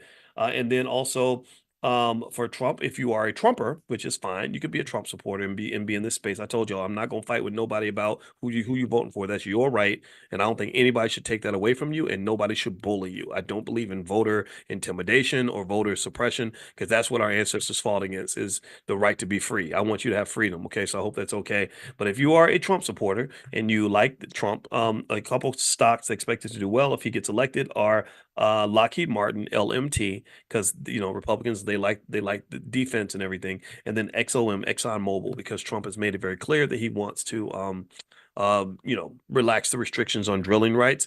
Other areas with Trump would be crypto. He's proven himself to kind of be a friend to crypto. He's trying to position himself that way. And then another area, he has a company, Donald Trump Media, DJT could do well if he gets elected. In fact, after his assassination, the stock shot way up. But I actually shorted the stock because I felt like it was going to come back down. And the company is not a very good investment in my opinion, long term. Like Lockheed Martin and Exxon, solid companies. They know how to make money. They've been doing it for a while. DJT doesn't know how to make a lot of money. It's a lot of fluff and stuff. But if he becomes president, guess what? That fluff gets replaced by substance because you've got the power of the presidency behind your company. That's going to make you some money. So if you want to go take a look at it, feel free to do that. I'm just here to deliver the information.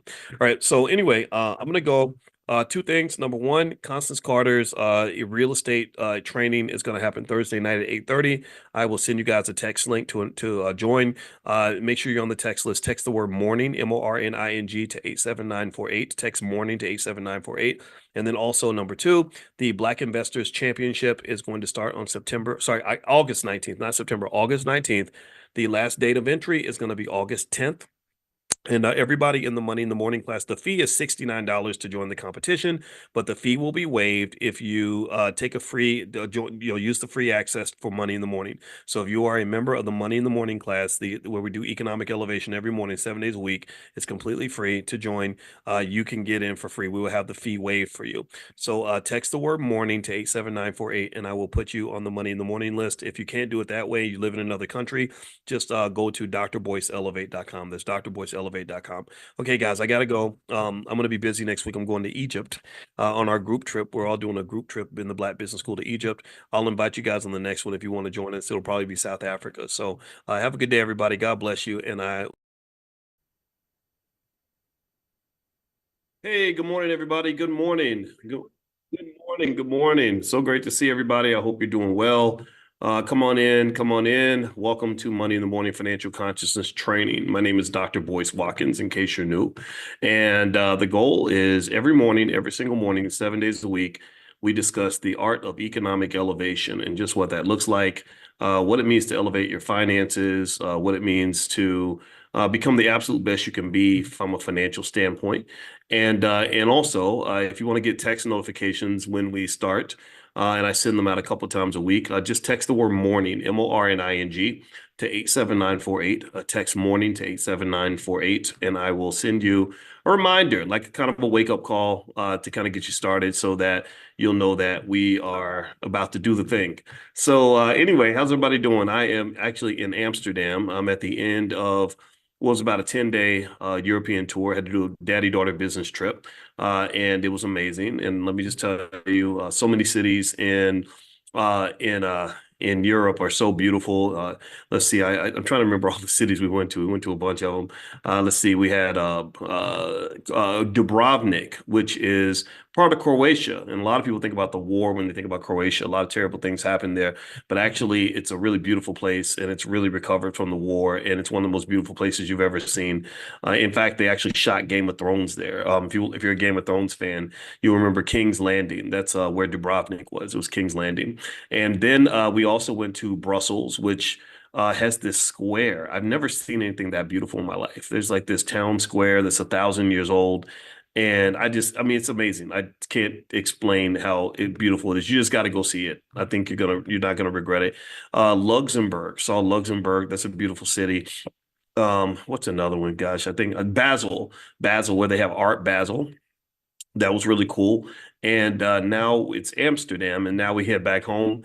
And then I got to take another trip next week. We're going to Egypt, a group trip with the Black Business School. We're taking a trip to Egypt, thanks to Jay Cameron. I would invite you guys to go, but unfortunately, immediately all the tickets sold out. And so, if you want to join us on the next trip, though, it's going to be South Africa, and I'll announce that first here because I'd rather travel with people that know me well and that I know you well, and we're connected.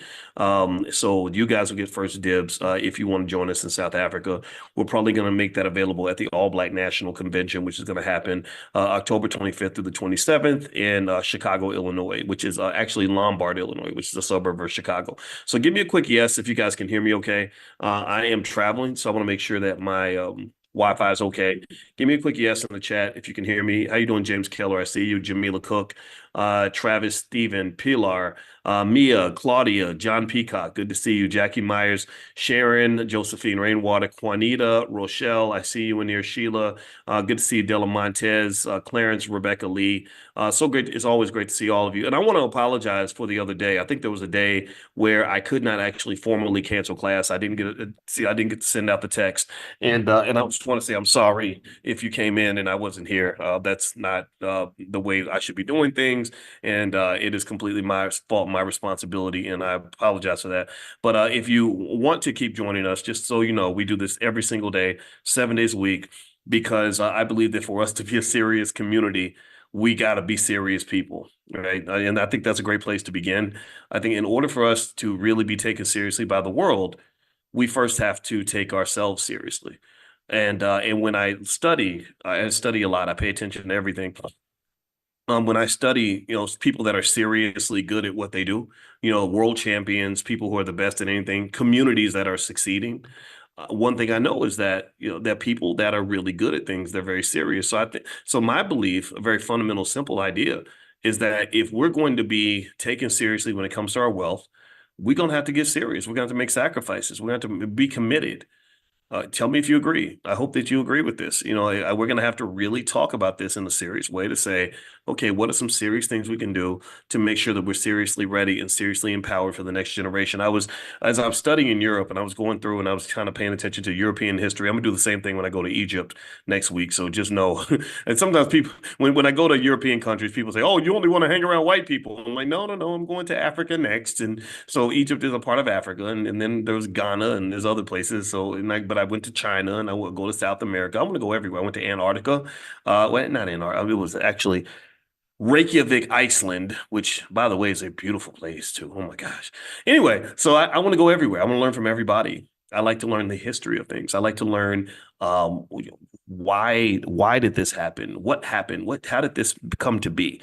And so here's one of the things that I was noticing, and I'll start here, and then I'm going to go into the point that I wanted to make today for our financial consciousness training. Is I was curious about the Irish potato famine.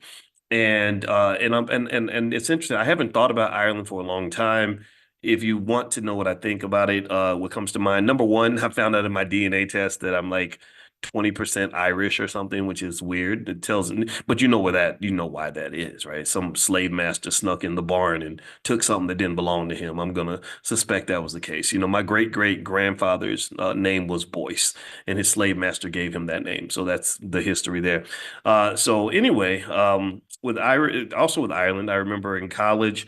I had a scholarship to go to Ireland, and I did not take it. I got my dream job actually that summer working for General Electric Aircraft Engines Division in Lynn, Massachusetts, and they paid me a ton of money. They put me in a really expensive apartment and gave me a ton of money, and it was the worst, most horrible job I ever had. I had a racist boss who ignored me and didn't teach me anything, and this black mentor I had nothing in common with, and I was so uninspired. And I remember just being so bored and walking around the factory trying to find stuff to do because I hated that job so much. And that was when I decided that I wasn't going to spend my life on the corporate plantation. Just the idea of doing that job for the next 30 or 40 years was very depressing. And so I had my black job, and it was a good black job. I made good black money on that black job, but I did not want that job. Instead of just the black job, I decided maybe I want something that's black owned, or at the very least, I wanted a better job. That's why I became a professor. So anyway, with going back to Ireland here, another thought that came to Ireland, which was really just a random thought. In case you don't know, that's what we do. We talk about money and we do streams of consciousness, but I promise you, everything comes back to money. I remember in college, and I took this class. College is full of like, it's this great place where you learn a lot, but they also spend a lot of time teaching you a bunch of random things that don't actually help your life. So when I was 19, I had to take a class about old Irish peasants or something, and it was Irish peasants in the 19th century. I don't know what the hell I would have in common with them, except for the fact that I got that Irish blood in there somewhere, which ain't really supposed to be there. And I remember learning about this drink called Boney Clabber. And Boney Clabber is, check this out. This is crazy. It's gonna freak you out. It's where you take milk and you put it on the front porch until it spoils, and it curdles when it spoils, and then you mix it with cow's blood, and people drink that. Like people would drink that stuff. Spoiled milk and cow's blood. That's the nastiest thing in the world. That's the only thing I remember from that class. That's the nastiest thing I remember from that class. And I remember sitting in this class, and it was a big old gigantic room, like auditorium style, 300 people. And the teacher is some old man who bored me to death. And he was talking about all this Irish stuff. I've been hardly paying attention to it. But I had learned enough to get a good grade in the class. And then I raised my hand and asked a question. He says something. He says, well, here's what happened and blah, blah, blah, blah. And he says, but the caveat is, and I raised my hand and he said, yes. And I said, what is a caveat? And he goes, it's a disclaimer. And then he starts talking. He goes, so blah, blah, blah, blah, blah. And I raise my hand again. And he goes, yes. And I said, what's a disclaimer? Because I didn't know what a caveat was. I did not know what a disclaimer was. I was just being honest. But those are the assholish things that I've done in my life that have gotten me into a lot of trouble. So if you ever want to know why I get in trouble sometimes, it's because I ask those annoying questions. So anyway, so speaking of Ireland, let's circle back to that. So here's what happened with Ireland, right? So they had this potato famine, and if you want to know what happened in the potato famine, and I want to link this back to Black families and the lesson we can learn about economics here. So what happened in the potato famine was that the Irish had a big part of their economy and a big part of their diet based on potato production. Potatoes apparently are nutritious; they have high nutritional value, and you can grow a lot of potatoes in a small plot of land. So the Irish love potatoes. Well, something happened where the potatoes got poisoned or something, or they caught it some sort of infection, and a bunch of potatoes got sick and died. And the British, who were kind of the colonizers of Ireland to some extent, they kind of were to the Irish what white people are to us. They would kind of come in and take what they want and do what they want. And so they came in and they took the good potatoes and left the Irish with the bad potatoes. And this led to the Irish potato famine. And 1 million people died from starvation because there were no potatoes. There's nothing, no food to feed anybody. And 1 million people left to go to other countries like the US, Canada, stuff like that. I think that's why you have so many big Irish communities in the United States. Like in Chicago every year, they literally have so many Irish people there that they literally pour something into the lake, into the river to make it green, right? St. Patrick's Day is a big deal in Chicago and other cities around the country. So anyway, I thought about this and I was just talking to my daughter about it and I said, this is really an interesting, sad reality about life. And the reality that I'm picking up from this is that don't nobody really care about you that much in this world. I'm not saying nobody does, but how brutal do you have to be? How brutal did the British have to be to say, we're going to take all the good potatoes and we're going to let you starve? We're going to come to your community and we're going to take all the good stuff. I'm going to leave you with the bad and just wish you the best. And this led to the Irish actually getting really pissed off at the British, which they should have. I'd be mad too. Walked up in my house, took all the good food out, and let me and my family starve. Oh, we're never gonna be friends. I'm not voting for you in the next election. That's for damn sure. And so that this led to the Irish fight for independence, and they still have issues with the British to this day, as they should. So I started thinking about the Black community, and I started thinking about how many times they came into our space. Tell me if you get what I'm saying. Let me know if you're following this. How many times people have come into our space and cherry picked what they wanted and left us with the shit? How many times they come up in the projects and say, we don't want him or her, but oh, Tyrone, he's 6'8", 240 pounds and can dunk a basketball. We'll take him. We'll take this one. And, or come in and saw us when we were inventing hip hop in the South Bronx in the 1970s and said, "Ooh, we can make money from this. We're going to come in. We're going to take your music and take your culture, but we're going to leave everything else behind. We're going to let you starve while we go and we feed ourselves off of something that we directly extracted from your community." Look at how many times they came into our community, took our wealth, took our talent, took our culture, took our children, took all of our resources, took even our land, right? And left us with nothing, just left us there to just starve and whatever, fall apart.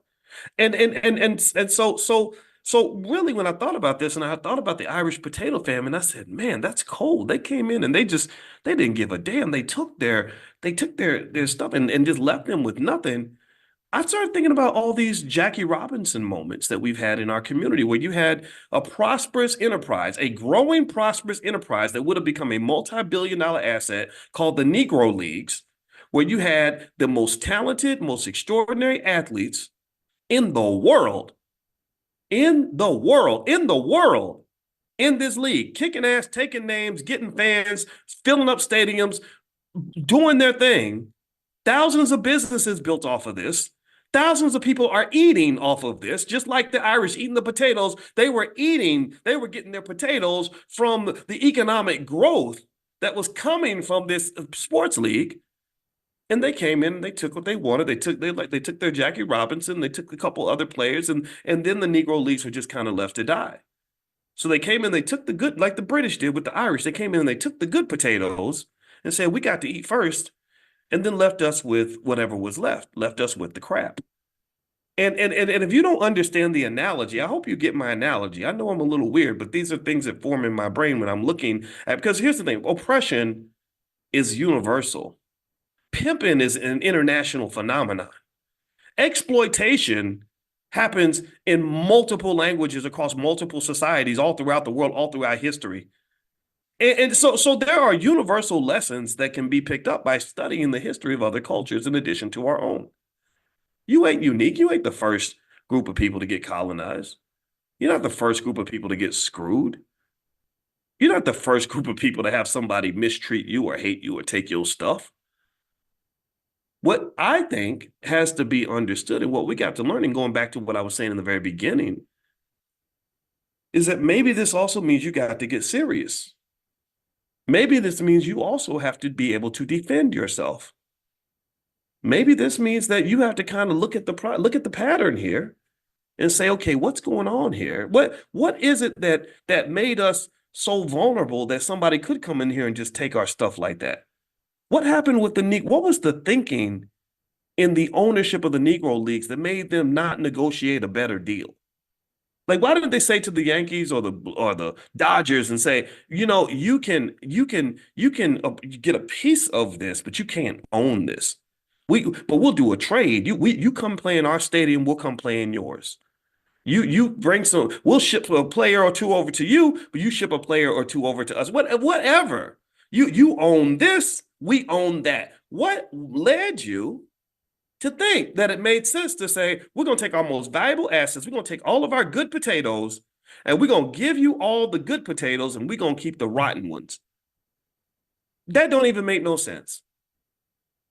That makes absolutely no economic sense. And that is why you were left to starve. Because the Major League Baseball, they eating good. They eating good. They got multi-billion-dollar franchises, and you can't own none of them. You got black people like Magic Johnson. I think Magic was able to own 5% of a team or something. They're like, we'll give you some crumbs. We'll give you the piece that we don't really want that much, and we'll give you a little bit just for the sake of diversity. We'll give you a little DEI here and there or something. Right? And now they don't even want to give you the DEI. And you trying to live off the crumbs, and they living off the feast. I think that there's something to learn there in terms of knowing who your friends are and who really doesn't care about you that much, and knowing what your responsibility is to defend what you have. You have a responsibility for that. And one of the biggest most problematic false ideas that we've been implanted in our heads because we get colonized from birth. When we start going to public school, that's when the colonization process takes place.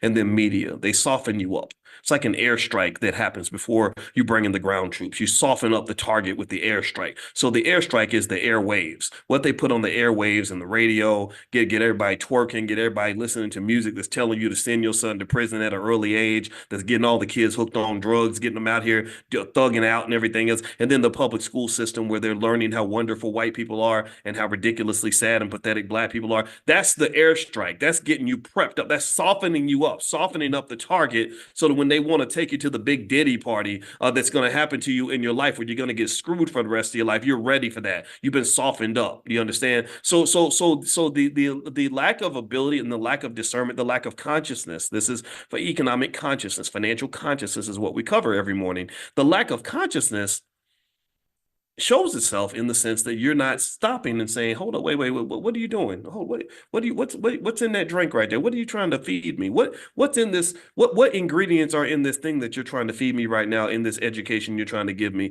What's in this? What is on this TV screen that you try? What's in this music? What poison did you put in the music to make us think that make our kids want to grow up and become thugs and killers and gangsters and drug addicts and everything else? No, we're not doing that. Do you understand? That requires strategy. It requires consciousness. It requires preparation. It also requires courage. And in some cases, we are lacking all of these things. We lack all of these things because, in many cases, unfortunately, whenever somebody comes along and says, why are we letting them do this to us? First thing you'll have another black person getting mad at that person, saying you're dangerous. Wait, that's a dangerous person. You'd be amazed. You'd be amazed. Even when I was on the faculty of Syracuse, and I don't know how smart I am. I don't know how smart I compare to other people, but I know that when it comes to economics, I'm one of the most highly trained people on this planet. And I remember when I would say certain things and say, well, this don't make no sense. Why would we let them do that to us? You'd be amazed how many black professors were scared to even be my friend. They were scared to be my friend because they knew that the colonizers were going to kick them in the ass if they did. If they got seen hanging with me, if they saw that they were associated with me, they knew they would get in trouble for that. And so I didn't have a lot of friends. And I didn't need a lot of friends. I'm not that don't that, I leaned on the Nat Turner spirit, whatever. If I got to do this by myself, I'm gonna do it. I'm not following a stupid crowd. I'm not following strategies that fail. I'm not following an approach that has clearly showed that it's not going to get us what we want because slavery is not fun. It's not fun to have somebody else control your life. It's not fun to have somebody else beating you up all the time. It's not fun to be at the bottom. It's not fun to be in last place. I don't want to be in last place. I want to be a winner. I like winning. I like succeeding. I like being the best. I like doing my best. Even if I'm not the best, I want to do my best. And I don't think, I'm gonna tell you this, my little simple theory is that in many cases, we are not really doing our best. I really think that we're sort of afraid to shine. We're afraid to push. We're afraid to grow. We're afraid to stand up. We're afraid to be what we were meant to be. And so this colonization oppression that kind of occurs kind of stunts our growth. And just to tell you how where my ideas have gotten on this, I literally remember whenever I would hear somebody complaining about how the public schools aren't going to teach Black history in the right way, my first reaction is why do we think white people why do we need white people to teach us our history? Give me a yes or no. Give me a yes or no. I have this. How many of y'all got a cell phone? Anybody else got a phone? Or am I the only one? It's this new technology. You probably haven't heard of it. Let me tell you about it. You haven't heard of this, so it's very cutting edge. It's called an iPhone. The iPhone. I don't know. So a few of y'all may have heard of it, but I've got this thing called an iPhone. And did you know that with my iPhone, I can look up anything that I want on this other amazing invention called the internet. Holy crap. Oh my God. And I know this is freaking y'all out. This is new stuff, man. This is the new stuff. And so if I use this thing called the internet on my iPhone, I can look up anything that a teacher could teach in a classroom. Did y'all know that? Did y'all know that? And I don't even need a white man's permission to do that. I don't got to ask massa to let me do nothing. So go tells your friends, tells your family, tells your children that we can teach ourselves now. We don't need to go to this building with some crusty lady from the suburbs who don't even know who the hell I am, who don't understand me, my struggle, my family, my children, or nothing, teaching them a bunch of very biased false facts about who I am. I don't need to abuse my children by exposing them to that nonsense. I'm not saying your kids shouldn't go to school. I'm not telling you to go take your kids out of school. I'm not that extreme. But at the end of the day, we can educate ourselves. And not only can we do that, we should be doing that. We should do that. Do you understand? We should do that. Not because again, I'm not saying take your kid out of school. Don't think some of y'all are doing homeschooling, and I applaud you. I think that that's a great solution. But don't think I'm telling you like, oh, you're a sellout for sending your kid to school. I'm not here to judge any of that. So let's just do we understand each other, please? Because I don't want people to take what I'm saying and make it into an extremist argument. This is not extremism. This is not extremism. This is called common sense. Common sense says that when they are giving you Kool-Aid that's filled with pee and rat poison, you should probably think a little more carefully about what you allow your children to drink. And that's what they're giving them the Kool-Aid and it's got some pee in it. It does. It's got this thing called white supremacy, this idea that somehow everything wonderful that's ever happened in the world was done by a white man, and black people, the only thing you've ever done is you were freed from slavery, which you didn't even do because there was this bearded white guy named Abraham Lincoln who did it for you. That's the best that ever happened to you. So you celebrate Juneteenth every year like it's the greatest thing you've ever accomplished because the best thing you ever accomplished was letting white people free you and get you out of jail. And so now to this day, we still carry the same mentality. We carry the same mindset that says, yeah, we can make progress, but we need their help. We need them to do this for us. We need them to open doors for us. And that bred that whole industry of these anti-racism speakers that pretty much go to big white universities and they don't really talk to a lot of black people. They talk mostly to white people and explain to white people how to treat black people better because you are defined as this relentlessly oppressed minority group who has no fate or no ability to control their own fate. And what I want you to understand is that is very, very dangerous. It does not mean that good white folks who truly want to heal and truly want to do the right thing can't play a role. There's nothing against that. Some of you are white in this room, and I applaud you for having the courage to hear from a loud, angry black man every morning. I respect that immensely. You're your family too, if you got the right energy. But what I am saying is that you have to also ask yourself, can we do this if they never help us? If no one ever comes in and saves us, if we're the Irish, if we are where the Irish were, where with British oppression under British rule, where the British were coming in, taking their resources, taking their women, taking their food, and kicking their asses, if we are the Irish and the British are just being the British, what if the British never help us at all? What if they never change their behavior? What if they never shift? What are you going to do? At that point, it's all on you, Jack. It's all on you. Do you understand? Like this whole time, everything I go, every experience I have, because I think a lot, it can be transformative. I want you never know what day I might come in here and have a whole different set of ideas because of something I experienced. And let me just tell you a little something. Every city I went to this week, when I went to Dubrovnik in Croatia, when I went to Luxembourg, Basel, Brussels, and Amsterdam, in every single city, every single country, every single province, all I would hear are stories about how they had to defend their freedom. Every single place. Every place there would be a history of they fought this war to stop these invaders. They built this wall to go and stop these other people from there. See, this is what you need to understand is that bullying and pimping are universal. The bullying is something that's happened internationally for thousands of years. If you don't have a plan for you and your family, if you don't play defense, then somebody else is going to play offense. Do you get what I'm saying? If you can't protect what you got, some asshole's gonna come along and try to take it. And this false idea where we're raised to be victims and we're raised to sit there defenseless and without a plan, without a strategy, without a sacrifice, and just hope that our oppressors decide to be nicer to us, that is by design. That is by design.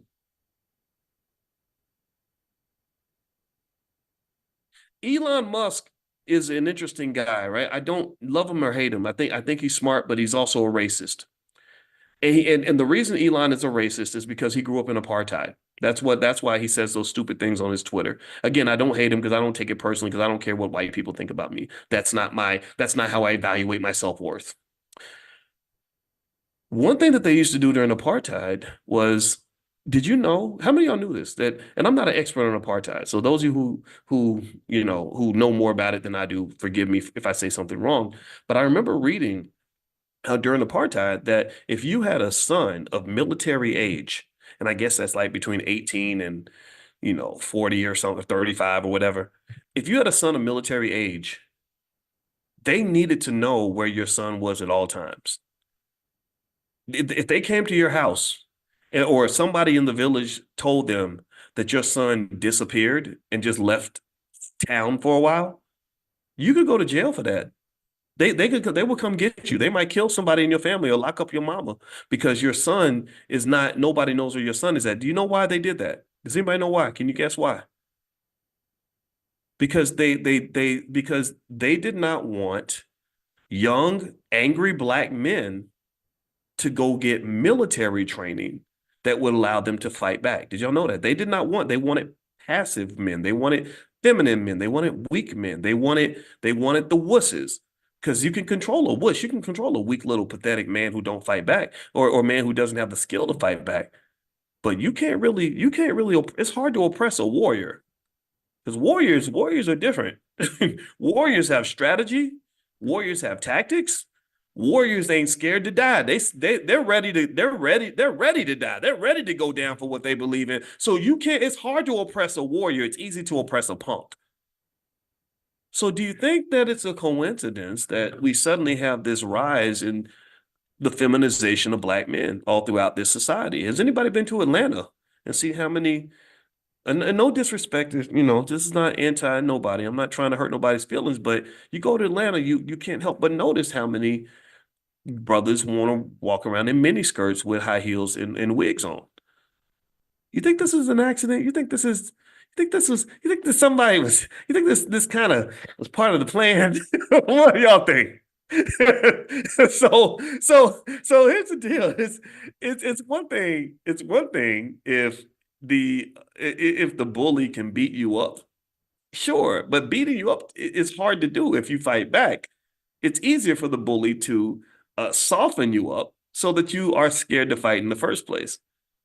And the reality is that a lot of our people are scared to fight. And then if they're not scared to fight, they don't know how to fight because you never had conversations like this. You never sat down with your father or your mother and had them explain to you that preparation is the key to success. They never told you that the way to prevent a problem is to prevent a problem.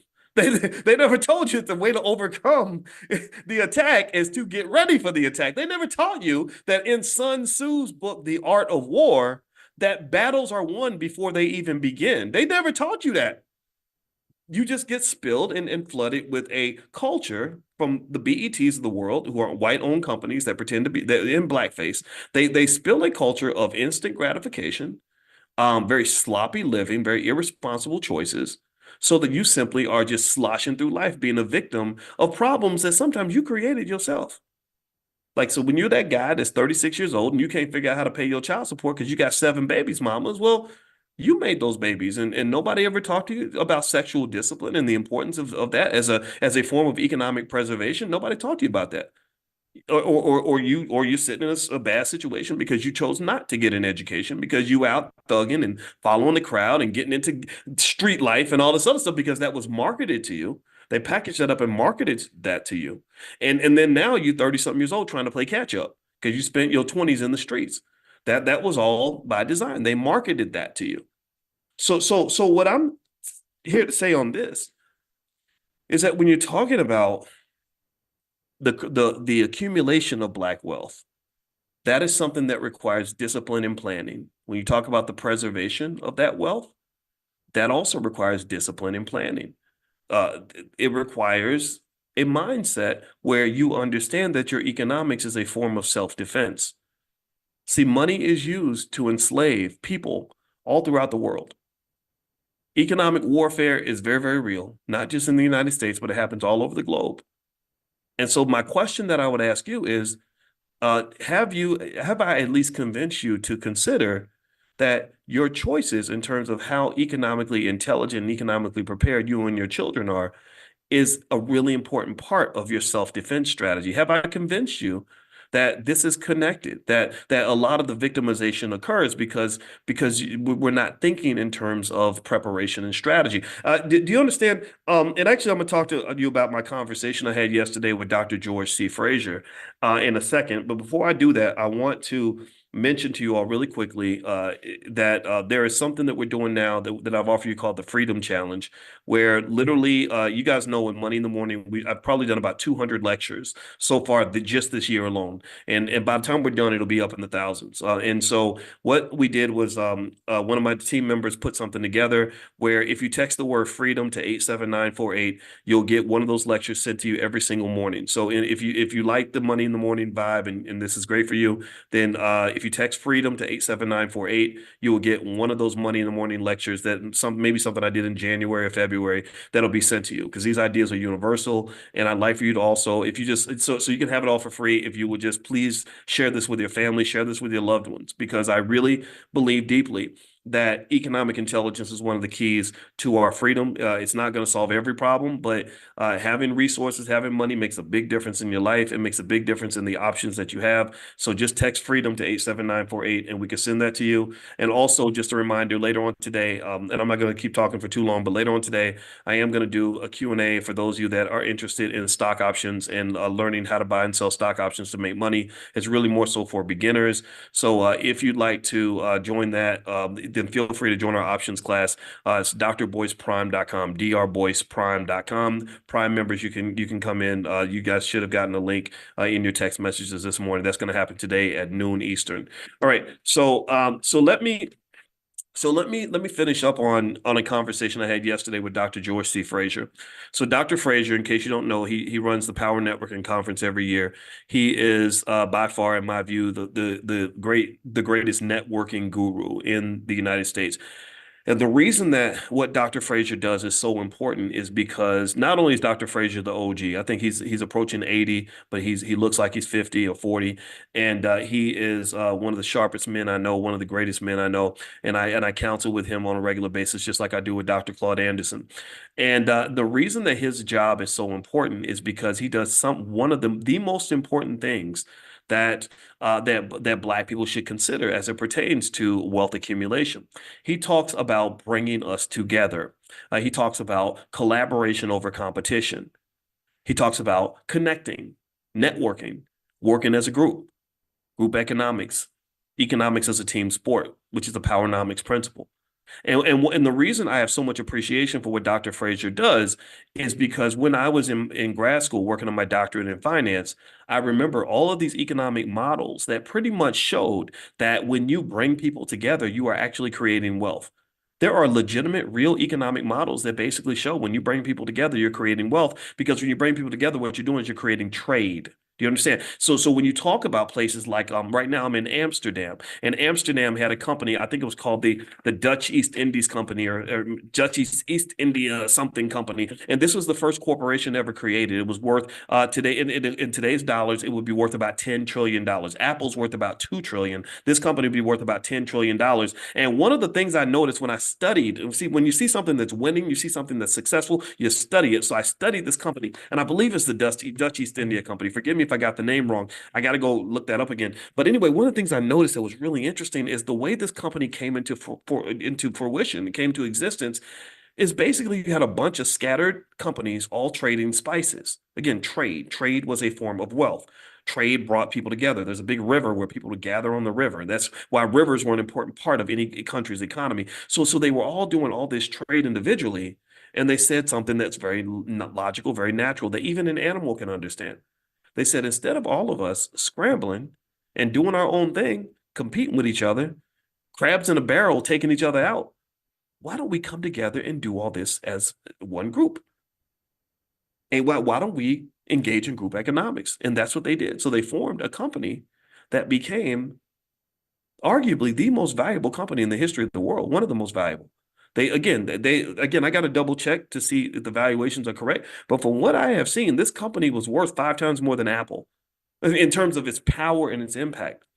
And so what Dr. Frazier does, and this is why y'all need to study this man. He's an American treasure. He's more important to me than Donald Trump. He's more important to me than a Joe Biden can ever be. He's more important than pretty much any non-black person I've ever studied in my life. Definitely for the purposes of what we're trying to do. The reason you should pay attention to this man is because he's giving you the keys to the kingdom by helping you understand the very same philosophy that led to the creation of the most valuable company in the history of the world, or one of the most valuable. He's explaining that if you embrace the right ideas that lead to collaboration with family, collaboration with friends, collaboration with other people that have similar interests, you can accomplish a whole lot more than you can by competing with that Negro across the street or competing with that lady that's on the other black person on your job. Collaboration is far superior to competition. And so when you take this and you blend this with other things that we talk about, like in the Black Business School, we have the first ever Black Financial Therapy Department. The reason we created the Black Financial Therapy Department is I said we have so much undiagnosed, untreated trauma in our community, so many generational curses, so much fear, so much anger, so much hostility that it keeps us from being able to collaborate. Because in order to collaborate, you need trust. In order to collaborate, you need to calm your ass down and resolve disputes in a peaceful way. In order to collaborate, you can't get into this whole gangster mentality that's being promoted to us where we're constantly trying to beat each other out. I mentioned to you all the difficulty that I had trying to partner with Kanye West because everything he did was about trying to dominate me, and I just don't respond well to that. That was a very difficult conversation. So collaboration, that's one of the keys. That's one of the things. So here's the thing. I told Dr. Frazier, and we didn't just talk about that. We talked about one other thing, and I'm gonna bring this up in a minute. Is I said, so to me, the point of education is not just so you can go to school, get a bunch of degrees, and get a good job.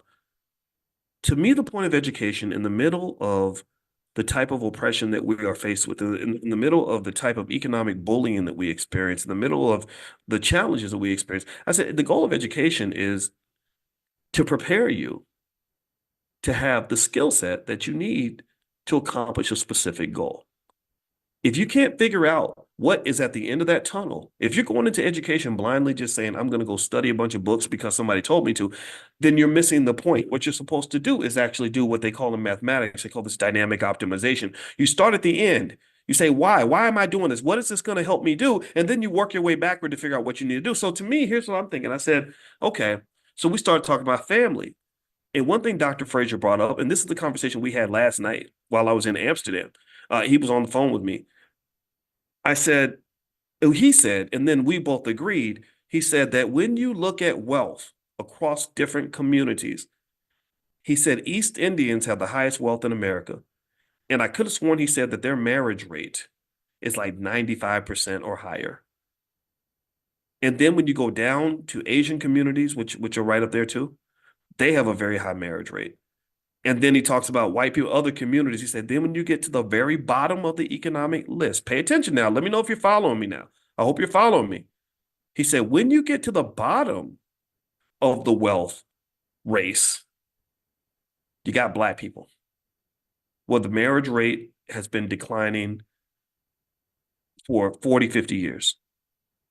The ability to keep a family together has cost you $10 trillion in economic value. And I said, yeah, I get what you're saying. I just sat there and listened. I didn't say a single word when he was talking because I said, you know what? I'm smart enough to know that when the teacher's teaching, you shut up and listen. And I listened. I listened to every word. And I hung on to every word. And I think I was so quiet. I think he thought I wasn't paying attention, or maybe I was getting bored. And I said, no, I'm not bored. I'm meditating on every word that's coming out of your mouth because I got 1,000 things that I'm thinking about. But I want to let you finish all this because I really want to hear all this. Then I'm going to tell you how you were correct on every single point. I mean, I want you to process this. Did y'all know the lowest median net worth in America is that of a single black mother with children? Did y'all know that? She has the lowest median net worth in America. And right there with her is the single black father that's got a whole bunch of babies, mamas, and is giving all his money to the child support court. When your families break up, when your families fall apart, that is an economic win for those who are extracting and plucking resources from the black community. It's a win for them because now all five of y'all are out there scrambling. All five of y'all are paying rent to a different landlord. All five of y'all are working for a different master. All five of y'all are out here buying consumer products with your extra money. And there's no coordinated collaborative effort to accumulate wealth that is going to be collected and preserved within the family unit. There's nothing. There's no plan for that. There's no conversation around that. That's a foreign idea. It's a very foreign idea to say, how do we build wealth for our family? It's a common idea to say, how am I building wealth for the landlord? Or how am I building wealth for the store down the street? How am I building wealth for my boss? I love my boss. So here's what I said to Dr. Frazier. I'm gonna go back to this point. As I said, okay, first off, I think black people should be educating black people. I don't apologize for that. I don't care how evil it sounds to some people. Some people, that's a foreign concept. They can accept the idea that white people would educate us, but they can't understand why we'd want to educate each other. That's just what a Negro teaching Negroes, like that's not appropriate. Why? But it's appropriate for you to teach me. Is that what you're saying? That's cool. That's the standard. But when I say no, I want to teach my kids. I want to teach my people. I want people like I want my people teaching me. Well, that's radical. You're dangerous. You're talking What's dangerous about that? I get it because I'm blowing up your spot right now. I'm undermining your economic interest because you're so accustomed to in a very entitled way, taking everything from me. You're accustomed to taking all my money. You're accustomed to taking all of our votes. You're accustomed to taking our children. You're accustomed to taking our resources. You're accustomed to taking our land. You're accustomed to taking all of our time. I get that. So sorry. That's just not happening now. Because here's the thing: what you got to understand about wealth, all wealth really is it's an accumulation process. All wealth really is gathering a bunch of stuff and piling it up in one place. That's all it is. That's what it means to be a rich person or a rich family or a rich entity or a rich corporation is basically you got a whole bunch of shit and you just piled it all up and it's all yours. You went and you found it and you pulled it all together and then you protected it. That's what you did. That's how you got wealthy. That's when someone's rich, that's what they did. They figured out where's the money at. Oh, it's over here and it's over here and it's over here. And they went just like you go pick cherries or strawberries in the field. They picked up the wealth, except they're picking up dollar bills or whatever. And then they got them all together. And then when people tried to come and take it, they defended it. They said, no, you can't have this. This is mine. So what I'm asking you is what accumulation have you done for your family? Where have you where in your training, anywhere, in your educational process at all, at any point, were you ever trained on this very basic idea of looking at the family unit as something that must be protected and preserved, seeing the family unit as not just this thing that you just do because you got nothing better to do, or this thing that you create because you found some girl that was cute and you decided to have sex with her.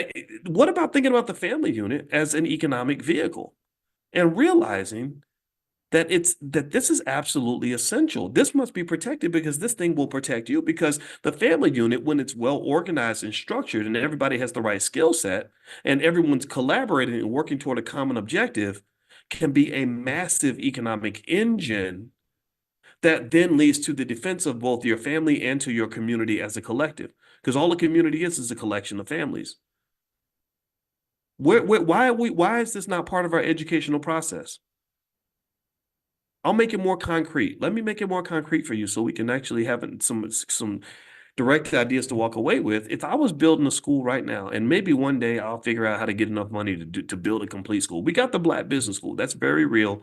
There's 156,000 students in the school, but my ambitions are bigger. I'd like to have training centers all around the world.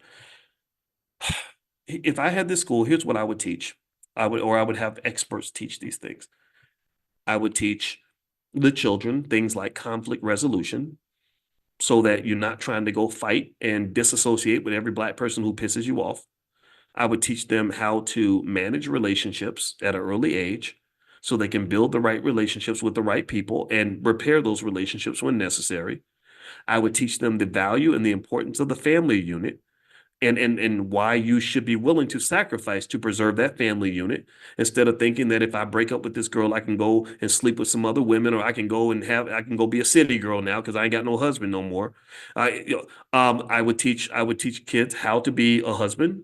Your boys don't know how to be husbands. That's why women who are ready to get married have a hard time on the dating scene because y'all know what it is. These guys, 29 years old, looking for ass on the third date, and that's all they want because they don't see the value of what lies on the other side of the orgasm. That again, instant gratification culture. That's that BET nonsense that they're getting taught on TV every single day, and they're not realizing how lonely they're going to be when they're 70 years old and don't nobody give a damn about you. When you done had a stroke and you sit up in the hospital and you need somebody to wipe your ass, a wife would have been a handy thing to have. But they're not thinking about that. They're thinking they're going to be 29 years old forever. I've seen this happen. A lot of men die alone because of that, because nobody prepares them for the long term. They're not thinking strategically. I would teach young girls. I would have women teach young girls how to be wives, how to appreciate men. We don't appreciate men in our society. We got a lot of good men who get made fun of, get attacked, get disrespected, get beat up on, get abused, and nobody talks about that. I think that is atrocious. I tell you, I work really hard. I do my absolute best to be the best man that I can be because I was raised by a man who taught me that these things were important. And one of the things I can appreciate about my wife is that her and my mother-in-law go out of their way to let me know how much they appreciate me. And that's a wonderful thing. That's a great feeling. That makes me want to be a better man. I would have young girls learn these things. Let's just be honest with you. Honest for a minute. If you grew up in a house where you never saw two people love each other and work together to build a strong family, how do you even know what to do? You don't know what to do. And I want you to think about this, right? We spend years and years and years getting training to learn how to work for massa. We will spend 4 or 5 years learning how to do a skill so we can get a degree, so we can go get a job working for a white man. We'll dedicate years in training for that. But we give no time to train on how to do the thing that's most important, the most important task of your life, which is the nurture and reproduction of children, the protection of a family. That's far more important than your job at Ford. But you'll go to school 4 years to go work at Ford, but you won't spend 10 minutes learning how to be a good spouse or learning how to be a good parent.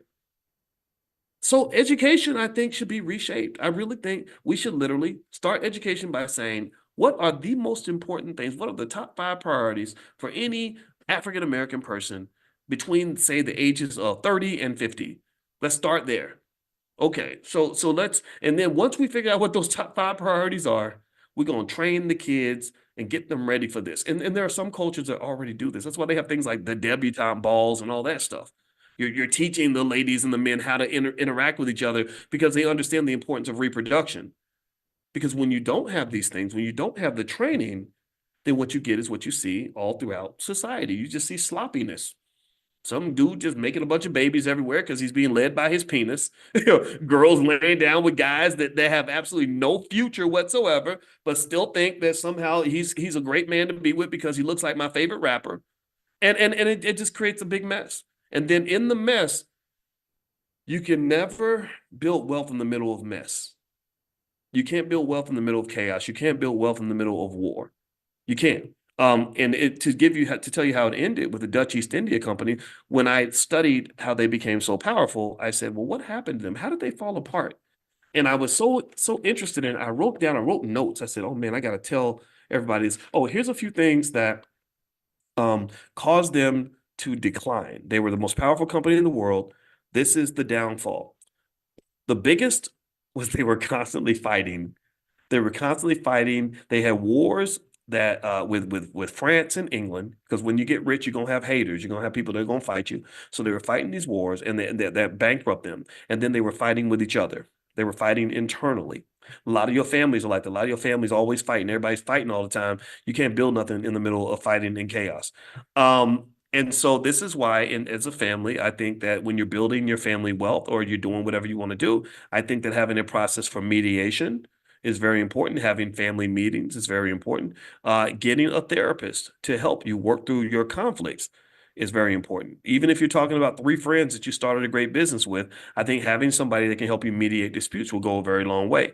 Also, there was a mismanagement issue, mismanagement of the resources. When they became wealthy, they got sloppy and greedy, and people were stealing and doing corrupt things. And then next thing you know, everything declined. So I think about this. That made me think about the fact that, did you all know that 70% of all wealthy families lose all their wealth in one generation? 70% of all wealthy families lose their wealth in one generation. 90% of all wealthy families lose their wealth in 2 generations. And that's because sometimes success can make you complacent and make you get comfortable, make you think the money's never going to run out. And next thing you know, you're broke.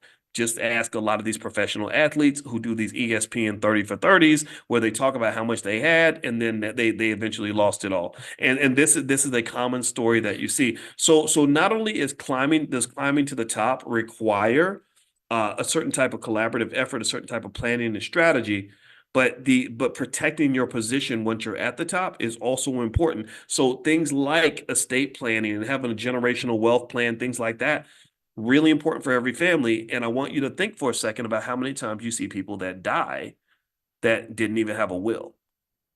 People that died that didn't have life insurance. People that died didn't even have any plan for who was going to get what. And these are real stories. And these are these are things to think about as you're talking about building your wealth and protecting it. Okay. All right. I'm going to go, guys. I hope this discussion was beneficial to you. I hope that this helps you in terms of how to process these things. And again, if I say anything that's offensive, I apologize, but really I don't, because I just say what I have to say, and I hope we can disagree and still be loved. So let me remind you, number one, if you want to do the Freedom Challenge and get the training sent to you every day for 30 straight days, it's 30 days to wealth and power. It's totally free. Just text the word freedom to the number 87948. Text freedom to 87948, and you'll start getting the text messages tomorrow. Number two, we're going to do the stock options Q&A at noon Eastern today. That's in an hour. So if you still like to join, just go to drboyceprime.com, drboyceprime.com. You can join the Prime program. It's a great program in terms of generating income from selling stock options. That's how I make my money.